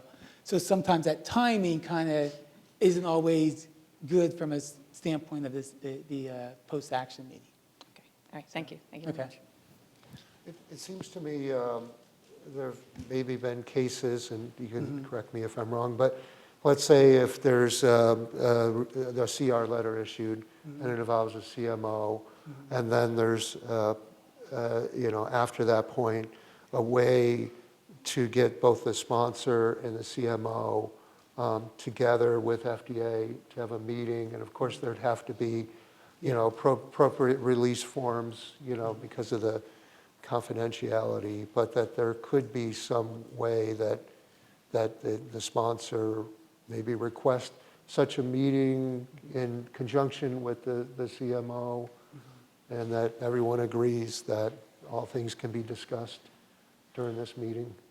Yes, there is that opportunity to do that. Yeah. And again, it depends on the timing of where we are in the inspection review process, when it becomes more relevant and more meaningful to happen, right? Sometimes we've seen that when it's way too early to have a meaningful discussion. Right. So yes, there is that opportunity. So, yes. Hi, Emmanuel Jemfi from BMS. I want to preface my question referencing the data that was shared earlier. The fact that I think that data was incredibly useful, at least for me, I can speak for myself. But one of the things that I was expecting to see, I may have missed it or it wasn't captured, was the breakdown, if you will, to deconstruct the main deficiencies in terms of geography. The differences in terms of deficiencies as between U.S.-based CMOs and CMOs that are outside the country. And I don't know if there was no need to break it out for geopolitical reasons, but it will be something to really look at. Now my question. Do you have, since you're talking about communications, do you have any advice in terms of best practices when it comes to, dealing with CMOs that are outside the continental United States? Because I can imagine the FDA, and my question specifically goes to you, Don. I can imagine that there are serious logistical challenges when it comes to inspections outside the country. So I'm curious if you can speak to some of the few, based off your experience and expectations, what are some of the best practices when it comes to those types of inspections? And I'll say also, if this ends up being a question that might be better answered in the facility session later, by all means, we can do that too. It might be better, yeah. Okay. Okay, yeah. but let's make sure to not lose that. Okay, great. Flagging for the next session. Wonderful. Thank you. And then I believe the gentleman in the blue suit, and then Arlene. I had a question from Arlene, and now I can't find it in my little machine. So she's going to be after the gentleman in the blue suit. So thank you very much. It's my name Hung Trinh again. So I have a question about the sponsor working with the CMO, and the sponsor plan to submit the BLA from multi-agency, FDA, EMA, and Health Canada. So in this case, does the sponsor or CMO have to work with individual agency for the facility inspection, or going to work with FDA through the pilot program for joint inspection committee? So are you saying it's specific to a pilot, or is it not? I know you. So basically, the sponsor plan to submit BLA in FDA, EMA, and Health Canada. And they work with CMO, and it's the first time for CMO to be inspected. So in this case, does the CMO have to work with individual agency for the inspection, or work with a pilot program? Because FDA has introduced the pilot joint program for inspection. Well, there has been the international a pilot program for working with different agencies. So if they're working through that, then yes, we work through that pilot program. Is that what, I'm not sure if I answered. So in this case, does the CMO have to work throughout the pilot program, or need to work with individual agency to come for inspection? You would work, if it's part of pilot, you would work through the pilot program. And then the inspection is coordinated through that pilot program, as opposed to getting, if it's part of the pilot, as opposed to getting 3 different inspections that might happen. That's part of the goal of the pilot, is to do a collaborative effort. And I'm also going to flag this as another one, but not for the next session on facilities, but for Joel at the end. Joel, this one may land with you. Okay. And then I've got one more here, and then I'm going to ask if there's any other questions from the audience for this session. Okay, one there, and then there. Okay. I appreciate your discussion on the information requests and the FDA providing more specificity. And I say that especially for manufacturers that might be in a foreign country, so that when we get these information requests, not only do we provide a story and the response, but there might be SOPs and protocols behind them. So there could be 1,000 pages of documents to translate. So that type of specificity, you can't imagine how helpful that is for us to give you the right context of what you want for a response. So my comment after that is that after that response is given, feedback from the FDA about the appropriateness. I know you might not say, the response is resolved, but I've been in instances where it just says still an open issue, and we've just submitted 1,000 pages. So any type of feedback that FDA can give on the responses and the appropriateness, even for after a CRL, let's say there's a CAPA, and we provide monthly reports for observations, right? Feedback to those monthly reports. Are we on the right track, et cetera? That type of open dialogue and communication could be so very helpful. And I just can't help to make a comment. We did get some really good commitments for the BZUFA 3. I'm just making this as a comment. One is that by mid-cycle, the FDA is letting us know whether we need a PLI or not. That's very good, and I hope that we keep those timelines. Sometimes they've been a little later than mid-cycle, but it's really on the right track. Yeah. The other comment is for the BZUFA 3, the FDA has made the commitment that the inspection would be complete by month 10. But, that's after late cycle. So, even the language in BZUFA 3 says you have to, the sponsor can attempt to address the concern. So if we can work on that in BZUFA 4 and get that a little bit earlier, it's a suggestion. Maybe we could have a little more time to address concerns. And thank you for your consideration on that. Appreciate it. And I just want to say that there is, we take all these back, and there is a lot of improvements that we're considering and thinking of. So I don't want you to think that, one, the things that we're hearing now we're taking back, but also we're always looking for ways for improvement and things. So we're constantly are thinking of these types of things. So just want to mention that. Appreciate that. And I think I've got one more from the audience, and I'm going to do a very quick round robin for you three gentlemen. If there's any final thoughts that you wanted to revisit or close out before we jump to the facility session. Please. Thank you. My question is very simple. How long, when you say that if the CMO submit the request to OPMA for a meeting, how long does it usually take for OPMA to grant a meeting? Is it follow the type A meeting timeline? Okay. So I actually wanted to touch back on that. So one, I do want to mention that these meetings are not part of the formal process. They're not funded under UFA. These are meetings that FDA could potentially grant, but are not funded. So I do want to make that statement clear. And so there isn't that specific time frame. We will work with you to do our best, but again, considering resources and things and availability, we have to also consider some of that as well when we're making those. So I can't give you a specific time frame that we would necessarily have those meetings. Okay, thank you. I appreciate the realities of resources. Yes. It's a different conversation that we deal with a lot with our FDA work. Yes. Sincerely appreciate the engagement from the audience. Any final thoughts? Roger, I'll start with you, then go to you, Dave, and then finish with Don, and then we'll jump straight into our facility session next. So I'm going to emphasize one thing in particular, and that is direct interactions tend to yield the best outcomes. And I'm a little spoiled in that I was in regulatory for a long time, and when I was first in regulatory, I had the opportunity to engage, particularly the FDA, but even regulators in other regions directly, and could pick up the phone, and they could pick up the phone and call me too, which was kind of nice.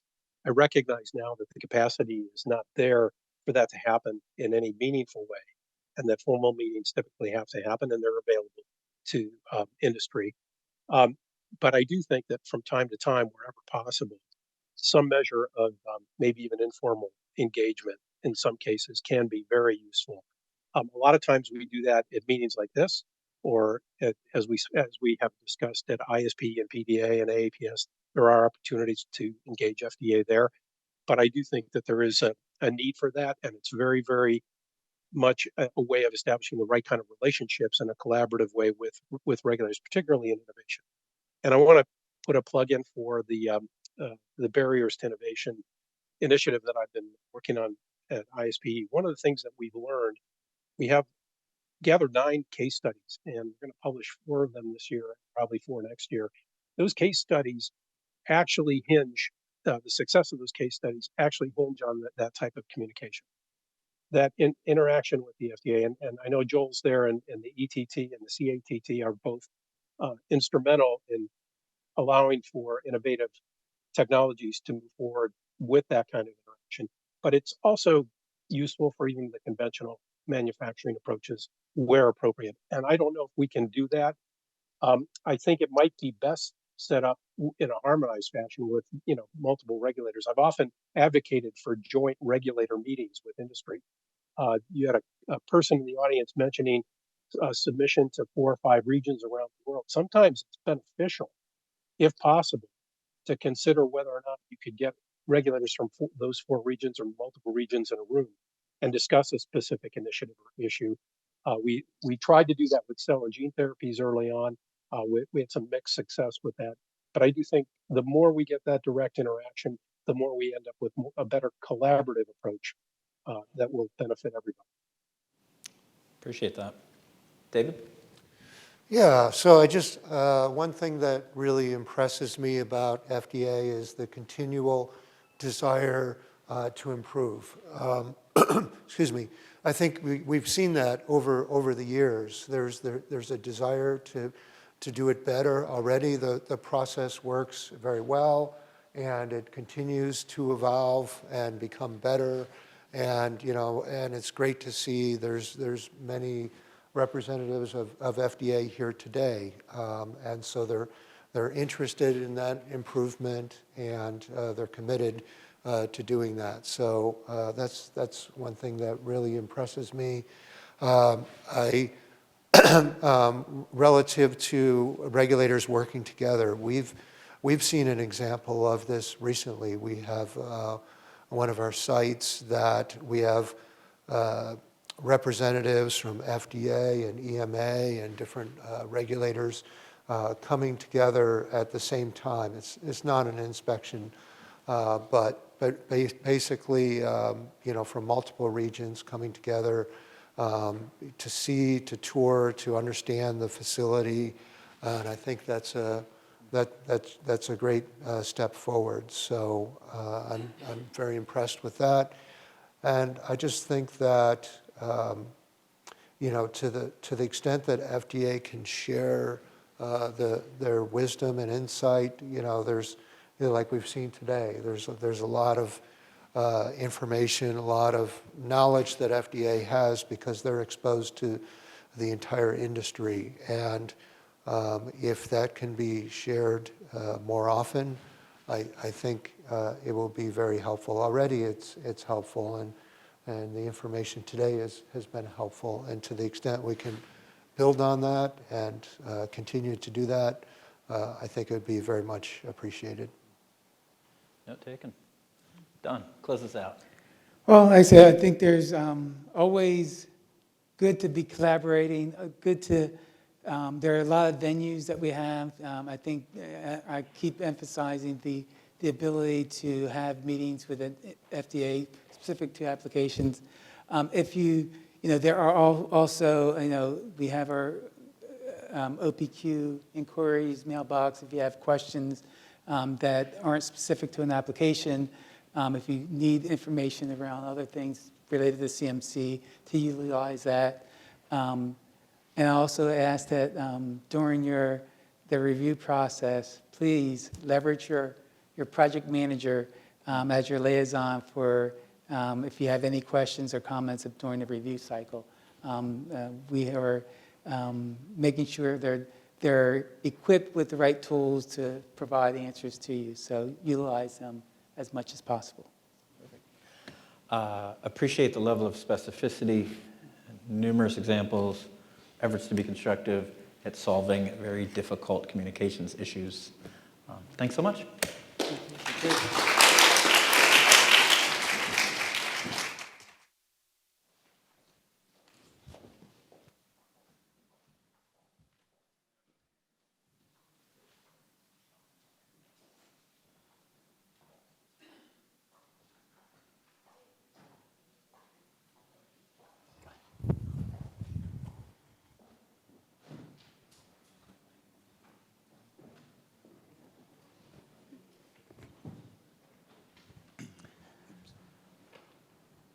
All right, thank you to Garrett and our panelists from that session for a great discussion. And the next portion of the meeting, we will be focusing in on facility readiness issues. And I know we heard a great deal about this in the early presentations, so we're really looking forward to the chance here to dig into those in some greater detail, work through some of those outstanding issues. I know we have a significant number of audience questions saved up via Slido that we are hoping we'll be able to address here with our excellent group of panelists. Let me introduce them, and then we'll have some brief opening remarks to kick us off.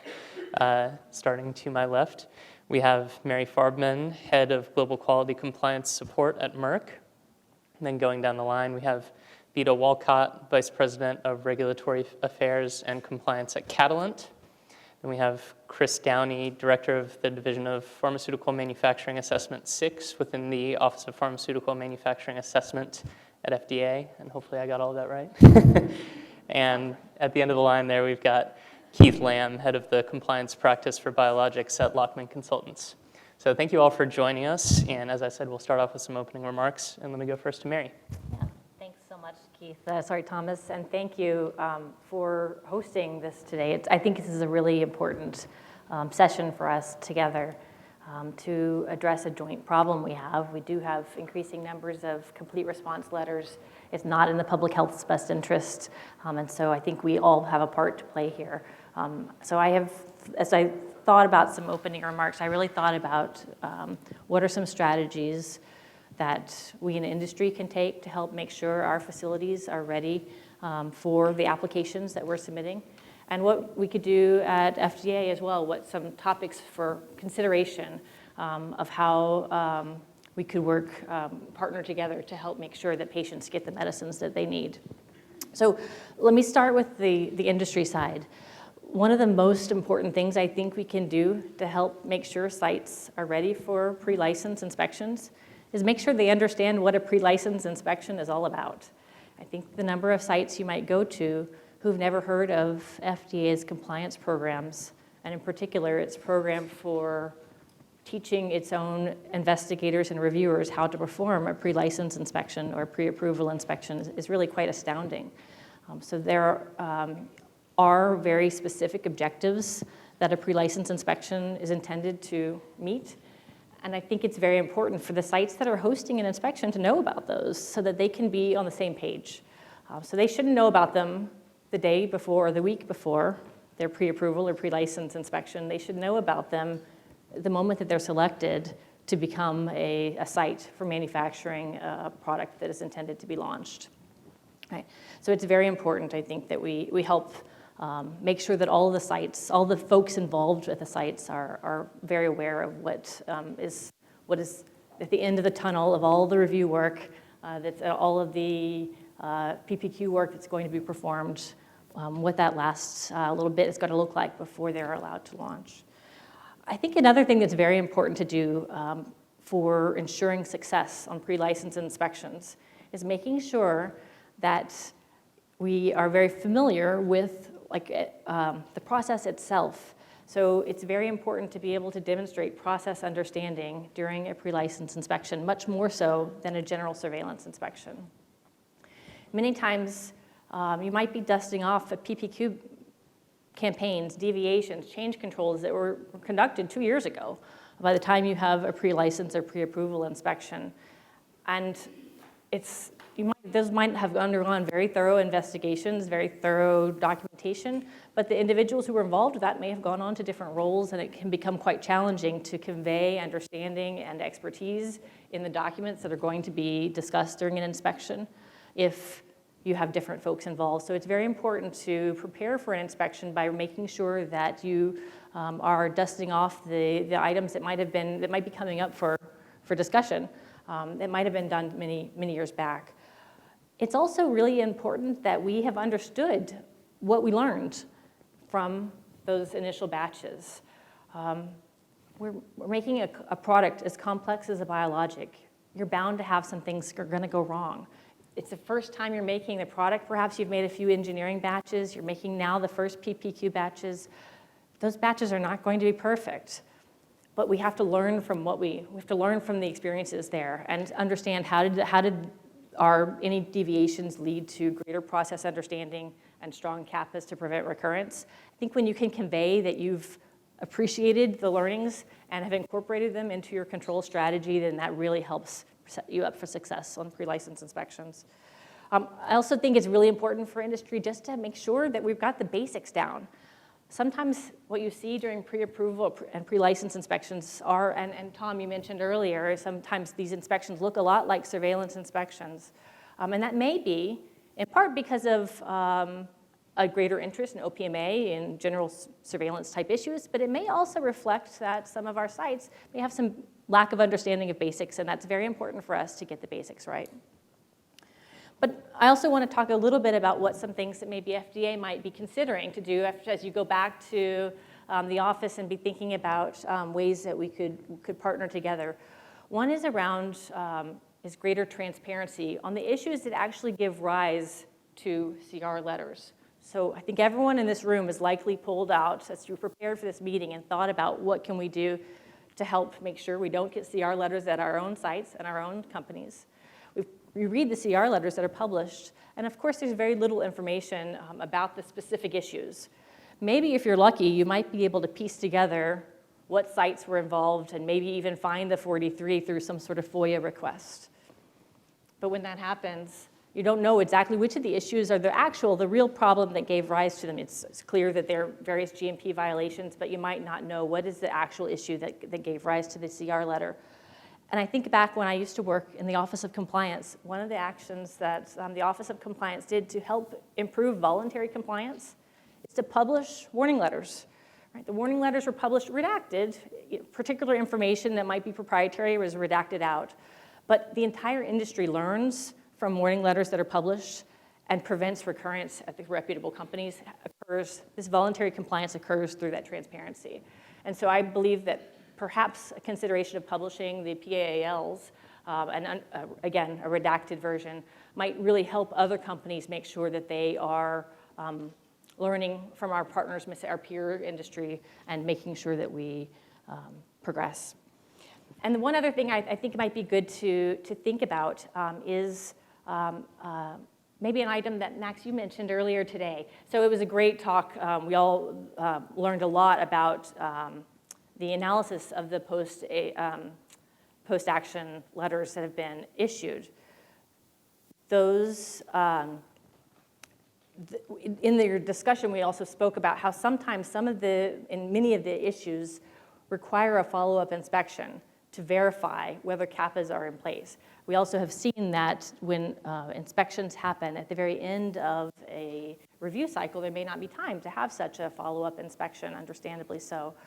I think we should also be thinking about when sites that have demonstrated that they're in a state of overall compliance by a history of NAI and VAI inspections, whether those sites can be trusted when they make commitments, that they will indeed meet those commitments and not need a follow-up inspection that might then be the cause, essentially, of a CR letter. That might be one way where we could partner together to understand those sites that have, through a strong compliance history historically, might they be sufficiently categorized somehow on a risk basis to allow a surveillance program to follow up rather than another pre-approval or pre-license inspection on another after a CR letter is issued. So these are just some things for us all to be thinking about. And I know that we all have a few additional comments and things to think about and more questions, but I look forward to this discussion. Thank you again for having us. Really great set of ideas to start us off. Thank you. We'll continue down the line. You can go next, Vita. Okay, Yeah. wonderful. So again, Vita Walcott. I have responsibility for corporate quality. Uh-oh. Got a microphone issue. Just give it 1 second. I was hearing you, but maybe not everyone in the audience. How about now? Did I break it? All right, let's make a quick change of plans and skip down to the end of the row then, and maybe Keith can go next for us while we work out that. Sure, yeah, okay, so my mic's working for You're sure there, so thank you. Maybe I've got double mics here. So yeah, hi everybody, my name's Keith Lamb. I work for Lackman Consultants. I spent 30 years in industry in the UK and the last 25 years or so in the US, working for GlaxoSmithKline before joining Lackman Consultants. Since making that switch from industry into consulting in the industry, really had the opportunity to work with a wide range of clients, a wide range of circumstances and differences. And I think that's, one of the interesting things about looking at the data that was presented today with that breadth of complete response letters that we had been able to enjoy the data from. Just a tremendous body of information that we can digest.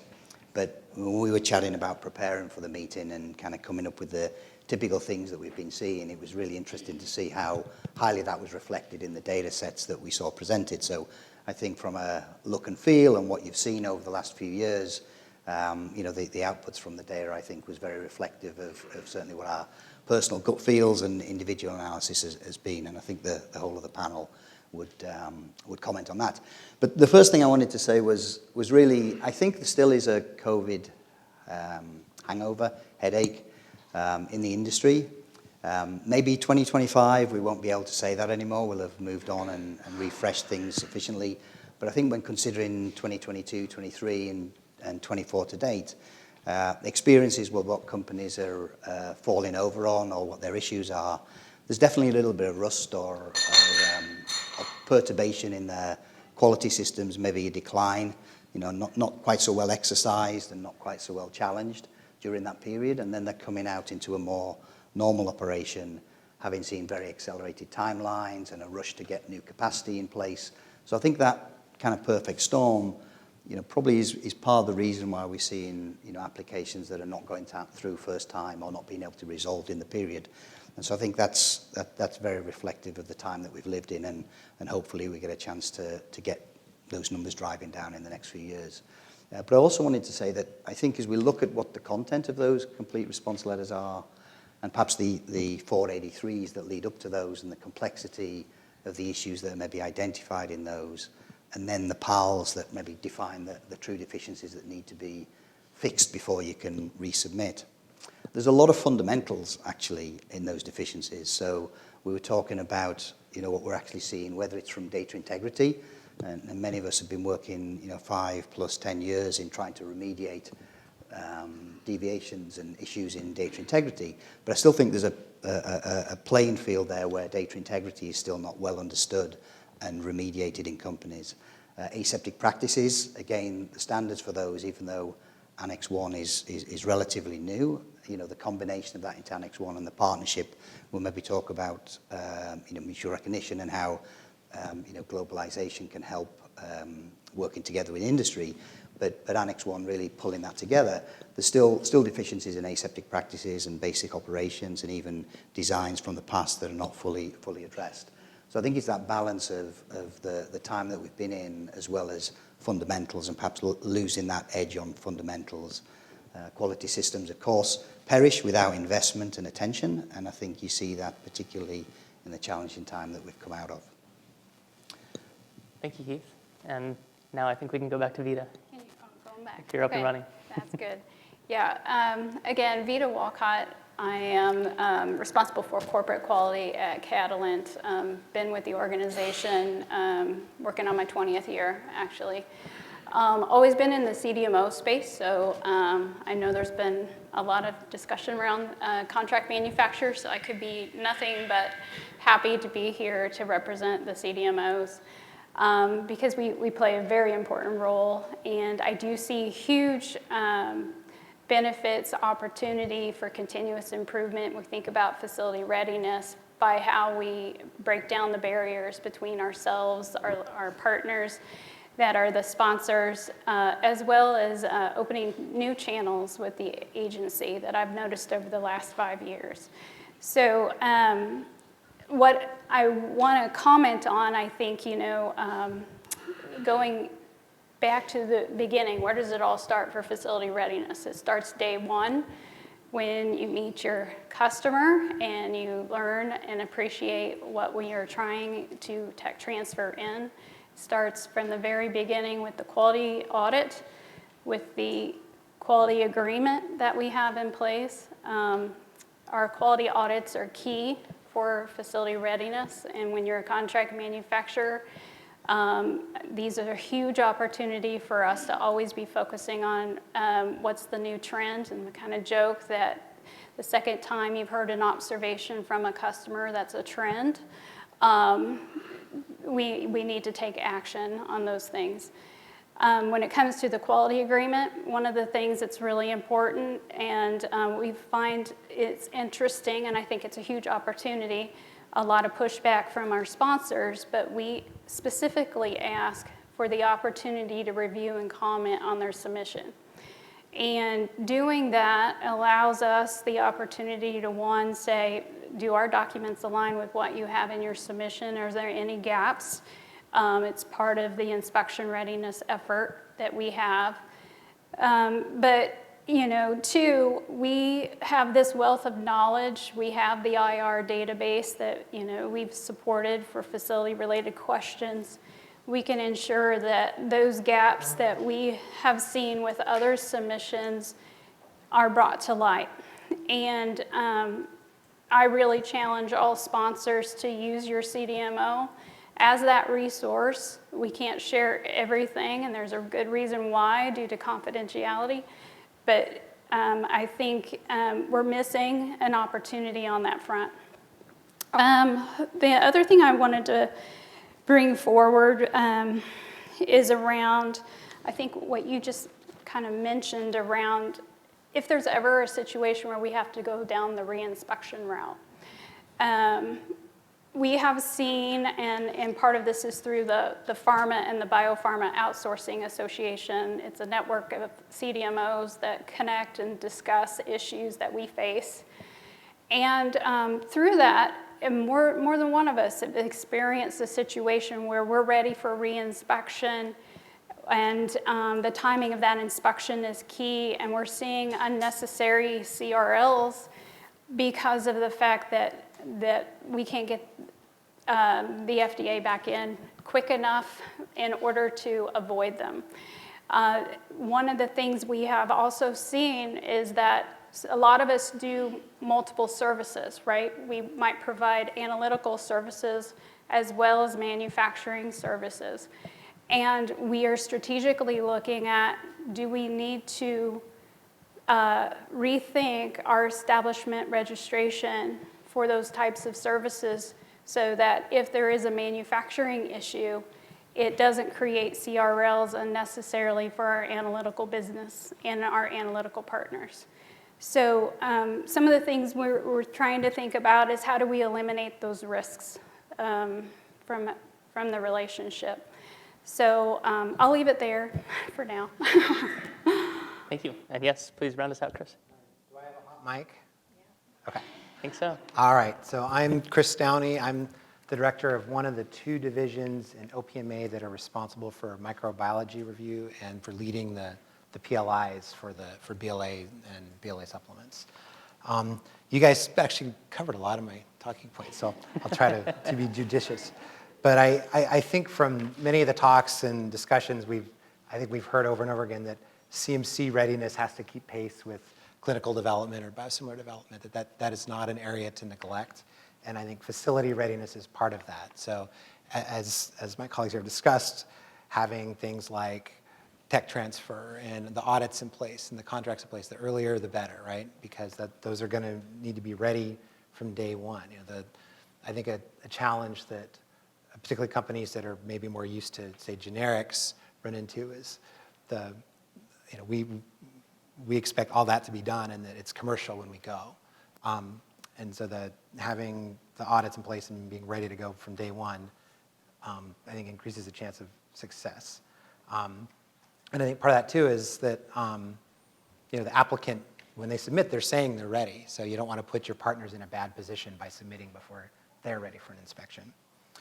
I think that pivots to kind of one of my other broader themes is, again, that we've heard a lot is about the communication not only between FDA and applicants and FDA and the CDMOs, but also between the applicant and the CDMOs themselves. For BLAs, the applicant is expected to have knowledge of the process and the testing at their facility. They can't just defer it to their partners. And it's usually not a helpful discussion to say that's their responsibility in either an IR response or in an inspection. The applicant, ideally, the applicant would be aware of process changes that impact their product. They're aware of observations that not only impact their product, but if they're in shared, the same line that other products are made, that probably is going to impact their product. So I think having a robust information sharing is critical there. And also, and I think someone touched on this earlier too, that what's in the BLA accurately reflects what's being done on site. That does come up where what we see isn't really what's described in the application, and that can cause issues. And I think another key is information sharing in terms of the PLI. It's interesting. I'm a chemist, so I appreciate that you decrease the space, that increases the pressure, increases the temperature. So the need to have early warning of when a PLI is down to the date is important, and that's clearly a challenge, and I think there's opportunities to improve the communication around that. But that said, you submit a BLA, you kind of are expecting a PLI, and that PLI is probably going to happen during the window of the review cycle. It's probably going to happen when you're manufacturing, because part of the timing of the PLI is to observe the process that is the subject of the BLA. So in many cases, the late timing is because that's when the facility is making the product.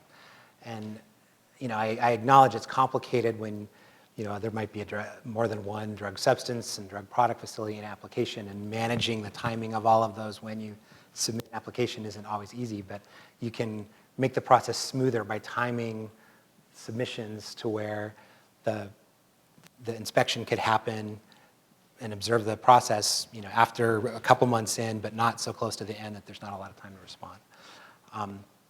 And I think the other piece of that is, the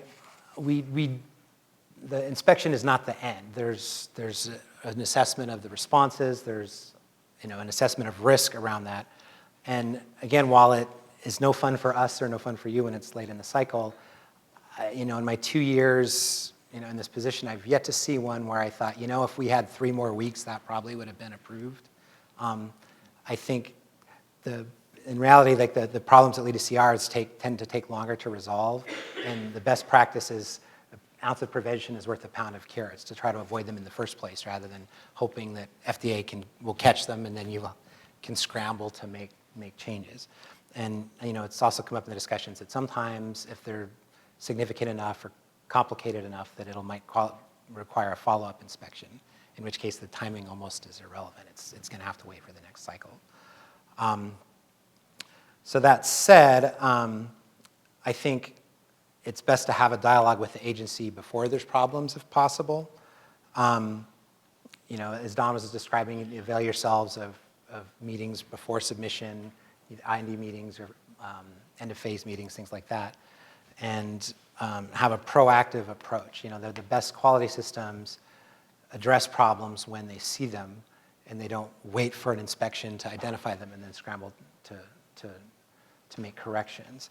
And I think when there's complex issues, it might even be to your benefit to flag it ahead of the inspection or even ahead of the submission, rather than hoping in the week that an inspector's there trying to cover a lot of material that you're going to be able to provide context then. I'll give an example of where we had issues we identified data integrity problems, and part of the investigation, they realized that the applicant had, in their own audit, had seen the same thing, a year or 2 earlier, and it probably would have behooved them to, since they knew it was a problem, to come to us earlier and talk about, well, here's what we think the problem is and how we're trying to mediate its impact on the reliability of the data that supports our application, rather than wait for us to find it and then try to retroactively justify the lack of impact. So, if you have opportunities to provide context in advance, that can be useful as well.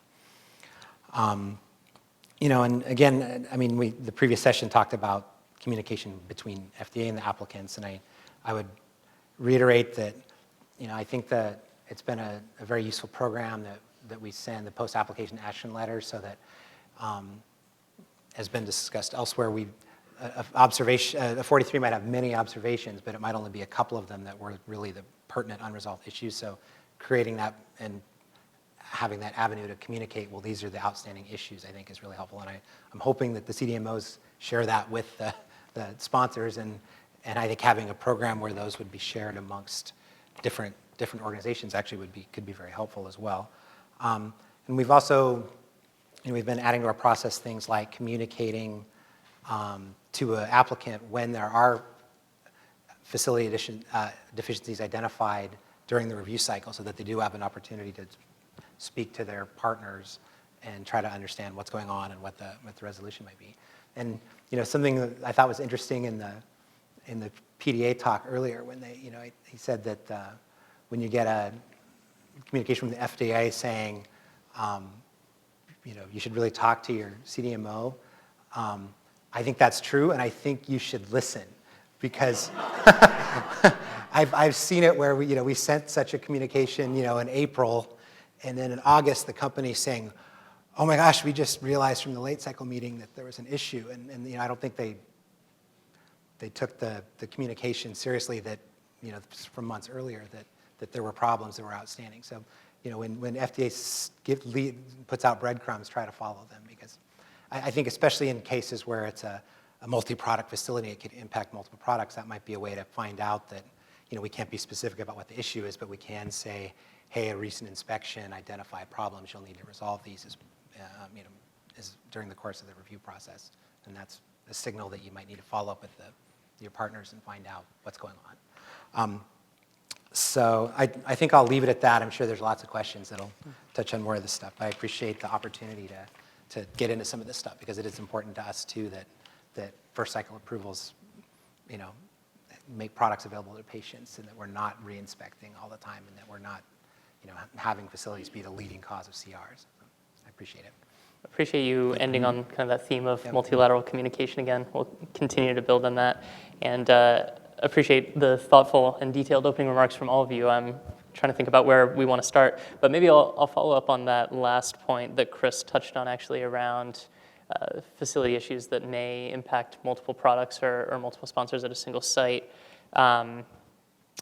Maybe I'll just throw it to whoever kind of wants to touch on this one first, because we've gotten some audience questions on this point as well. Specifically, an audience question asking about whether there, from FDA's perspective, if there are any more optimal ways to handle this type of issue. But I would love to hear from all of you on this panel about kind of how the different players involved here can work together, kind of how we can learn from issues where there is an issue at a facility that maybe affects multiple products, how that can kind of be a process of continual improvement. Anyone want to start on this? Maybe just to start off and say, there has been some recent CRLs and information in the press around multi-products being impacted by a series of data integrity related issues. And I think to build on one of the points that Chris made around where you have a facility issue, maybe it's in the lab or manufacturing, where it questions the data and then the integrity of your application, you're into a really deep lack of trust understanding that's a very difficult hole to get out of, frankly. And that's where, understanding where your risks and where your vulnerabilities are, whether that's as a CMO that's serving many clients, and being open and curious from the sponsor side on issues that maybe not direct to your product, but ones which will absolutely impact. And I'm thinking particularly lab operations, controls, operations in the lab and manufacturing environment, that clearly those issues are going to transcend any product that's manufactured in those areas.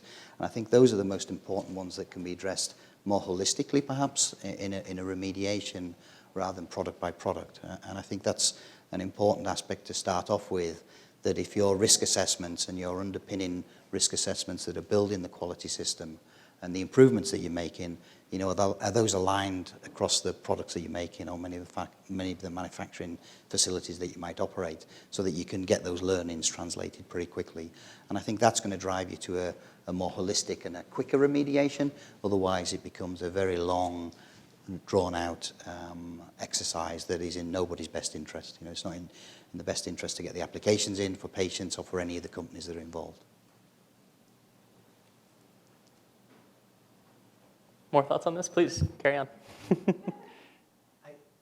I think the sunlight's probably the best disinfectant in terms of transparency between the different parties, and now that's tricky because from our end we can't disclose proprietary information, and the CDMO might not want to share with all their partners the nitty-gritty. But I think the more that they do, the better in terms of this is what happened, this is the breadth of the impact it might have.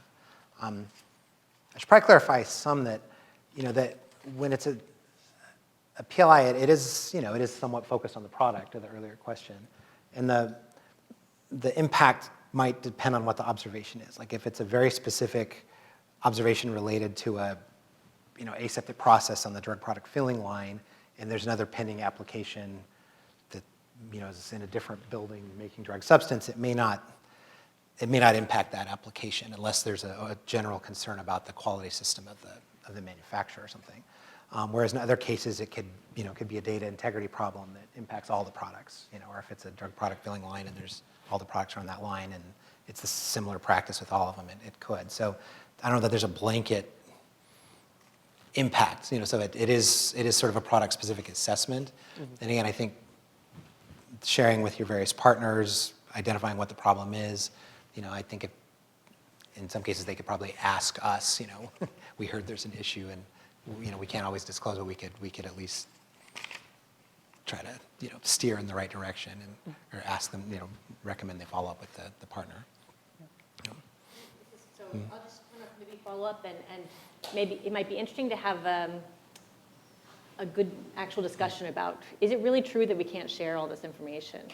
So certainly. So that's yeah. why I'm struggling a little bit from my seat, because I'm sure there's probably CMOs that don't, but from our seat, if you're manufacturing on that line, that's impactful to your product, and that's how our quality agreements are structured. It's facility, and it's all about that definition of facility, and it's an art of redaction, for the product specific observation. So I'm sorry, I've totally jumped in. No, I think you're making the same point. So I think, though, that I think FDA takes excessive care to make sure that they're not sharing proprietary information, but some of the information is actually information that is most likely FOIA-able. So it might be appropriate to apply the same FOIA rules to the information that's pertinent to sponsors and CMOs alike.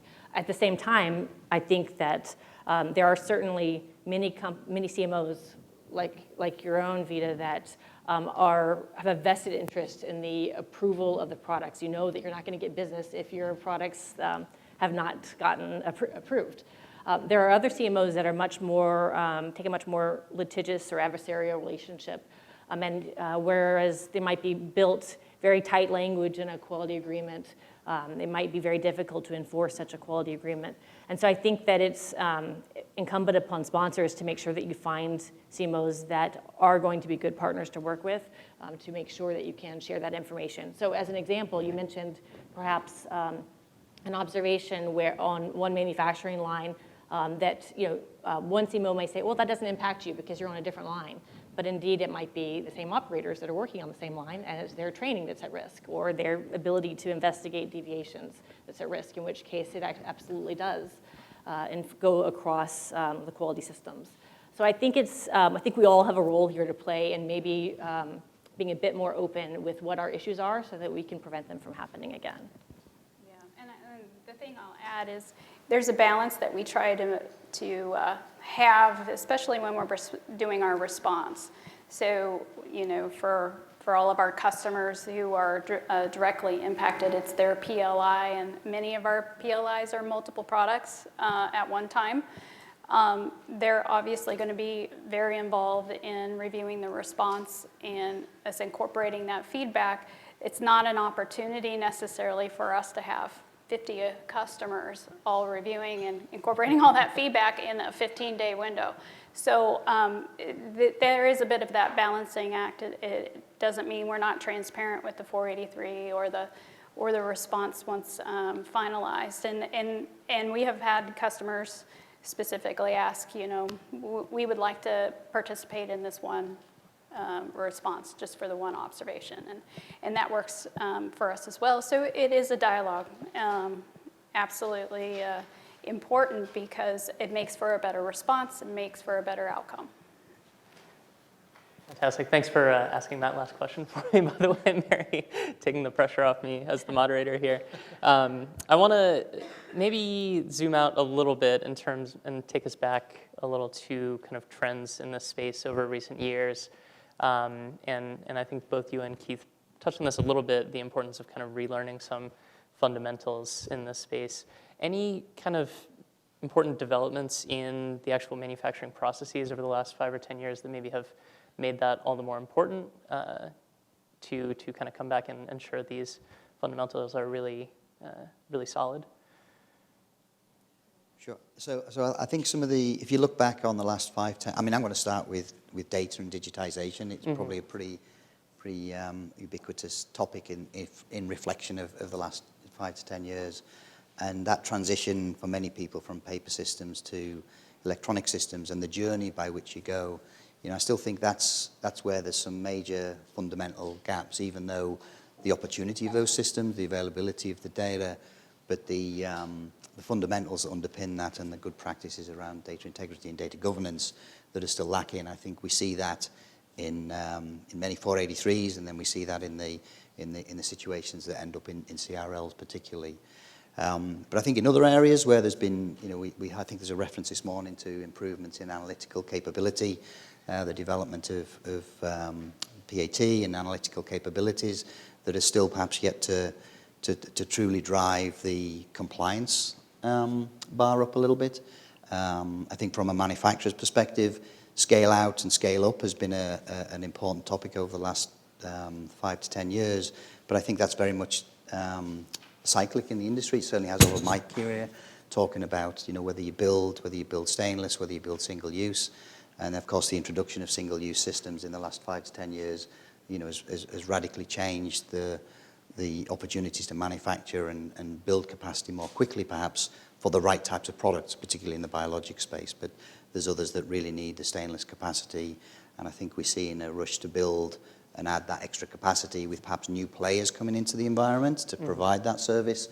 Maybe not quite so established either in facility or in service there with some players in that space.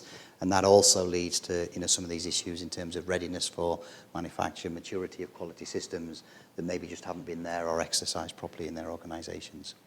But if you look at those technical improvements that have really driven performance and output and addressed some of those challenges, I don't think that those improvements yet have really enhanced the compliance aspect and the compliance envelope that we're operating in. So, perhaps a plug for the use of technology, and particularly the digitization, to help us drive compliance, adherence, and things like that, which is quite attainable with the technology we've got today, but we're just not applying it necessarily to that stage.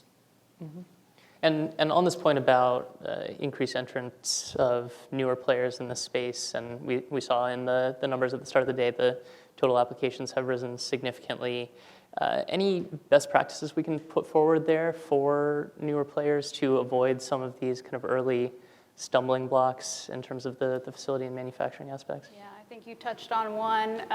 Make sure your facility is ready before you submit your facility. We have seen, working with some of the smaller new players, where we are seeing that risk, where they believe they're ready to submit. We're saying no, but we don't own that decision to submit.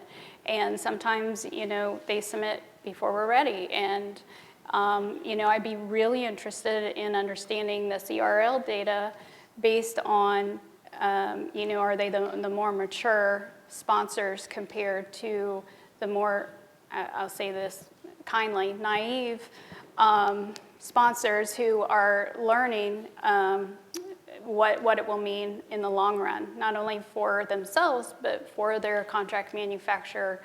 That 483, and ultimately, if it becomes a CRL, is impactful to us from a reputation perspective. And we very much want to avoid that. That's our future business. So. Mary, anything to add on the trends? Speak a little bit to maybe a follow-on from Vita's point around assuring that you're ready for a filing. So, of course, there's a box on the 356H form that says, is your facilities ready for inspection? And I think different companies have different approaches for what it takes to check that box. And there's certainly a need to make sure that a site is ready. Typically, we would use an audit or some other type of independent assessment prior to filing to make sure that essentially the same things that you're going to look at during a PLI, those same 4 objectives that are listed in the compliance program are met. Scheduling that is very difficult, especially when working with the CMO. So you have an added complexity of making sure, you obviously want to make sure that you can do this and observe your own product being manufactured. You're not going to be able to get into the facility, really, if they're making someone else's product. You need to make sure that you have enough data that you can assess, do the data integrity portion and the conformance to the filing. But you also want to do it early enough that if you find issues, you have time to resolve it. You want to make sure that it's not going to impact your filing date. You don't want to find something 3 days before you intended to file. So the earlier you have it, the more time you have to resolve the issues. The later you have it, the more data there is to look at. And so I think many companies struggle a little bit with this, and I think it's very important to work with your CMO partners to make sure that you have multiple opportunities to get in and assess as you gather more and more data, so you can respond both quickly to issues you identify and also have time to have an independent assessment of late developing content prior to filing. But I think having sort of an internal procedure for what it takes to declare inspection readiness is very beneficial. I really like the way you just laid out the trade-offs and considerations for the timing of inspections. And maybe you covered everything, but this is something we've heard a lot about, so let's hear some more. In terms of best practices, I think it's important to recognize that planning early is really critical. I think when you're thinking about your maturity of your quality system, internally checking that, getting fresh eyes, getting an external perspective on that is very critical, especially when you might not have gone through an inspection for a period of time. Making that quality system relevant to the operations that you're doing at the site. All too often a company might have a global system that gets deployed, but is it really relevant and understood at the local level in the facility that's been inspected? And that's so important from a clarity of expectations perspective within a company. And then, of course, how that turns into operating procedures that people are actually following, and rather than, have operating procedures that may be nicely written, but they're not relevant to that work product. And I think those are really key items that are very fundamental and very simple to implement, but very often overlooked and not delivered upon. Anything else others would add on this point about an effective and optimized quality management system? We certainly saw in the numbers at the start that along with facility issues, we often saw product quality concerns. Further thoughts on that front, improvements there? We had a comment this morning that the one way to get a call from your CEO is to get a complete response letter, right? And so, I'm going to flip that a little bit. That what's so important is that the management infrastructure understands the importance of the quality system and listens to the voice of quality.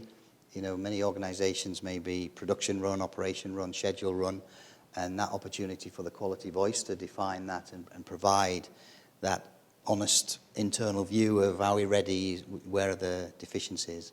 And so that management engagement on annual reviews, on quarterly reviews, on data, on metrics, so that the metrics are actually looking at the right systems, and you avoid the watermelon type metrics that all look green on the outside and the blood red in the middle, when you really get down to the issues, and then integrating your own internal audit programs on the right things, not just looking at the same things year on year as a very mechanistic process, but really challenging the strategy, the things that have changed, the things that could risk. And I think the strongest message I can take is bringing back your risk assessments and really supporting your quality system and your understanding of risks with really patient impact, and are those risk assessments really honestly and accurately challenging the potential to cause harm or to impact your product. I think that has to be brought back in, and that'll drive your right actions if you do that. Thank you for that. Similar reaction to that comment. I was thinking the CEO probably should have been calling before and putting resources into CMC development and facility readiness in the quality system, instead of reacting to a bad outcome, investing in having a positive outcome, including from management. Chris, I'll come back to you here with a question, coming back to the data integrity topic. We saw in the opening FDA presentations that data integrity is one of the terms that popped up most often there. We got a couple questions from the audience about the recent data integrity guidance and what that might mean for FDA enforcement on these issues, whether that could be a factor here or just any insights you can share on what this means for the industry. Sure. So data integrity has been part of the compliance program long before that guidance. So it's always been something but as long as I can remember, that it's something we've looked at. So I don't think the existence of the guidance has driven an enhanced focus on it or more CR-related outcomes. I think it's provided clarity on what the expectations are. I'd come back with DI issues to some of the things we've talked about, where those are really important to try to head off and be prepared for, because they're hard to resolve. They take a long time to, if you get a DI observation, you can't just say, okay, we fixed it, because the question is, well, what was impacted before? The data that was generated using a system that maybe didn't have good access controls or allowed repeat runs. How do we interpret the data we got from that? So it takes a lot of effort to go back and, for a company, to go back and verify that there's lack of impact. So it's key to be thinking about that as you audit the manufacturing firms. The data integrity, those are hard issues to fix. They take a long time. And I think hopefully the guidance provides more clarity on what the expectations are, but I don't think it's always something we've thought about and inspected too, I think. Appreciate that. Well, and you mentioned there the importance of data integrity because it's so difficult to resolve after the fact. And I'm coming back to our opening FDA presentations again. Thanks again to Max and Brian for presenting us a lot to work with there. But we did see some difficulties with corrective actions when deficiencies are identified. Can folks talk a little bit to how kind of best practices or what can be done better from sponsors, from CMOs, from FDA in terms of communication and effective action to address deficiencies when they are identified? Understanding, of course, that our best approach to this is to prevent them in the first place, but when it does come to that. Can we put Max's slides up from this? We can pull them back up here. I'm teasing, but I think there's a lot of good information in that in terms of assessing impact to other products, providing a level of detail that allows us to assess whether they'll be effective or not, things like that. Yeah, if I may, I think that many companies might be somewhat at a loss when there's an observation that is specific to, it's a pre-license inspection, it's specific for a given product. There's probably an assumption that the CAPA, or the response at least, should just be specific for the inspected product. It may be that FDA is actually looking for a more holistic approach and the impact to all the products marketed, but I suspect there's likely some confusion if the communication is coming from OPMA rather than the Office of Compliance. It's not a surveillance inspection. There likely may be some just additional communication around what the expectations are could probably benefit everyone to make sure the responses meet FDA's expectations. I tell you how I'd think about it, which is while the assessment is for that product, we'd want to know that there's a good quality system and that they are thinking about the facility as a whole and that there might be other products impacted and that is being considered. Yep. So whether or not that affects an approval of a different product on the line, we want to know you're not just fixing the one thing and not considering the whole quality of your system. And I think it would behoove companies on the opposite side to convey that type of confidence during the inspection so that you wouldn't even have to question that, right? That, of course, every company should be taking a holistic CAPA. They may be only communicating the portion that's relevant to the inspected product, but absolutely should be expected to be assessing impact and scope if they have a strong quality system. I fully agree. Right. And I think the other piece could be, there could be data from other processes that impact that, right? Like if it's a environmental excursion or something on the same line. Absolutely. The other runs on that line that work by other products obviously are data that would help support the impact. I think there's a comment on the slide about, does it inform a better response, a better CAPA, if you extend that investigation to either additional equipment, ancillary equipment, or related equipment, or products or processes. And I think that's a good guiding point for investigation. And then if you're thinking about, because the other one which came up, I think, Tom, in there was around product impact and making sure you do a robust product impact assessment. And there's some nice comments on the slide, I thought, in terms of guiding that thinking. Wider considerations for sure, but as a starting point to consider, there's some very good guidance on there. But again, I think that's if you're looking at deviations and then CAPAs that might come from deviations in a pre-licensure inspection, there's probably a high focus on the PPQ badges and then the deviations associated with that and any change management. And so again, investigating around that and then the verification and really taking the time to understand what an effectiveness check looks like and the time frame to get to that effectiveness check, especially if you're thinking about responding to a CRL and when's the right time to resubmit. Is that change effective? Can you demonstrate that effectiveness? And many companies, we work with a lot of companies, as you can imagine, some will want that effectiveness check done, but it's so important to get the timing right and the actual steps to do that verification. And again, making sure it's not the person who thought the CAPA and implemented the CAPA who's doing that verification, just to get that holistic and very robust challenge to it. Vida, any reflections on this from the CMO perspective? No, I think they covered it. I mean, the product impact assessment, when I think about our response process, it's almost multiple streams that you have to focus on in order to, you have 15 days. And that's so, the day the FDA walks out, we're not finished. We're sitting there planning our strategy for the response immediately. And part of that discussion is what needs a product impact assessment from these observations, and let's get that team started. Because time is of the essence, and it's not just the one product that we have to look at, especially when you're a contract manufacturer.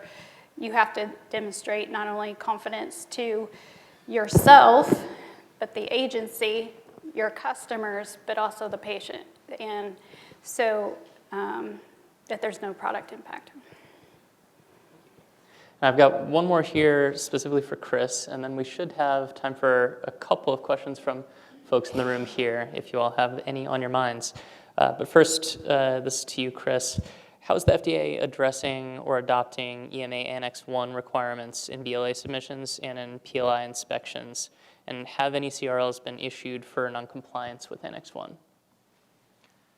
So I was thinking about this. I have a pithy answer and a more. I'll do the more thorough one first. Yeah. So, we're a member of PICS, and every year I go to a meeting a few blocks over at WCBP in January where we talk about international harmonization and having a common set of expectations, and that's something I think we try to do around this. So we're certainly familiar with Annex 1 and would hope that people are following it. In terms of inspection observations, we wouldn't be citing it specifically because we're inspecting to our guidance and our regs. So I wouldn't expect that you would see an inspection specifically citing it, but I think the principles of it are very valuable, and I think we're all trying to be harmonized in terms of our GMP expectations. And I think especially around aseptic processing and isolators, what's in Annex 1 is very useful. And in terms of assessing risk of aseptic processing, that's actually a very informative document. So I think it would behoove companies, I think, to try to follow it, even if you're not going to get cited for it specifically. The more pithy answer would be CGMP has a C in it, and I think that is a current GMP document, so it's put the C in CGMP. Yeah. Thank you for that. And I think we might have room for some kind of more big picture thoughts on the international harmonization piece in our final discussion in a few minutes. But for now, we've got a couple minutes left that we can take a few questions from folks here in the room. Anyone want to raise a hand? All right, we got one in the middle here, and then I'll come over to the side here. Hi, it's Jenny McNay from Regeneron, and I first want to just thank the organizers. This has been a fantastic day and an amazing topic that's helped in more ways than you can know. My question is, when discussing this topic, it's often been asked to me, hey, if applicant X has a PLI for product X, and there's some observations. Meanwhile, applicant Y comes along with product Y and is kind of ensnared in that at a CMO, yet the CMO is still commercially producing product.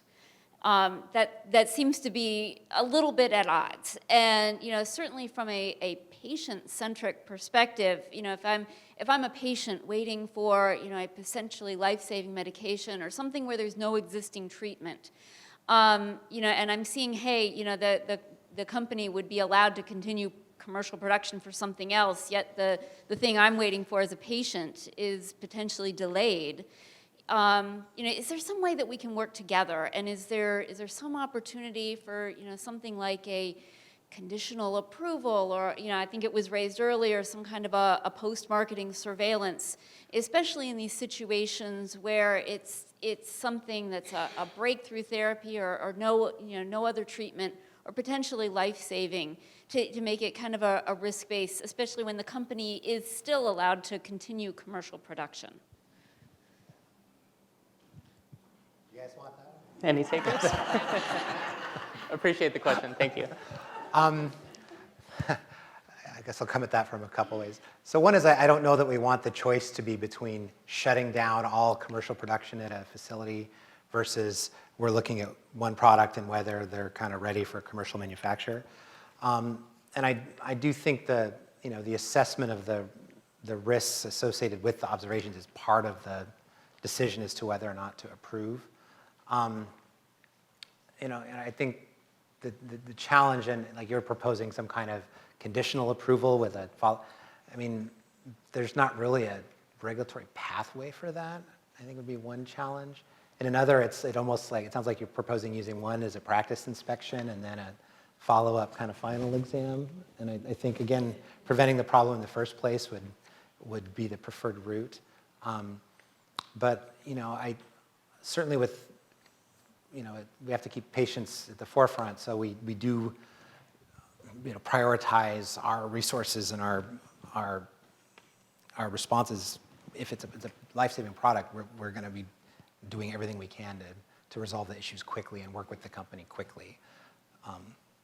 So ideally, it wouldn't be necessary to be getting to a point where you're trying to play games with, post-approval actions and things like that. If I could just weigh in, I can imagine a case where a company may not be commercially ready to manufacture product X, but is commercially ready to manufacture product Y. And I have every faith that the FDA review office would take that into consideration when not necessarily requiring issues that are not related to product Y to be resolved before patient access to product Y. Is that a fair assumption? Correct. And I wasn't totally clear. Are you talking about like if there's two pending applications on the same facility, in a perfect world, actually, that could be one inspection and they'd be kind of tied. But I thought you were talking about things that are already on the market. And I think in those cases, we would assess as what we're seeing something that would impact the safety of the patients for that commercial product, in which if there was a risk, then that would bring in compliance, and there probably would be action toward the facility that would impact the marketed products as well. But I think you're talking more about, you're essentially trying to say if it's not bad enough for an OAI, why is it bad enough to CR? Exactly. Yeah. Exactly. Just balancing the risk, Right. particularly for certain therapeutics. Right. It seems like we take a risk-based approach for many things, and I think the example brought up before was training. If it's the same operators with the same training, sure, we want to improve it, we want to remediate it, but is it so bad that we want to prevent patients from getting something that they may desperately need? Right. I feel like folks online who may not have heard that completely clearly, it was kind of generally about risk-based approaches that are used in some other spaces and how it might be applicable here. Just seeing the time, I'll give you a quick second to try and wrap up on this one, but that might be a bigger picture thing for a future discussion. Approval is an affirmative finding that the facility is ready for manufacture. And I think in a case where there's a dire need, there's also other avenues, right? You can explore regulatory discretion, you can, treatment IND. So there, we think about the patients first, but the patient need doesn't lower the standard for approval or for compliance, right? Maybe go to our next question, and this might be the last one we have time for a quick break.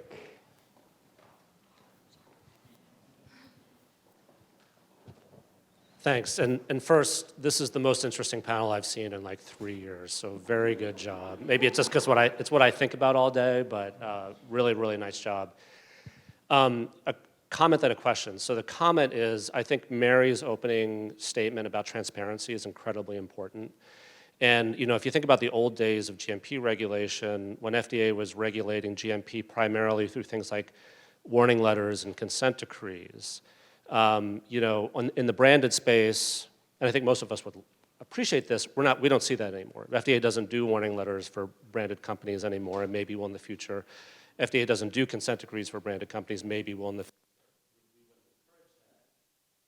That means, though, is that FDA is regulating GMP through pre-approval inspections.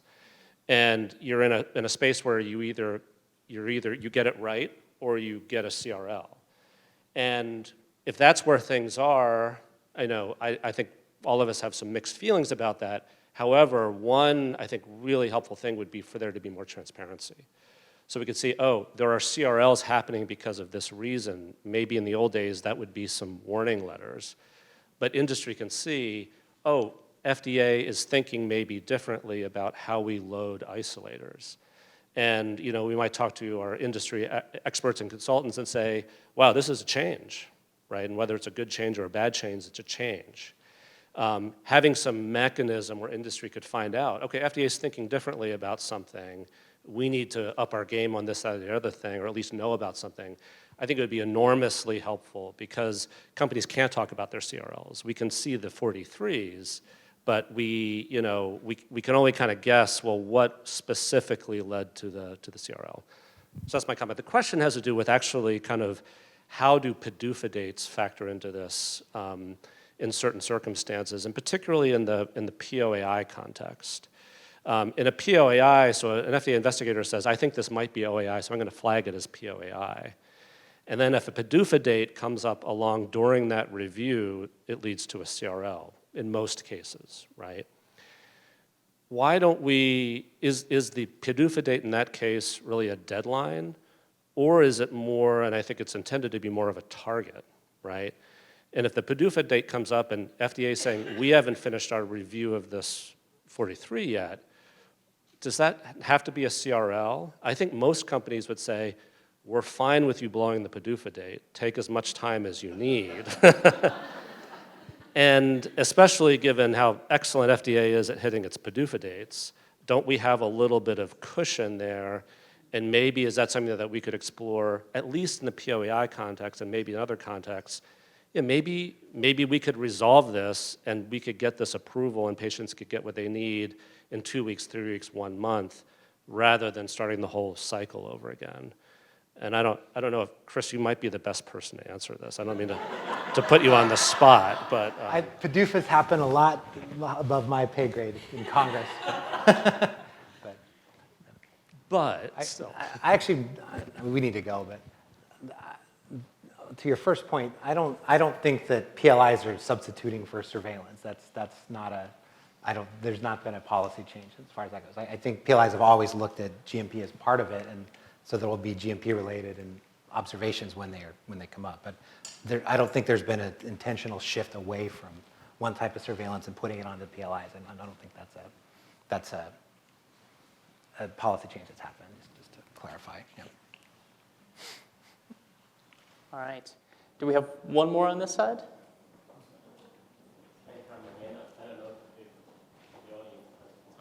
If we can tackle this I very asked this briefly. question, I just want to Yep. repeat it.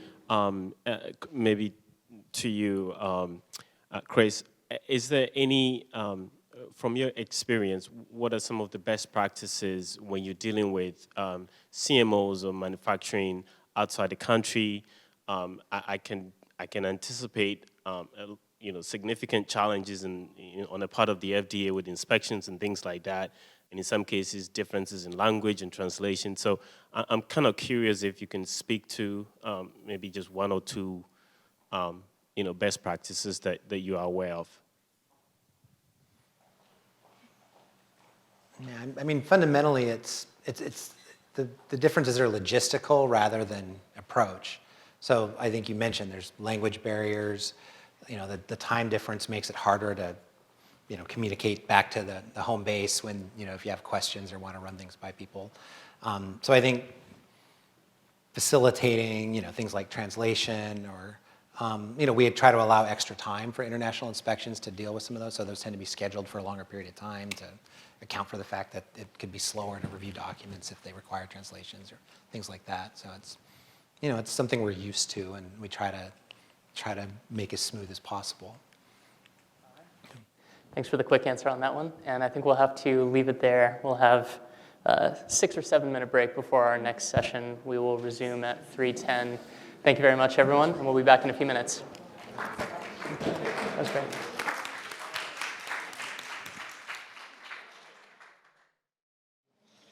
All right.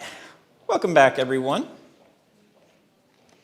Once again, sincere gratitude for everybody in-house, virtually, online, etc. We've been making jokes up here about how energized we were at 9:30, but it's 3 o'clock, and it's been an intense day, so we're going to rely on adrenaline to get us through the end. Jokes aside, very appreciative of everybody's investment here. Like, we know going into these topics, it's not easy for anyone, and that's frankly why we do these meetings. We know that all issues will not be resolved in a day, but I meant what I said in the beginning. Hopefully this is a very positive inflection point in kind of a long journey that in some ways never ends. Thomas will end up closing the show briefly once this session is done, but just a couple things in case we forget. There were an enormous amount of very specific, detailed questions that not quite specific to the level of facility or inspection or therapy, but almost. So we couldn't necessarily work them all into this sort of environment, but the entire email trail of questions submitted through Slido, even if they aren't incorporated in the live session, they do get forwarded to FDA, et cetera. So wanted to reference that. And also to a remark that somebody made earlier, yeah, there must be 20 people from OPQ management and elsewhere in the room today. So if that doesn't speak to the level of commitment, I don't know what does. All right, you've heard enough from me today. Let's close it out with these good folks. Last session is generally, what did you hear? What did you wish you heard? And anything that you missed. We've got a few questions that we'll pivot it to, but I don't want to dictate too much for the start. Far down, proving that no good deed goes unpunished. Joe Kudza, we pulled you back up again. You don't need to tell us your background because they already know it, but we'll look forward to your opening remarks in just a minute, kind of what you heard and what you'd like to hear. But Lina Albajuri, Head of Regulatory Science and Policy for North America at Sanofi, please, with your opening remarks, introduce yourself, familiarize yourself to the rest of the group. And Joel Welch, we've worked together a good amount in recent years, Deputy Office Director in the Office of Product Quality Assessment 3 in OPQ. Please, with your introduction, share a bit about yourself as well. So yeah, can we just start with that, some reflections, introductions and reflections, and then we'll ask a few questions to help guide this last session. And same as with previously, if there's something from the audience that you wish you had heard today, let's take advantage of that opportunity now too. Lina, may I start with you? Sure. Okay. Well, Lina Al-Jabouri, I head the Regulatory Science and Policy team for North America over at Sanofi. And I actually came into this meeting really, really excited. And I have to say, I am leaving the meeting even more excited because the topic that we're talking here crosses therapeutic areas, crosses companies, crosses CMOs, and the impact that we can make today is huge. One thing that is really endearing to me is what I have heard over and over and over again today is the shared goal, right? The shared goal of safe and effective therapeutics for patients. And I don't think we have forgotten that at once during the whole day. As excited or as energetic we were at 9:30, or even now we are in the afternoon. And I guess if I give you a little bit about my background, I'm at Sanofi now. I was at Merck Regulatory Policy before that.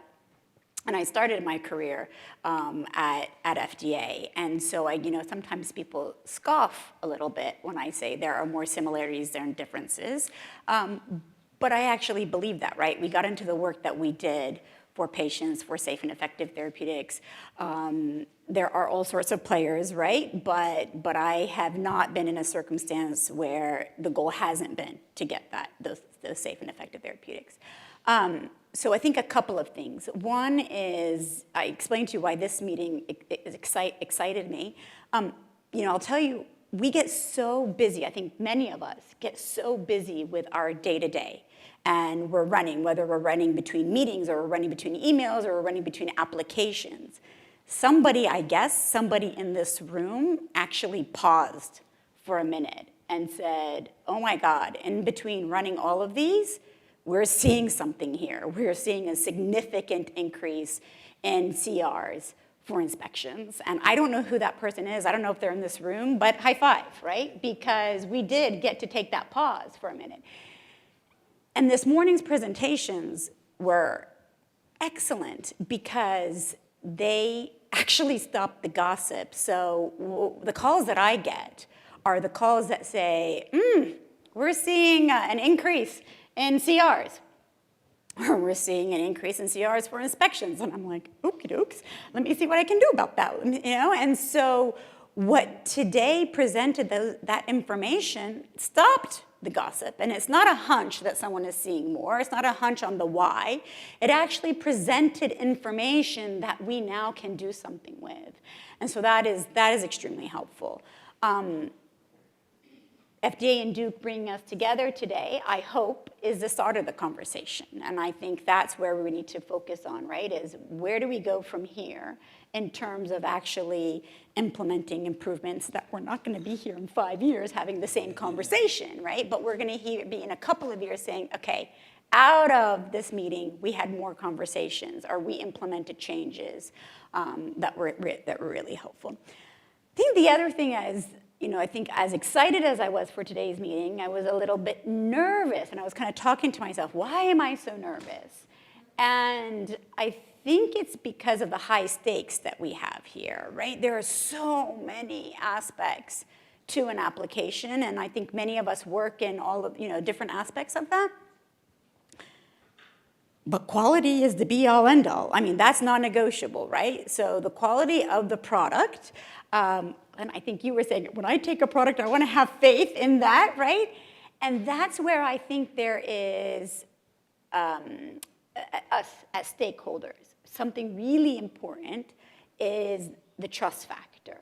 And once trust is broken, it is so hard. And I think we know this in many aspects of our lives, right? But I'm thinking of the public trust in FDA, the public trust in companies, the public trust in the system. And that's why so many people have started with the conversation of we've got to look at prevention, we've got to avoid the problem. I think for me that plays into making sure we get or maintain public trust, because I don't think there is any of us that want to put that at risk. Appreciate it. Okay? Yeah. Right. I too was nervous going into today. I've said it to some colleagues. I've been a part of a lot of these meetings, and that I think you're right. The stakes are so high, and CRs are a different level of seriousness. So, thank you, Joel. I feel like we always say have FDA go last. You're shooting that. Let's go second. Well, thank you. My name is Joel Welch. I'm the Deputy Office Director for the Office of Product Quality Assessment 3. That office would perform small molecule API review as well as biologic product manufacturing in CDER for the product quality piece that Brian so eloquently described in the presentation this morning. That would also include partnering with OPMA to participate as subject matter experts on inspection and then performing the comparative analytical assessment portion of the biosimilar application review. In terms of my background, I wear a couple other hats as well. I chair the emerging technology team in CDER, and I also serve as the rapporteur to the revision to ICH Q5A. I've had a variety of different roles at FDA. I began my career in industry doing small molecule chromatography. So I'm a chemist by training. As I reflect on today's discussion, conversation, let me join the chorus to talk about that morning presentation and how fantastic it was. I think the data is really compelling, and I know it took a lot of effort, so I commend the groups that put it together because I think it really teed up a great discussion. I think it was also great to see industry kind of take the opposite approach of coming from the higher level and meeting in the middle, because I feel like what we heard was a lot of agreement about some of the technical discussion topics that came out of the CR, both from the more detailed bottom-up and then the higher level 20,000-foot view, and I think that's a good thing. The other sessions, I think we heard a lot about communication. I don't know if anyone was counting how often that word was used, but I certainly lost count. I think that's important. But what I didn't hear in those sessions were that we needed new meeting types or that we didn't have tools that were effective. It was really around making sure we're getting out of the mid-cycle meetings what we have to, the late-cycle meetings, using the FDA meeting types that we have, and really looking for places for touch points and pushing where we can about what information can be shared. But it didn't sound like something new to me. It was really continuing to, in the spirit of the title of this event, continually improve the tools we have and continue to use that. And I think both those things set us up for a future that's really not looking at this event as a one-time experiment, but really a continuing conversation. And I think that's exciting. I appreciate that point about not necessarily don't have the tools, let's optimize the tools that we have and refine the frequency and maximization of those communication opportunities. Okay, well said. Joe? Yeah, just quickly, Joe Kutza, Lilly, and the regulatory policy team, and previously at AstraZeneca and FDA. So we'll build on the morning introduction from there. So when you asked me to be part of this session, which doesn't have a specific topic, but kind of wrapping things up, I was a little bit concerned. What are we going to have? What's going to come out today? And what am I going to put together? But I think it was pretty clear, and these guys gave good points. What I had was transparency, timing, and preparedness or readiness, right? Along with communication, I think is a good one. And I think that was pretty consistent in terms of what we were hearing. Some of the details around it were, lots of good discussion. But as high-level topics, that's what I heard. I wanted to kind of dig a little bit into transparency, maybe a little bit, going back to my partner in the morning, where she was talking a lot about telling the story, and not just telling the story, but telling it correctly, telling it the right way, and that's all part of transparency as well. Because I think when I was at the FDA, I kind of knew this, but the point got driven home when I started in industry, in that industry has all the information about their product. They know their product inside and out. They know what's important, they know what's not important, and everything in between. The FDA only knows what we tell them. So you have to tell that story correctly and make sure you're getting the important things out there. So they get the important part, they understand that, and they can focus in the right areas as well. So that's just part of transparency on our part. I think some of that also came out for me today in the discussion on CAPAs in the morning session, because there's quite a bit on that topic. And I think if you went in and talked to some of the specific people who were writing those CAPAs and said, well, why didn't you include this, or why didn't you include that? You probably get all kinds of responses like, oh, of course we're going to do that. Yes, we're going to do that. Well, that's part of our CAPA system, but it wasn't included necessarily written in there. So that's just part of transparency as well, and making sure you're telling the story correctly. I think a little bit on the FDA side, I think Don mentioned 4-part harmony, and I think that was great. And thank you for bringing that up, because I think it's an element of transparency coming from the FDA in terms of the information requests that they have. So putting that out there, not just, hey, please send us this, please provide that, but this is what you gave us, this is kind of what we need, this is why we need it, that sort of thing is really important. And I hope that continues.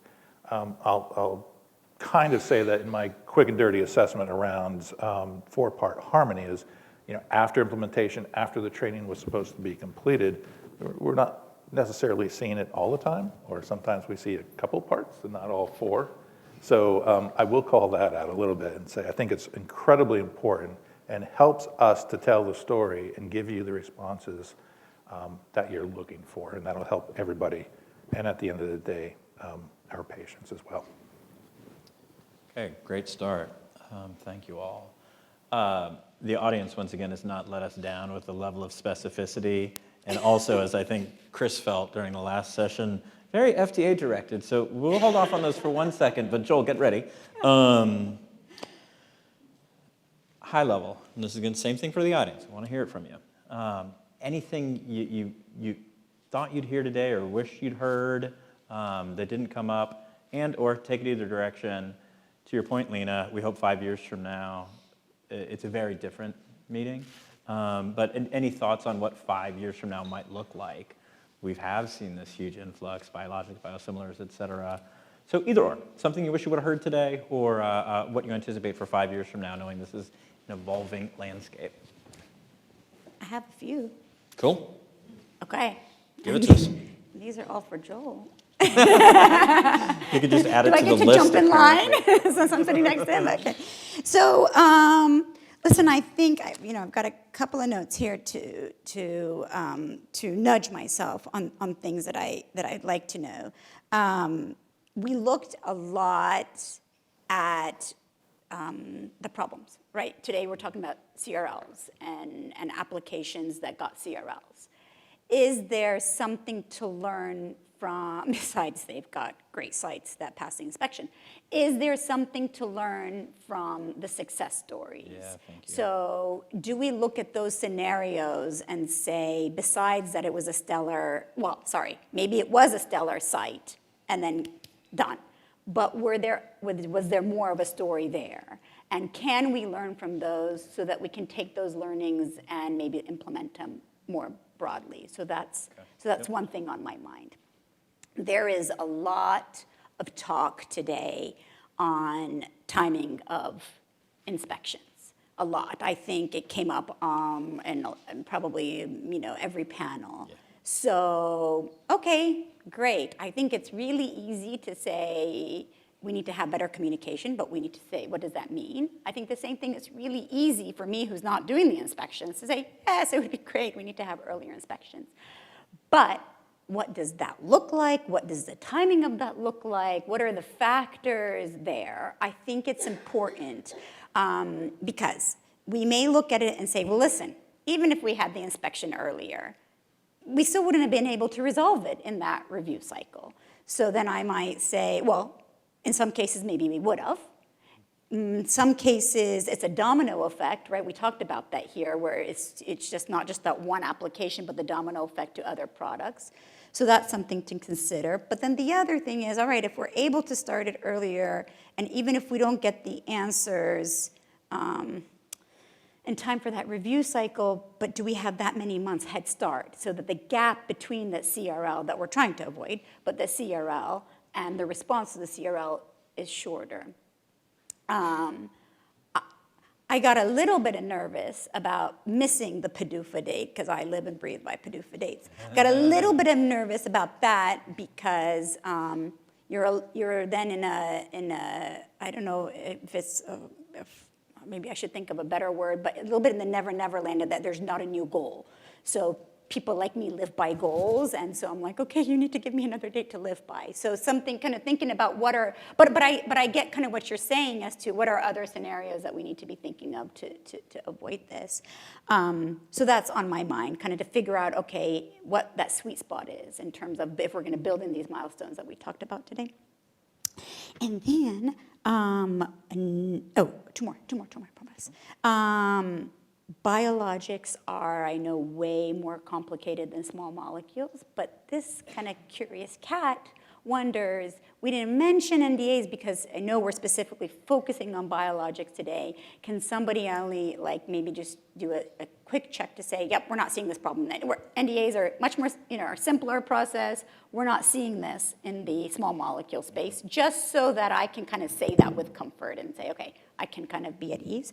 And last one, I promise, is the reorg for ORA has been announced. Mm-hmm. And I don't know if that will have an impact on our conversation today. And so I think a little bit of a sanity check for me of like, no, it won't have an impact, or it might, and we'll kind of sit tight as to what that looks like. Okay. Just flagging real quickly, success stories, that's something we talked about a decent amount in planning for this meeting, and Roger brought it up also, kind of the 9 different case studies, flagging, you're right. What can we do to highlight, to learn from success and instead of just challenges? So flagging that. Timing piece, won't even jump to it because you've said it so well, as have others. The NDA piece, I will not answer for FDA, but I do think that in our planning we discussed that could almost be a separate meeting. Yeah. And then the ORA reorg, speaking of what kind of the next 5 years is going to be like, or even the next 6 months to 2 years, flagging that for something that lots of people may have interest in. Okay, perfect. Joel? All right, well, you said I could pick one. I might pick both if that works. I'll Cool, be quick. awesome. All right. Awesome. You talked about what maybe wasn't brought up. We talked certainly CR rates, but also, the backdrop of this is an explosion in biologics, right, in terms of the number of applications, including approvals for the record. And I think, as we talk about places that strains us, hiring, training, all these things came up. But what also is happening is there's a network of regulatory innovations happening in terms of, Joe mentioned, telling a story. Hopefully, M4Q and its revision will help us tell a better story. There's lots of efforts in terms of structured data, how companies submit information, data systems to house them like CASA that will allow more effective communication, transparency, knowledge management. There's a lot of benefits. And I think all these things have to work together to move us forward. Other programs like, quality management maturity, tons of different things I think are opportunities in this space, and there's a real chance to have them work together to, I think, enable even more success in biologics.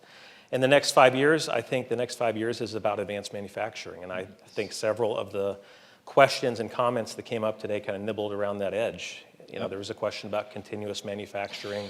Yep. Earlier, I think Roger mentioned the platform designation. When he brought up his question, he said digitalization, which went to me of modeling and AI ML, and that's probably a place that the emerging technology program could potentially play a role.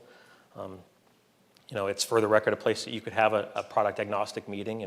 The platform designation would have some specific eligibility requirements, such as being in an approved application already, et cetera. But I think it's a place that, again, that shows what really the promise of advanced manufacturing is. And I think we're going to move in the next 5 years away from monitoring and measuring to controlling and diverting. I think we're going to press on the places of where we can test for release for products. I think continuous manufacturing is going to offer new chances to develop processes that are identical in scale at multiple sites and scaling out and not scaling up. And with that, really offer opportunities for how fast you can get a product to market, as well as how fast you can generate, say, data for a comparative analytical assessments. And all that data that comes with that same scale offers opportunities and digital twins and those types of innovations as well. And I think some exciting things and ICH like Q13 training, Q5A training are going to help provide some specificity for how to do some of those manufacturing approaches. So I think the next 5 years is really setting the stage for the next generation of growth for biologics, and I think that growth is powered by advanced manufacturing. We can lose a day talking about advanced manufacturing. I would like to, if that's a choice. Yes, I would like to recommend that we do that. Rather than pursuing all those ideas, which are delightful and interesting. Can I just go back to ask you about the CASA piece, because that is one of my questions that came in for you. Joe, we'll go to you next, I promise. But since you brought up the CASA piece, question from the audience was how the use of algorithmic tools for doing assessments, such as CASA, might impact the review process and the reviewer's analysis of the narrative text of telling the story. Anything you can share here on that topic to tee that up before I go to you, Joe, with the previous question. Yeah, it's a great question. And the thing about CASA, right, is it's really designed to be the entirety of the assessment. So, how you look at certain pieces of information certainly would depend on the context of what that information is and which part of the application.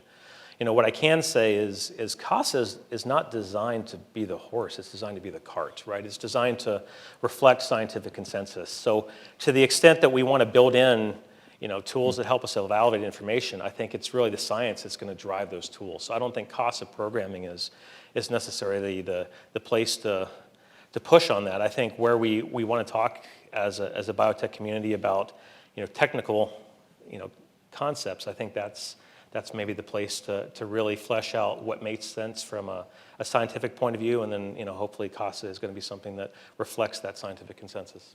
Okay. Very pithy answer, very difficult one. Joe.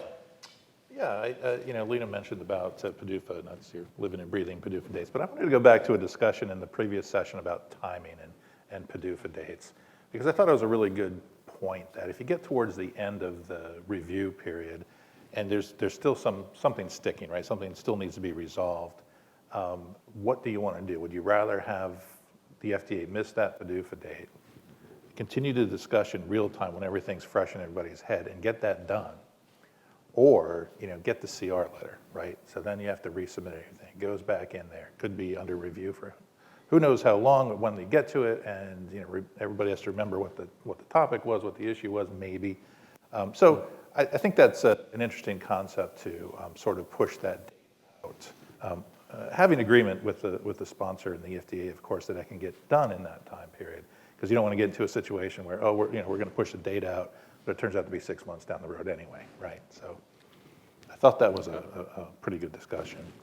Okay, Joel. I wanted to jump in on that in terms of missing the dates. I think I'm going to steal a little bit of Chris Downey's pith from earlier that 3 weeks rarely offers much of a resolution for this. So I think it's unlikely it's going to resolve many, and we do miss a few from time to time. But you would hate to see this become a way to just extend clocks, even to generate data that should have been generated up front. So missing clocks to me has some very limited upside, and I think it should be quite a rare activity.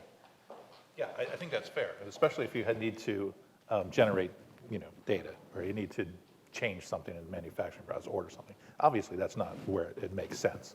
But I think that where it does, and again, everyone agrees on that, it should be something that could be considered.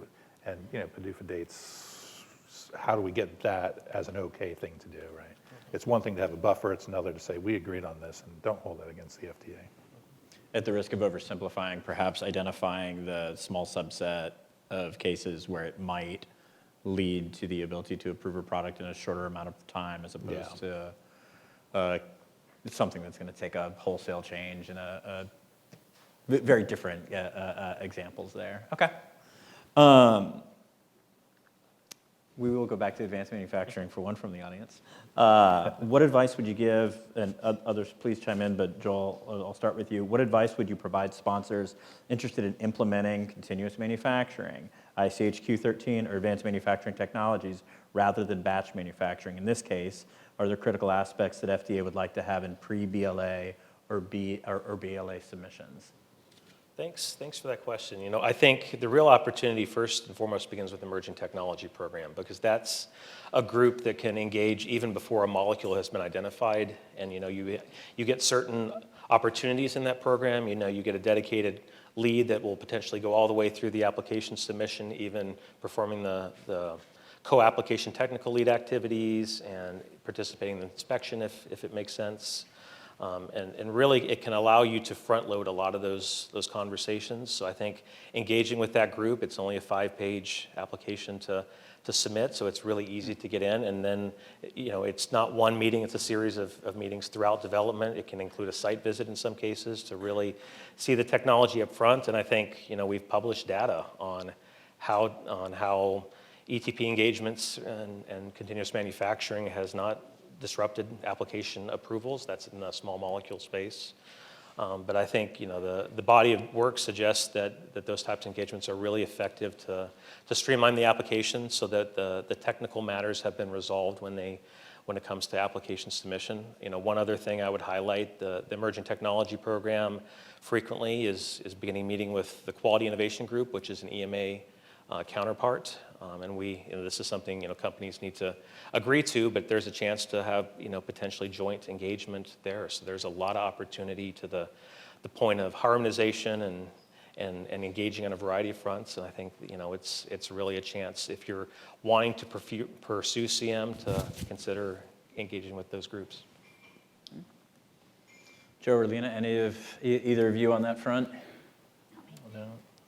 I'm going to give one more from the audience that came in too, and it's kind of teed up a bit, Joel, by your response, and then we'll go to the audience to see same thing. What's missing? What didn't you hear? What do we need to dive into further?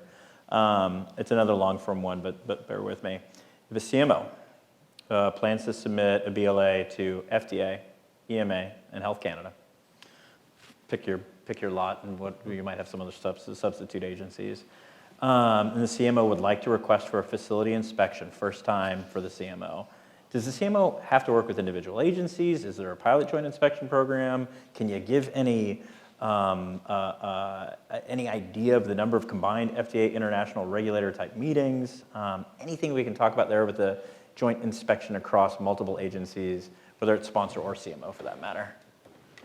I guess I could start just, there's a highlight, we've had a few pilot programs like ICMRA. International Coalition of Medicines Regulatory Agencies. That's impressive. Close, but maybe not quite right. Pretty but good. Anyway, hopefully Cyrus can put it into the chat. But I think there have been some places like those organizations that have done pilots, and certainly within the framework of those pilots, you can pursue having one. I think, understandably, any type of those international engagements are limited in terms of how many participants there can be and how many different types of engagements can be going on at once. So I would maybe check out a website like that one to see if there's some specifics in terms of what's being performed and how many have been performed to date. Yeah, I think it's a good question, and I'm not going to pick on you, Chris, but I'm going to thank you for calling out WCBP earlier, because you talked about international harmonization, and we talk a lot about that there, and I think that's a place for a good discussion on it as well, right? There is Project Orbis, there is Access for those who are familiar with that. Those are opportunities to have work sharing reviews in the case of Orbis, and some knowledge sharing in the case of, Access and knowledge sharing in the case of Orbis, but I think the question was more on an inspection first time, and I'm kind of struggling for something on that particular issue. Audience. Lena alone gave us five things that she'd like to hear about. Anybody from the audience want to talk about something that you'd like to hear moving forward? Again, this is one of many bites of the apple that's going to come. Help us plan for the next one. Yeah, well, I think, I will say quickly that you said, where are we going? Where I don't want to be in 5 years is to have this topic be the next stability, right? So hopefully we can resolve a lot of these things. So it's not something we're talking about in 5, 10 years, I want it forevermore. I want it to be all of Joel's conversations about advanced manufacturing. But yeah, I appreciate that. I think I saw a hand up.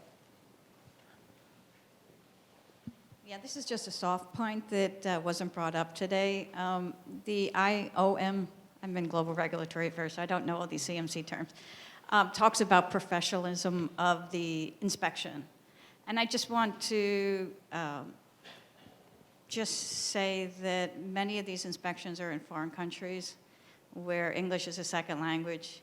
Even when it appears that someone is fluent in English, they're not. There's a lot of loss in translation. So the pause is so important. These people are scared.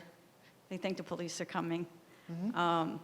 So what I ask the people that work with me is repeat the question to the inspector so that you understand whether you're answering it correctly, because sometimes they give the wrong data or they don't know what they're talking about or whatever. So just have that sensitivity that English is sometimes often the second language. Anyway, thank you for that consideration. Completely appreciate it. See a couple other hands? One back there.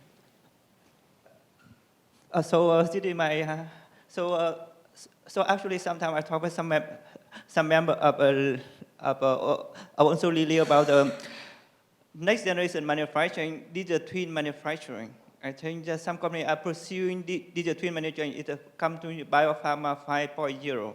So in this case, I think the also manufacturing process, and then the human may or may not be able to make decisions, the machine making decisions. So right now we are pharma 4.0, where we make decisions, human make the decision. So what do you envision in the next 5 or 10 years, where the artificial twin manufacturing takes place, and how the FDA will go to the facility, how it works? Oh, yeah. I can appreciate that. I heard elements of kind of like jumping from biopharma 4.0 to biopharma 5.0 and how will regulatory agencies receive a lot of these changes in the next 5 or 10 years. Is that part of it? Well, that's another tough one. Joel?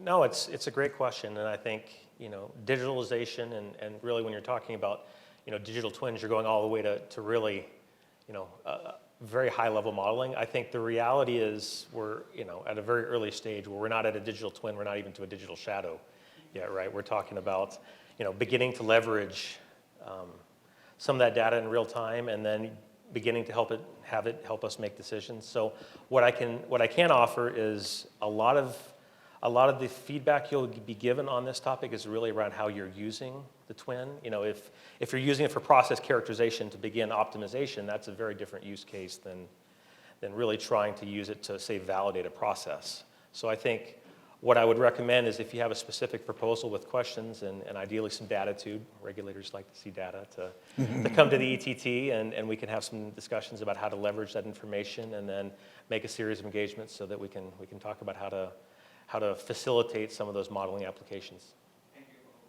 Yeah, I think kind of maybe just a little bit there. I don't recall too much discussion today on remote assessments or anything on that topic. And where I was thinking of it here was just maybe some things that are available currently in terms of watching processes online.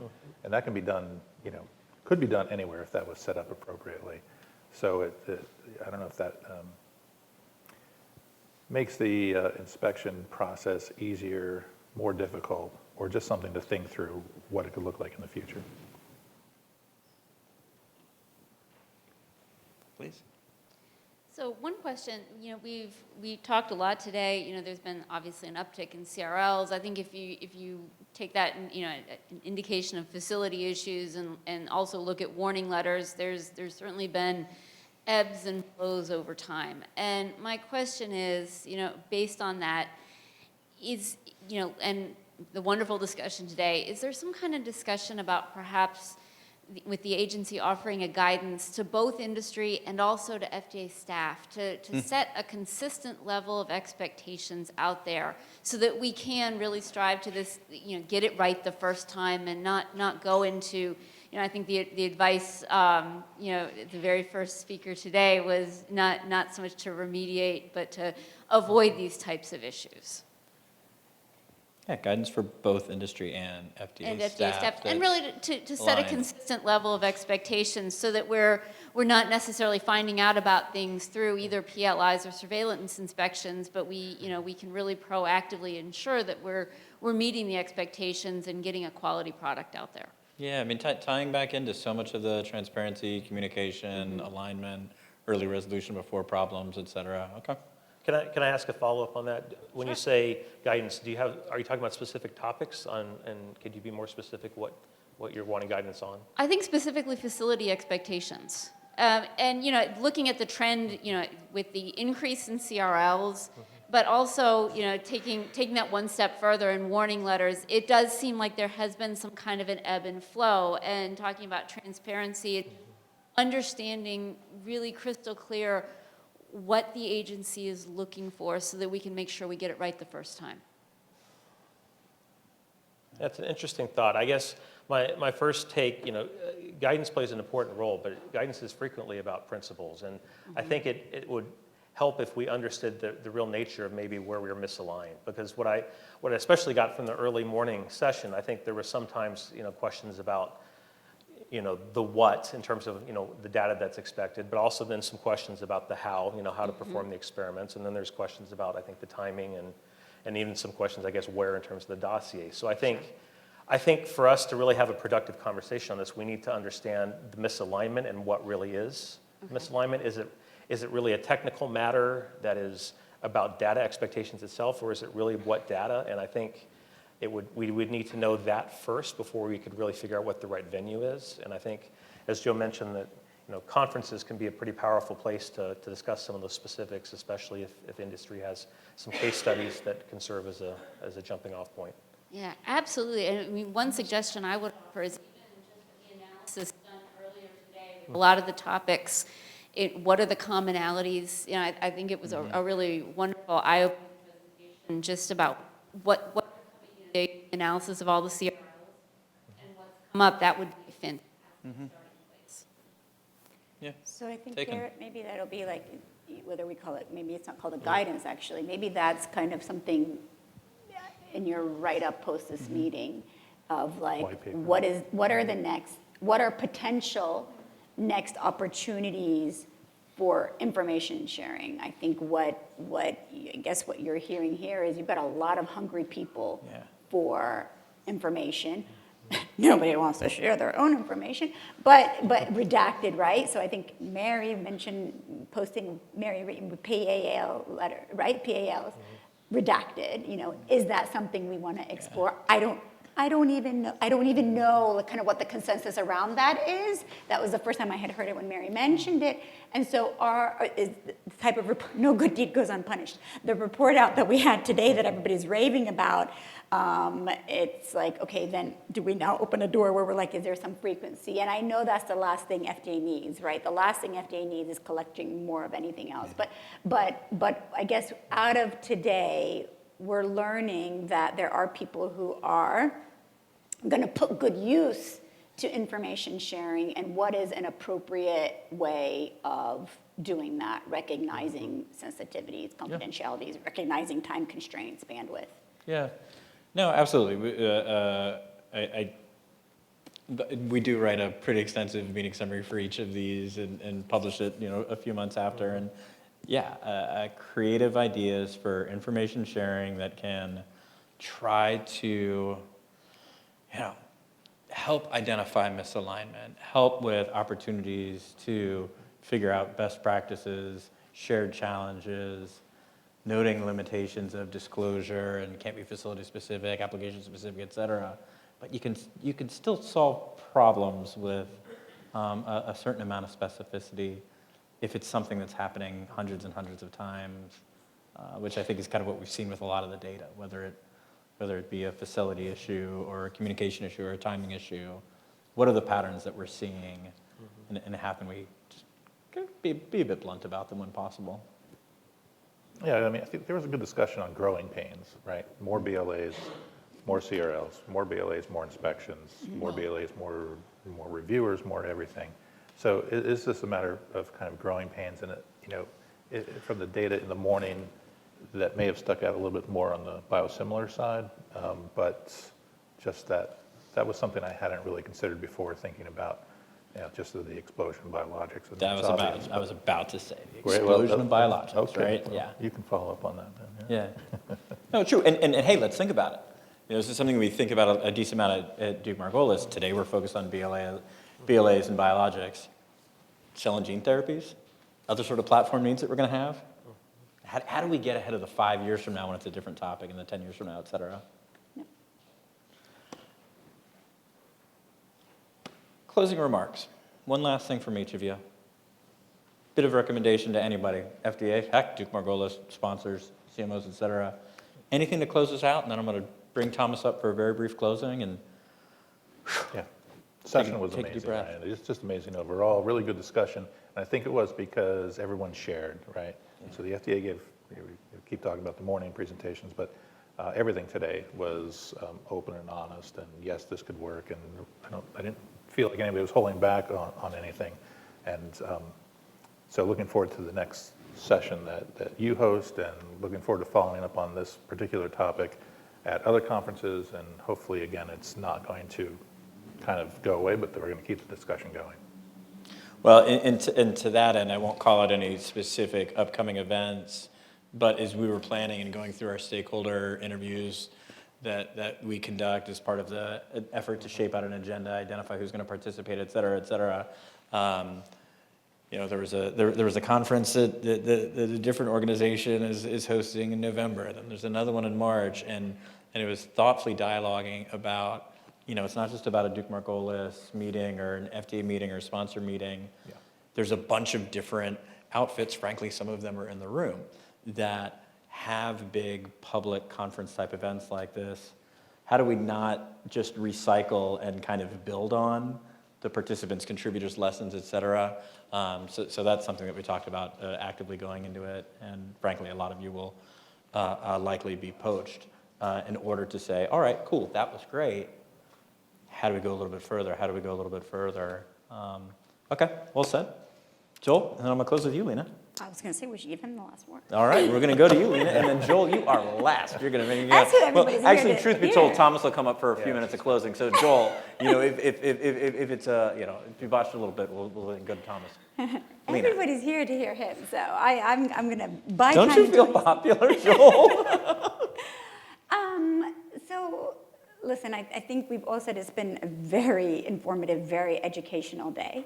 I think we've got excellent leads and concepts. I think, note to self, I made a huge mistake not majoring in communications. That's what I'd go back and do. But seriously, I think that's where, I think if I look at my notes, I have listen better in all caps. And I think, I think we all agree communication, increased transparency is important, and I think it's hard to argue with that. I think my take home from this is, what does that mean and what does that look like? Because I think it does not mean more meetings, and whether that be FDA internally, like I think it just does not mean more meetings, right?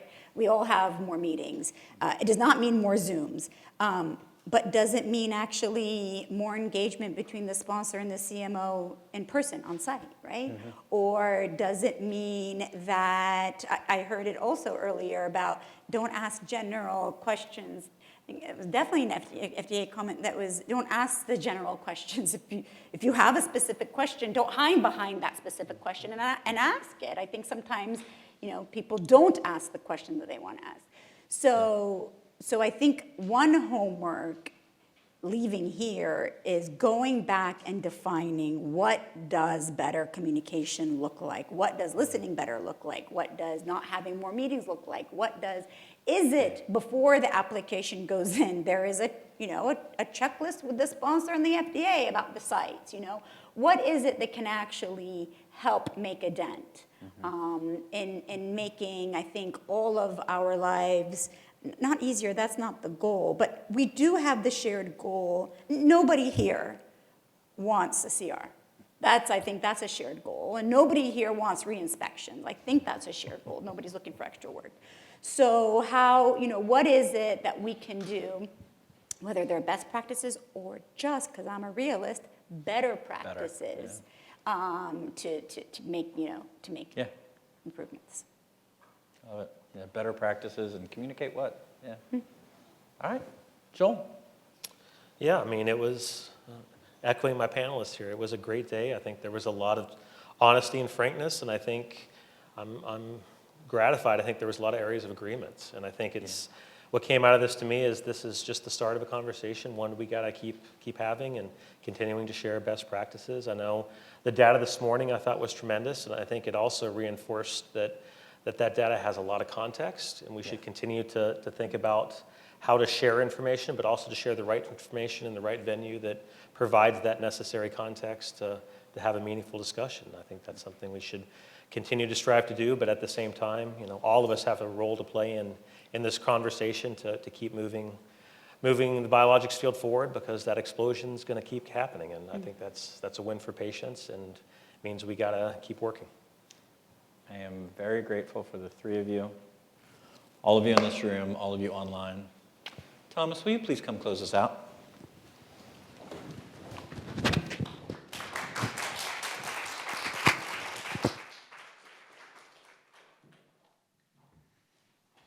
Thank you very much. I think Garrett and our panelists there did a very good job of summing up some of the big takeaways for today. I'll just add a little bit more on some of the key themes we've heard throughout the discussion. obviously in the opening presentations highlighted some of the trends in CRs for BLAs over recent years, especially a focus of issues at the facility level and often overlapping recurring challenges related to product quality. A couple other themes from the other discussions. We heard a lot about the importance of focusing on preventing rather than mitigating issues across the board, whether that's sponsors aligning with CMOs on their manufacturing processes and CMC elements of an application, the early and active communication between sponsors and FDA, maybe internal opportunities for sponsors on creating robust quality management plans, and other efforts that can avert issues in the first place rather than seek to resolve them after they occur. We heard a lot about timing, which I think continues to be a challenge, whether that's communications during the review cycle, timing and scheduling of inspections. Certainly, these will be continued focus areas. And then we heard a lot about building trust between key parties involved. I think we heard this come up in a number of different ways, and it's an important one to highlight. And we heard about the importance of not shying away from opportunities for a continual improvement, but addressing them in a collaborative manner and building trust through that process. Again, whether that involves FDA and sponsors and CMOs, or any other combination of experts in this space. We heard a lot about the potential for building trust by addressing those things early on rather than shying away from them. And lastly, I'm glad that we heard repeated emphasis throughout the day, including at the end of that last discussion there, on the patient impact. And I'm glad that that continues to be the overarching goal for all of us, and it will continue to be the guiding focus of all of our work going forward. Now, I know that didn't cover everything. We'll be releasing a report summarizing key themes and takeaways from the day. That'll be out in the coming months. We've already posted the slides online, so you can check our event page for those meeting materials. We'll also have the recording of the sessions today posted in the next week or so.